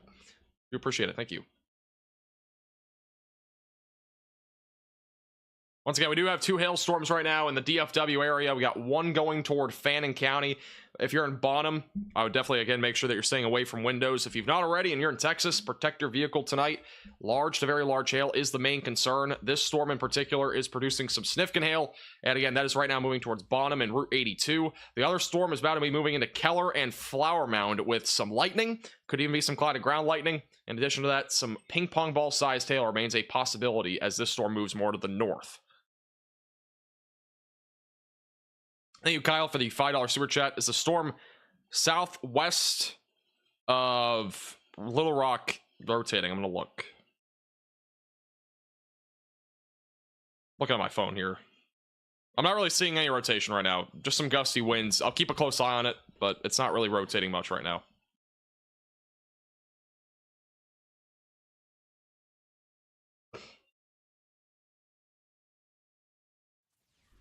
Man, this storm has been unbelievable. It is still producing significant severe weather. Still got a threat of tennis ball sized hail and 70-mile-per-hour damaging winds in central Texas near Haskell and near Hamlin, just north of Abilene. Still continuing to be a pretty significant area of storms here. Do have a confirmation in Asperon of only quarter-sized hail. But I really wouldn't be shocked if this area here near Haskell is producing up to tennis ball sized hail right now. That is a lot of white and black here on the reflectivity, which would indicate higher reflectivity values and usually means that there's at least some sort of hail threat there. In this situation, that's definitely hail. Thank you, Zach, for the $4.99. I'm in Saginaw, northwest side of Fort Worth. Light rain and no hail. Or tiny hail. Or lightning. Oh, that's lightning. Sorry. I thought that said hail. Light rain and lightning are all ongoing at the moment. Thank you for your report. I don't know why I could not read that. The main hail concern, if there's any hail right now, it's going to be right here. It's going to be just on the east side of Keller, Texas. So that's going to be moving towards Roanoke and Flower Mound. Thank you, Bree, for the $9.99 super chat. Thoughts about Allen, Texas tonight. You're probably going to be winding down, at least for now, after this storm passes through. So maybe some small hail and gusty winds left with that one. As we go further into the evening, really into the overnight hours more than anything, your next concern would be the storms that are back out here in central Texas that are much more significant than these ones. With that being said, these shouldn't be nearly as bad as they are now by the time they get here, if they do make it. That's... Again, there's a lot of uncertainty with this area of storms. It may or may not make it. It likely will not be more or as significant as it is right now. But be mindful of this area of storms. It will be moving toward North Texas. Will it fully make it? We'll have to wait and see. But the main concern tonight is going to be large to very large hail, almost undoubtedly, with some isolated damaging winds and maybe an isolated tornado. But that risk again stays pretty low. Thank you, Raps, for the $2 super chat. Is that storm near Haskell curving up? I don't know what you mean by that. Curving up to WF. I'm not sure what that means. You'll have to re-say it in chat or something. How's it going, William? Welcome back. After 2 roofs, hail is not fun. I cannot disagree with that. With that being said, if you do have any hail damage tonight, feel free to give Infinite Roofing GC LLC a call. They are a company in the DFW Metroplex, and they'll give you some help if you need it tomorrow morning. They're a fantastic sponsor of ours on our North Texas Weather Center page. Is that a hook southwest of Haskell? They're talking about this area here. I'm not seeing any hooks here. I mean, we do have a Boeing segment. So this is kind of Boeing right now. Boeing segments like this usually produce an elevated damaging wind risk. In addition to that, we usually get more hail. So right now we do have some, again, up to tennis ball sized hail possible with this storm. But there's no like definitive hook echo here by any means. It's mostly just downburst damaging winds. I'm not seeing an imminent tornado risk unless we get some sort of like inflow or some sort of organization here in this line, which right now it's a low chance, at least in the next 20 minutes. New Storm Prediction Center mesoscale discussion for North Texas and as well as Central Texas. The Storm Prediction Center does expect an increased wind and hail threat for the next 2 hours. That includes Denton County, Collin County, Cook County, Grayson County, basically anywhere there in North Texas, just north of Interstate 20, and then back over in the Central Texas. Again, this is right now moving. The storms over near Haskell are moving east, and then this storm activity here is all moving north. That's all moving east for the most part.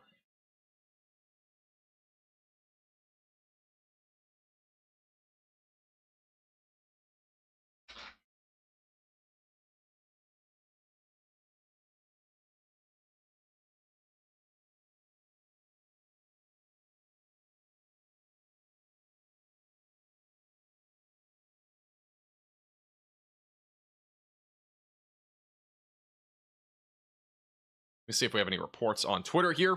By the way, if you do have any reports, photos, videos, anything like that, you can tweet me on Twitter at MaxVelocityWX. You can also follow us on our Facebook page, our Instagram. All that stuff is down in the description below, Discord. And if you're new to the channel, make sure to subscribe down below. Again, we'll keep you posted with the severe weather coverage for tonight. And we might be live again tomorrow, possibly Wednesday, possibly Thursday. It's going to be a busy next few days.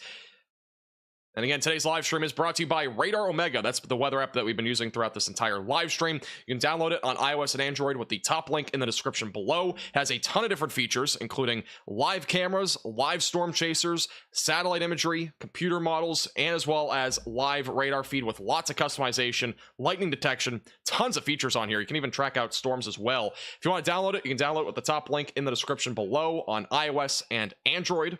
It's only $8.99, but it is highly worth it. And you can also get a subscription, which they have 3 different tiers, and those subscriptions can also give you even more benefits. So again, check that out on iOS and Android with the top link in the description below. And I appreciate Radar Omega for sponsoring today's live stream. And once again, if you are just tuning in, we do have 10 severe thunderstorm warnings right now. We got 2 back over near Lubbock. I'm not really too concerned about these ones. They are producing some severe weather, but it's overall pretty marginal stuff overall. Pretty rural areas there of West Texas. Much more significant cluster of storms right now moving through areas just north of Abilene. All these storms are producing a lot of lightning, very large hail, upwards of tennis ball sized hail, and 70-mile-per-hour damaging winds. So very significant storms there. We have had confirmation about an hour ago or so near Capitola, Texas, of 2-inch diameter hail. So that's near Easter egg sized hail back over there near Sweetwater. But this cluster will continue to move to the east. It is currently moving east at about 45 miles per hour.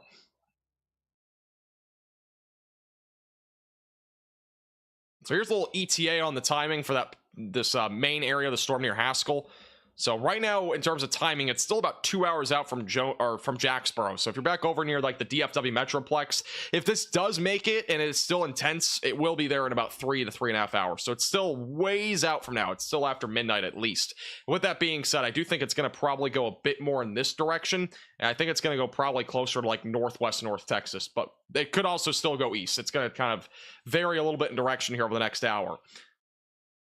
Also near Flower Mound, Texas, in northern Tarrant County and southern parts of Denton County. This storm is still producing half-dollar-sized hail and frequent lightning. And this is currently in the Denton and Tarrant County areas near Keller, Texas. And it's about to be moving into Flower Mound, Texas. So once again, if you are in this area, stay away from windows as hail could be wind-driven here.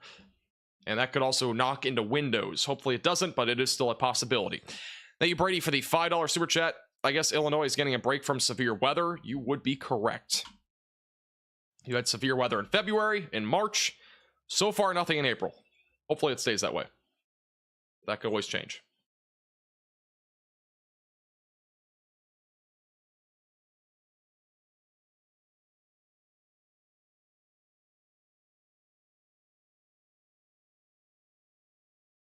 Hey, Breezy, by the way, for the $1 super chat. All right. What about sleeping in Texas? You can sleep.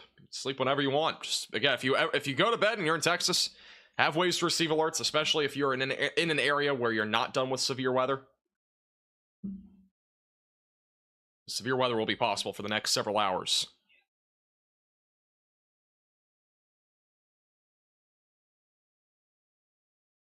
Thank you, Julie, for becoming a minimum velocity member.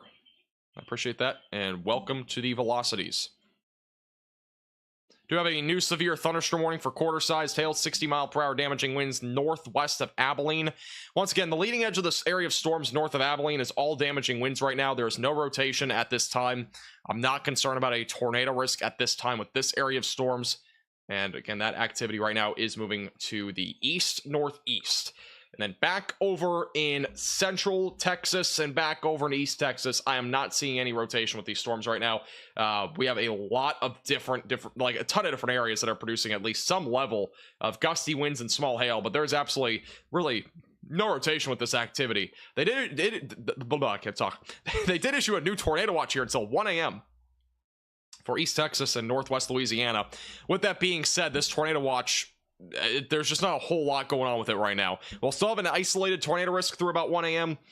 if any storms are able to mature and materialize, but a lot of the storm activity has just remained crapfection at this point. A lot of different thunderstorms, lots of different moisture, but just nothing really materializing here. We don't have anything discrete. It's just a mess right now. But if anything does organize, I'm not ruling out an isolated tornado risk as those storms continue to evolve. Back over in Arkansas, just a quick update. We do have some strong storms. Nothing that is tornadic at this time.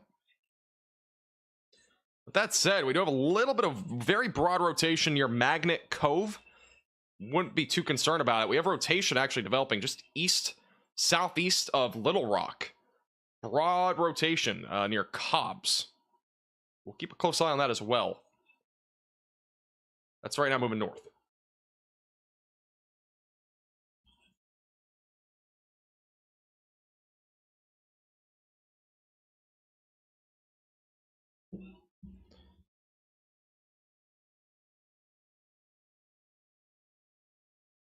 Archer Storm reported a rotation of wall cloud. Okay. I'll go check it out. We're going to keep a close eye on the storm that's just east-southeast of Little Rock. New severe thunderstorm warning back up east-northeast of Lubbock, west of Paducah.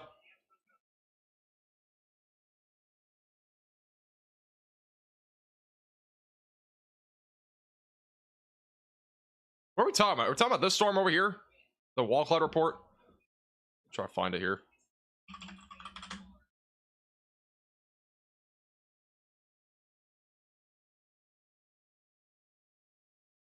All right, we do have a report of a rotating wall cloud north of Stamford. So that would be in this area. Stamford's in here somewhere. It's a small town, I think. Can't find it. It would be this. Is it, or is it back over in West Texas? Where in the world is Stamford? Let me look it up. It's somewhere over here. Oh, it is this storm. Okay, so it is this storm. Again, this is going to be on the storm near Haskell. There is a report of a rotating wall cloud with this storm. It would be on the leading edge of the storm. Now, I'm not super confident, really, or super sure that we're going to get a tornado here. It's mostly a damaging wind risk. If there is some sort of like hook that develops with an inflow on this part of the storm, we definitely could get like some sort of tornado, but I'm not seeing much there.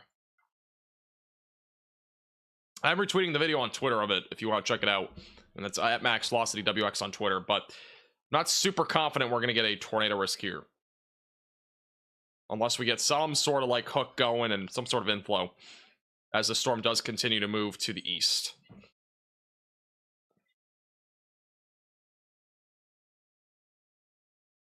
But with that being said, this area of storms is still producing significant damaging winds upwards of 70 miles per hour.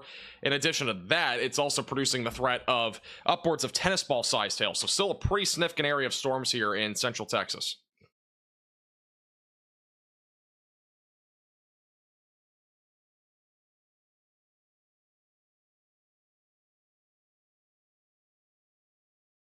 Thank you, Lemur. Appreciate it. I'm not drinking Diet Coke.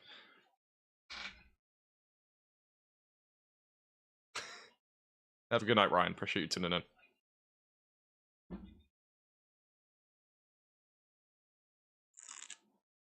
in. Back to drinking Circle. Circle is healthier. No longer drinking Diet Coke. Can we expect severe weather or tornadoes in the DFW tomorrow? I think really the main concern tomorrow is going to be Southeast Texas and not DFW. I think the tornado risk tomorrow in DFW is like very low. Let me double check. Yeah, the DFW area is not really in a tornado risk tomorrow. It's mainly going to be a hail threat if you do end up getting anything there. But I would say really more than anything, your main concern is going to be, simply put, just mainly going to be large hail. And that, again, the main concern really is going to be during the morning into the early afternoon hours. That's the main time frame.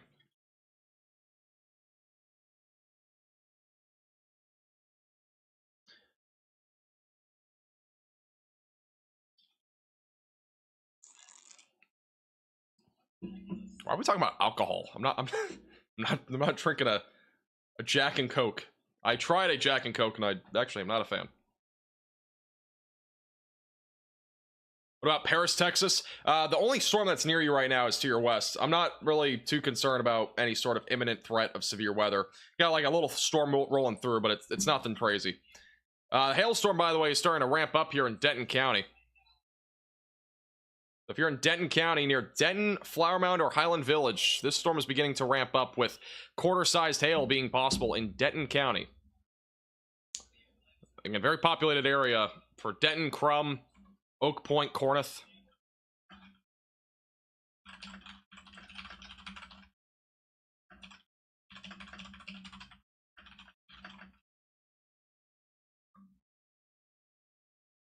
Once again, this storm right now moving to the north. If you are included in this warning, make sure that you are staying away from windows, as quarter to $half size hail remains a possibility, in addition to at least some gusty winds. No damaging winds with this storm.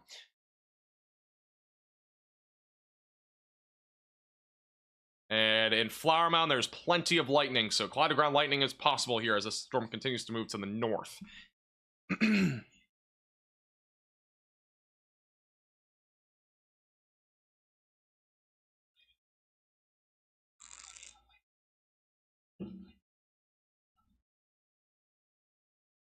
Lots of lightning in Colleyville. Thank you for the report. Yeah, we got a lot of lightning with these storms. These are all highly electrified. Again, I'm using the Radar Omega lightning detection that's just giving me 1-minute intervals, so it's not frequent. If I put on the 15-minute intervals, this is the 15-minute lightning detection. That's a lot more lightning. There's a lot of lightning with these storms. They are very, very electrified. Even the one near Fort Worth has a ton of lightning. I mean the amount of lightning just takes up so much space because there's just so much lightning. Go to the Central Texas storm. This one's even crazier. We got lightning everywhere on this one. So again, there is a boatload of lightning with all of these storms right now.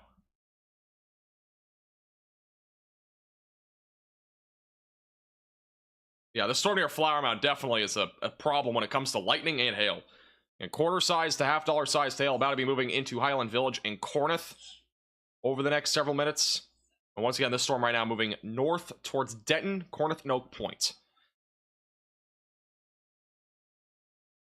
Thank you, Zach, for the $1.99. Appreciate the super chat. You think you'll see a 45% plus tornado probability from the Storm Prediction Center in April? It's not really something you really can predict long term. I mean, over the next 2 weeks, probably not. But again, you never know.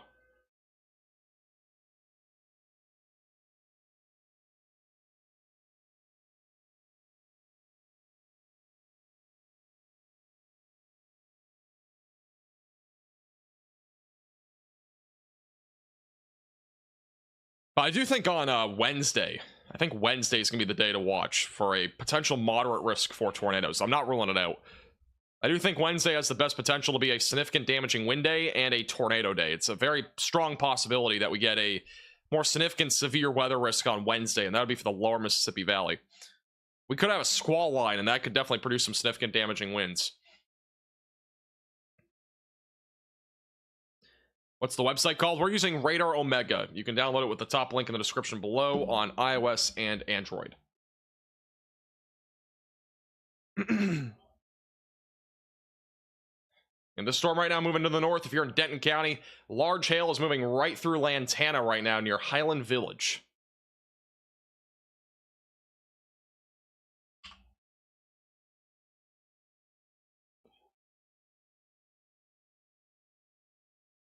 I have an application that has a live cam in Lantana. I just Give me 1 second. I'm gonna take off the screen just for like a split second. I gotta load up an application, and I don't know where it is on here.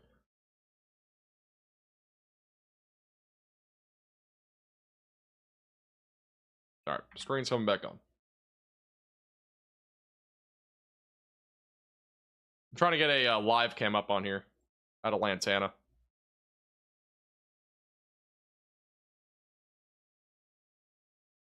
Yeah, we got a lot of rain falling in Lantana right now. I'm not seeing a whole lot of hail right now.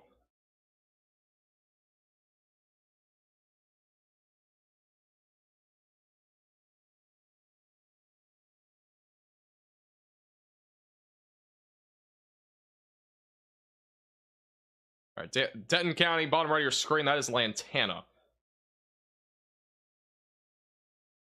A lot of lightning in the area as well. That'll be our live cam down there. Look at all that lightning. All right, again, that's live in Denton at the bottom right of your screen. We'll keep that there. But yeah, this is a pretty significant hailstorm right now for sure.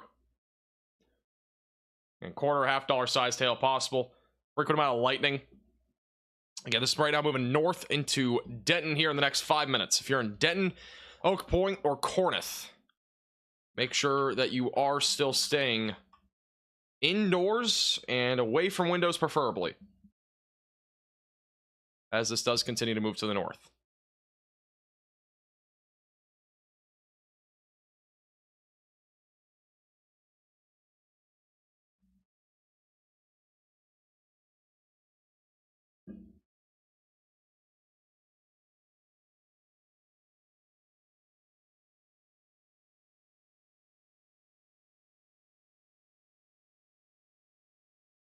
Thank you, Cheryl, for becoming a maximum velocity member. I appreciate that. Thank you, and welcome to the Velocities.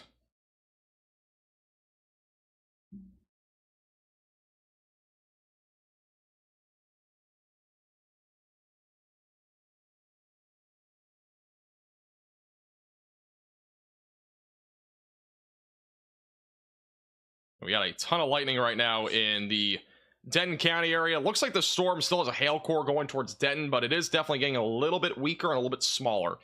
But once again, that'll be heading towards Denton near Oak Point and Corneth near Interstate 35W, moving northbound. And once again, if you're back over in Central Texas, we got some significant storms still rolling through here near Haskell, near Route 277, with some very large hail potential and damaging winds up to 70 miles per hour still being a possibility, as this storm activity does continue to move to the east.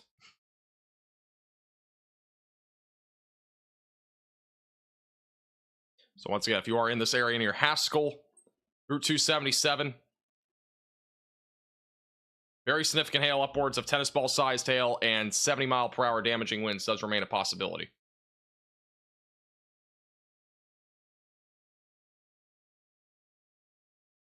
But the one near Denton is definitely not as strong as that storm. This storm is definitely still on the weaker side of things. Still quarter to $half sized hail with the potential for some damaging wind gusts, but I think the damaging wind threat is going to be pretty low with this. Actually, the National Weather Service doesn't have damaging winds on this. But with that being said, gusty wind still a possibility here as this moves north.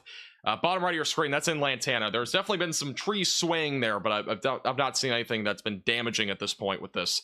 More of a hail concern going towards Denton, Texas, with quarter-sized hail and frequent lightning still being possible. Power's out in Fort Worth.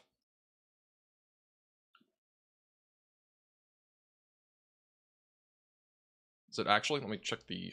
We have power outage data on here on Radar Omega. Let's see if it's updated. Let's see.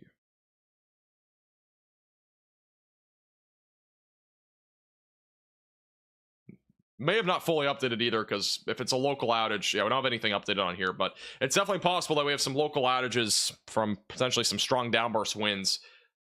I'm only seeing 600 people without power in Tarrant County, so it's not a huge number at this point. But definitely some people without power there.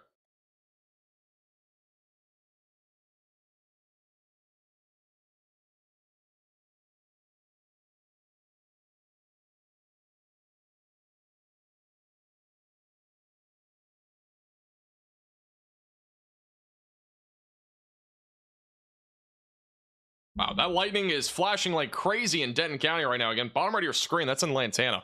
There's a ton of lightning right now. Big flashes of lightning, and this is, again, this is the 1 minute lightning detection. The one storm that's back down in northern Tarrant County is also producing a ton of lightning. near Interstate 35W, near Keller and Roanoke. That is a lot of lightning there right now. And again, all this right now is moving north. The storm that's in northern Tarrant County, not nearly as concerning as of right now, but that could produce some small hail, frequent lightning, and gusty winds as that moves into areas like Denton County. With that being said, if you are in Denton County, there is still a quarter-sized hailstorm, and that quarter-sized hail is heading right in the direction of Denton over the next few minutes. Thank you, Jaded, for the very generous $50 super chat. Please give some hearts in the chat for Jaded with the $50 super chat. It's very generous. I appreciate that a lot, and thank you for your compliment. Thank you very much. I really do appreciate your generosity. We do have a video from Owl Lover on Twitter of hail falling into the pool here in Flower Mound. Portably right around quarter-sized hail falling into the pool there.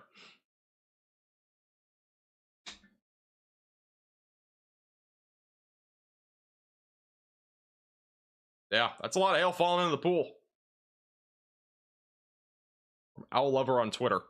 That hail is really picking up. Wow.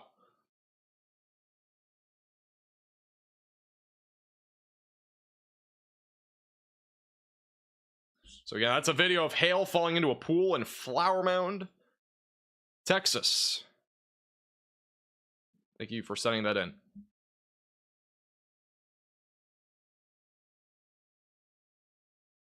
By the way, this is a video from earlier in Mesquite of the hail that was falling there.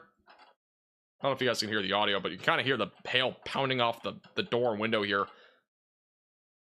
High winds, lots of hail falling, very big flashes of lightning. That was from an hour ago in Mesquite. That's when the severe storm was in that area.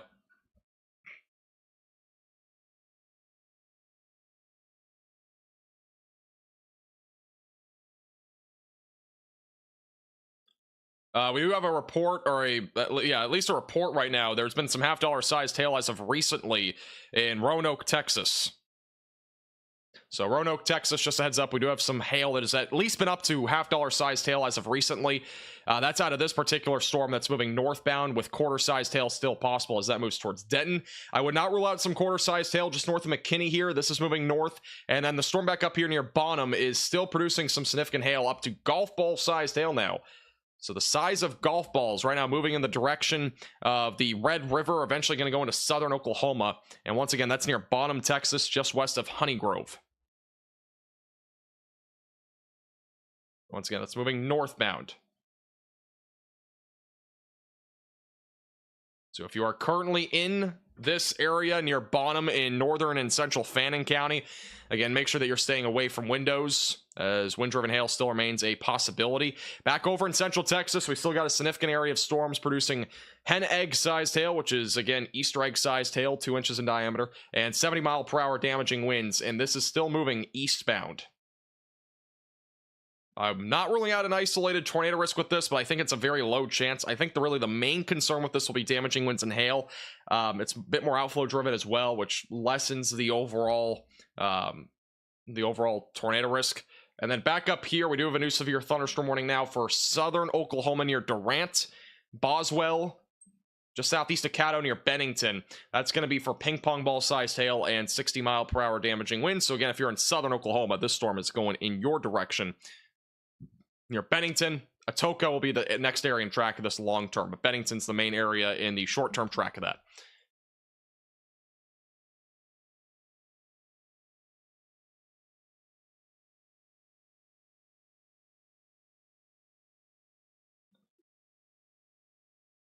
Once again, by the way, if you are new to the channel, make sure to subscribe down below. We'll be keeping you posted with severe weather coverage this week across much of the United States.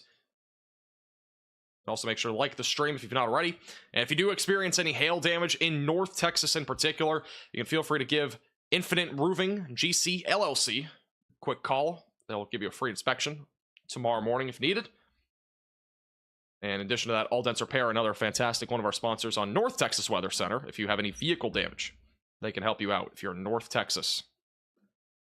There's been a lot of hailstorms tonight so far. We had one over near Mesquite. We had another one back over, again, near Fort Worth, just north there near Keller, going into southern parts of Denton County. We actually have a confirmation now in Double Oak, Texas, near Flower Mound of golf ball sized hail. So at least a report, but more than likely confirmed now that we had some golf ball sized hail out of this storm near Flower Mound.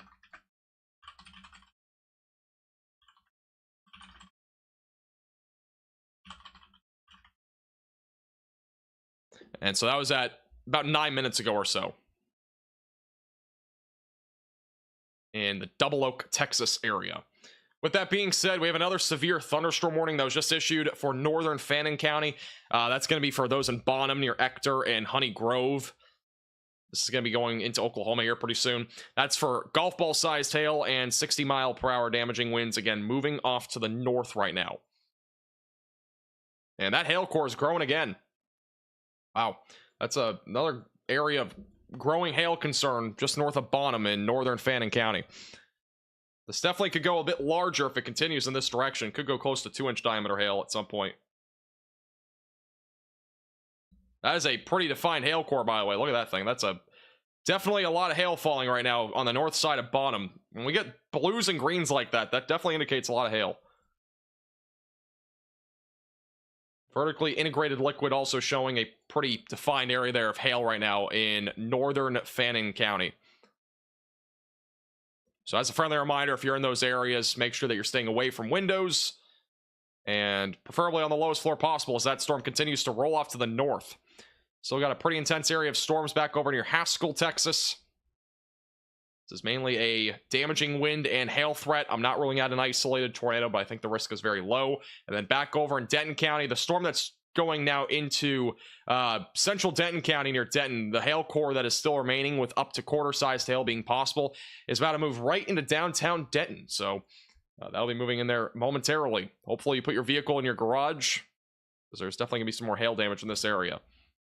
And the live cam bottom right of your screen is Lantana, Texas, if you're just tuning in. A lot of lightning in the area. That's in Denton County here.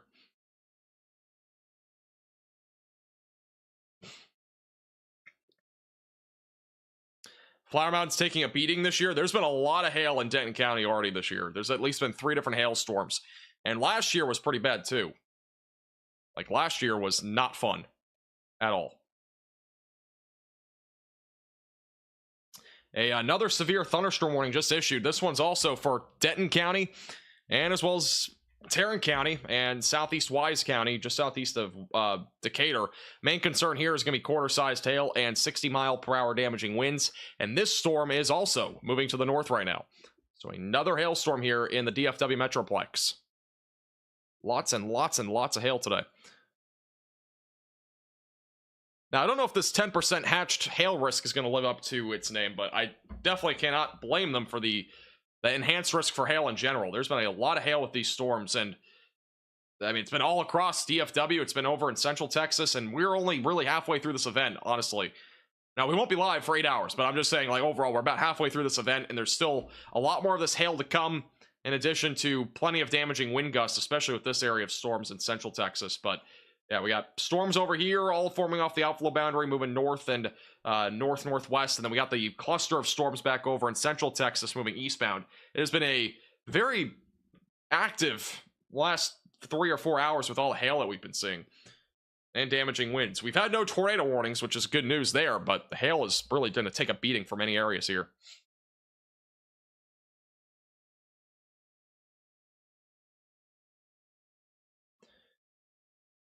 Roanoke lights flickering. And reported that in chat.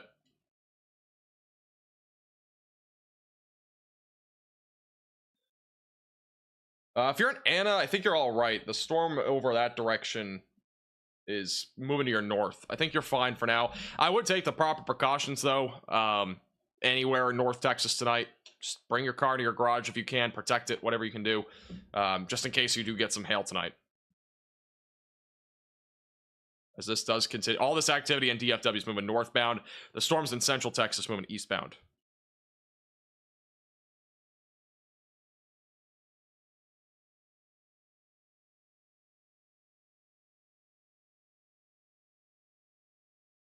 And once again, we got storms rumbling right into Denton County. We got 2 different storms that are severe. Once again, just to not get you confused here, we have one hail core near Denton. We got the other one near Roanoke. So another hail core going right through Denton County. 2 different hailstorms. Main concern again will be quarter to $half sized hail and some damaging winds up to 60 miles per hour. Thank you, Kyle, for the $10 super chat. Reports on Facebook said there was a tornado near Scott, Arizona about 20 to 25 minutes ago. That, I mean, we saw rotation there briefly earlier. Let me see where Scott is, though. Or it was somewhere in Arkansas. I'm not sure about Scott. Yeah, that's just east-southeast of Little Rock. Yeah, we were looking at that 25 minutes ago. There wasn't a tornado warning. Let me quickly go to this and go into the past history. There was rotation here, so yeah, that was probably a tornado. We were literally just talking about this. There was probably we were talking about it 25 minutes ago. We jumped off it because of all the storms in North Texas, but I don't see any sort of debris signature here. With that being said, I would not be surprised if we did have a tornado there. There was definitely some stronger rotation. No tornado warning on that, but it was definitely brief if we did have a tornado. And thank you for your $10 super chat. If you do see any photos on Twitter of anything or reports, feel free to @ me on them. I'll definitely try to relay the information.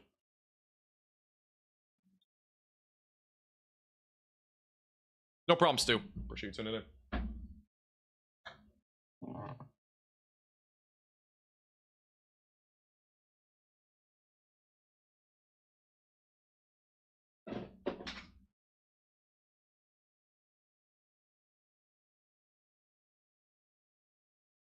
Will McKinney be affected by the eastbound storm? Honestly, at this point, the storms that are back out here to the east, or back out to the west, sorry, are really just kind of unpredictable. They likely will be going towards the DFW area, but I don't think they're going to be nearly as intense as they are right now. They'll probably continue to track towards Bridgeport and the DFW Metroplex. I think overall the main concern with this will be damaging winds and perhaps some large to very large hail, but I think the risk of this is going to kind of go down at least somewhat as it moves east. I think the storm line is going to probably weaken a little bit, and I don't think it'll be nearly as intense. With that said, we just have a report come out of Haskell, Texas moments ago of a 67-mile-per-hour wind gust. So that's the latest there near Rochester, right along Route 277 moving east. What's my color table for velocities? I do not know. It's another custom one. I'll try to add it to my Discord server at some point.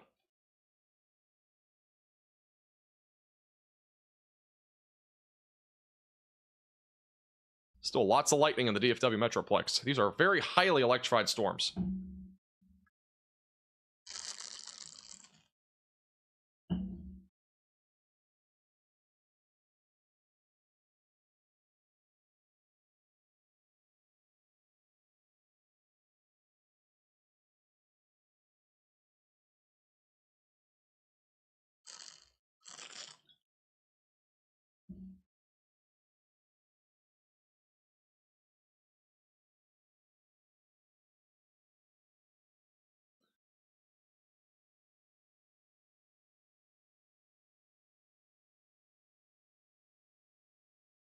All right, no other updates as of right now.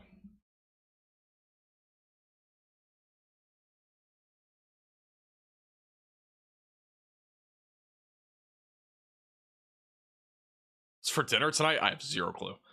I have no plans as of right now. Do you think the tornado risk will shift further north tomorrow to include DFW? They have a hatched area in southeast Texas already. I don't think it'll shift any further north into like North Texas. I think it's going to primarily be down there in southeast Texas.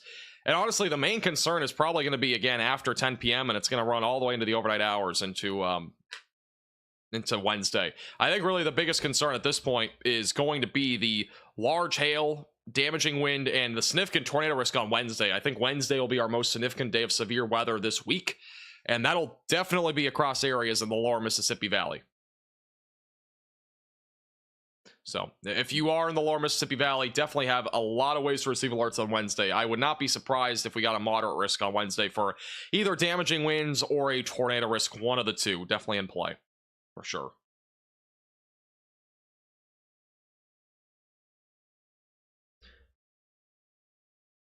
Quick update on the storm in Fannin County. We still have an ongoing storm here for golf ball sized hail moving northbound. So that'll be heading towards Bennington here pretty soon. Again, in northeast Texas, going to be going into southern Oklahoma. The storms right now in the DFW Metroplex near Denton County, they're still producing some hail, but overall the threat of hail is definitely dropping a little bit. Those storms are becoming very clustered together, so the hail threat should be going down there. And then back over in central Texas, this is an area that we still have a very elongated area of storms producing damaging winds up to 70 miles per hour, and as well as 2-inch diameter hail, all moving to the east. So again, if you're in Throckmorton area, or Throckmorton, just south of Seymour, be very weather aware. This area of storms will likely be on trajectory for Jacksboro here pretty soon. So we'll kind of see if that does play out to the point that it produces some sort of risk there for damaging winds or hail as it moves in that direction, but we'll have to wait and see on that. And the storm that's back over in East Texas that had rotation earlier, it's near Athens. It's not really coming together at this point, so still a pretty low tornado risk on that for this time. Again, tornado watch over in East Texas and northwestern Louisiana does go all the way until 1 a.m. Central Time tonight.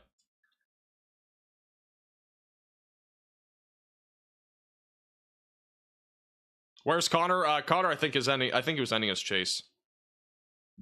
Either that or he was filling up on gas, one of the two. I'm pretty sure he was ending his chase, though.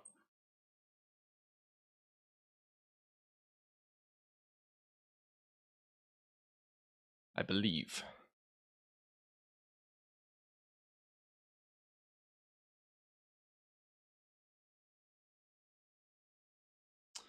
Doesn't Abilene need to worry tonight? I think Abilene's honestly going to be okay as long as these storms over here kind of stay to your north. I'd still stay weather aware, have multiple ways to receive alerts just in case, but the majority of the most significant storm activity is off to your north. With that said, I think that you should be okay as long as these storms just kind of stay up there to the north. As of now, they have stayed in that area with significant hail still and damaging winds being possible. We think we have a chance of tornadoes in northwest Louisiana. You're under the tornado watch.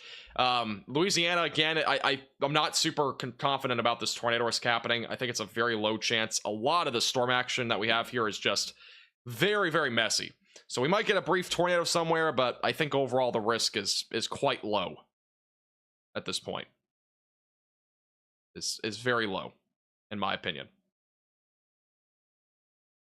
With that said, I would still have multiple ways to receive alerts if you are in anywhere in that tornado watch, just in case there's an isolated tornado or some sort of event where there is some damaging winds or large hail.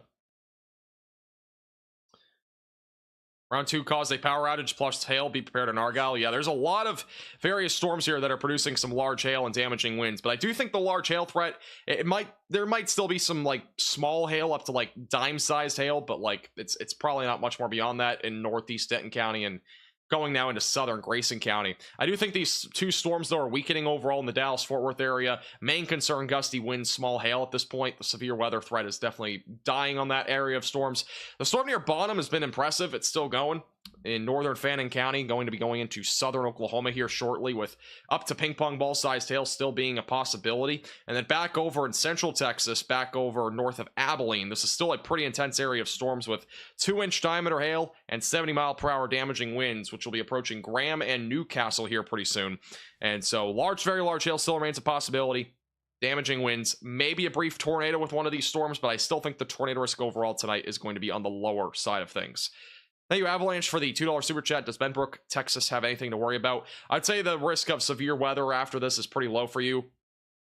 Tomorrow morning, there's a chance, but I think it's, again, still low. Large hail being the main concern. So, with all that being said, I do think at this point, we're down to 7 severe thunderstorm warnings. We are pretty much where we were a little while ago. I honestly think at this point, we are okay to end the live stream. I think we've gotten the point across that, again, large hail is the main concern from here on out. Damaging winds is also a concern, but I think the tornado risk at this point is very low. We've had no tornado warnings in 4 hours, which is good news. With that said, can't rule out one at some point down the road. I think it's a low risk overall, but the severe weather is becoming a bit more isolated right now. And overall, the threat will continue overnight tonight, but it's going to be a low risk. Just make sure you have multiple ways to receive alerts. Have a tornado action plan in place, and we'll probably be going live again tomorrow evening for a forecast live stream on the significant tornado risk in southeast Texas into the lower Mississippi Valley, so make sure that you're subscribed to the channel. But I do appreciate you guys all watching today's stream. Hope I helped you guys out. If you've not already, make sure to subscribe to the channel. like the stream if you did find it informative. And also, again, thank you Radar Omega for sponsoring today's live stream. If you want this weather app on your iOS and Android device to keep you ahead of the storms, you can download it with the top link in the description below on iOS and Android. You can get tons of features like live chasers in the app. You can watch them literally live and with their location. In addition to Cyclone ports, which are the live cams across much of the United States, they have satellite imagery, computer models, and as well as a lot of customization. You can check it out. Top link in the description below on iOS and Android. Again, that's Radar Omega. And I appreciate them for sponsoring today's live stream. If you enjoyed the stream today, like the stream, subscribe if you've not already. If you did something as simple as doing one of those two things, I appreciate you a lot. And thank you anybody that super chatted today, anybody that became a new member. Thank you guys so much. I appreciate your support. We'll be live probably again tomorrow. I'll hopefully have a video tomorrow morning for you. So stay tuned, subscribe to the channel, and we'll see you guys all again most likely tomorrow. Have a good night and stay safe.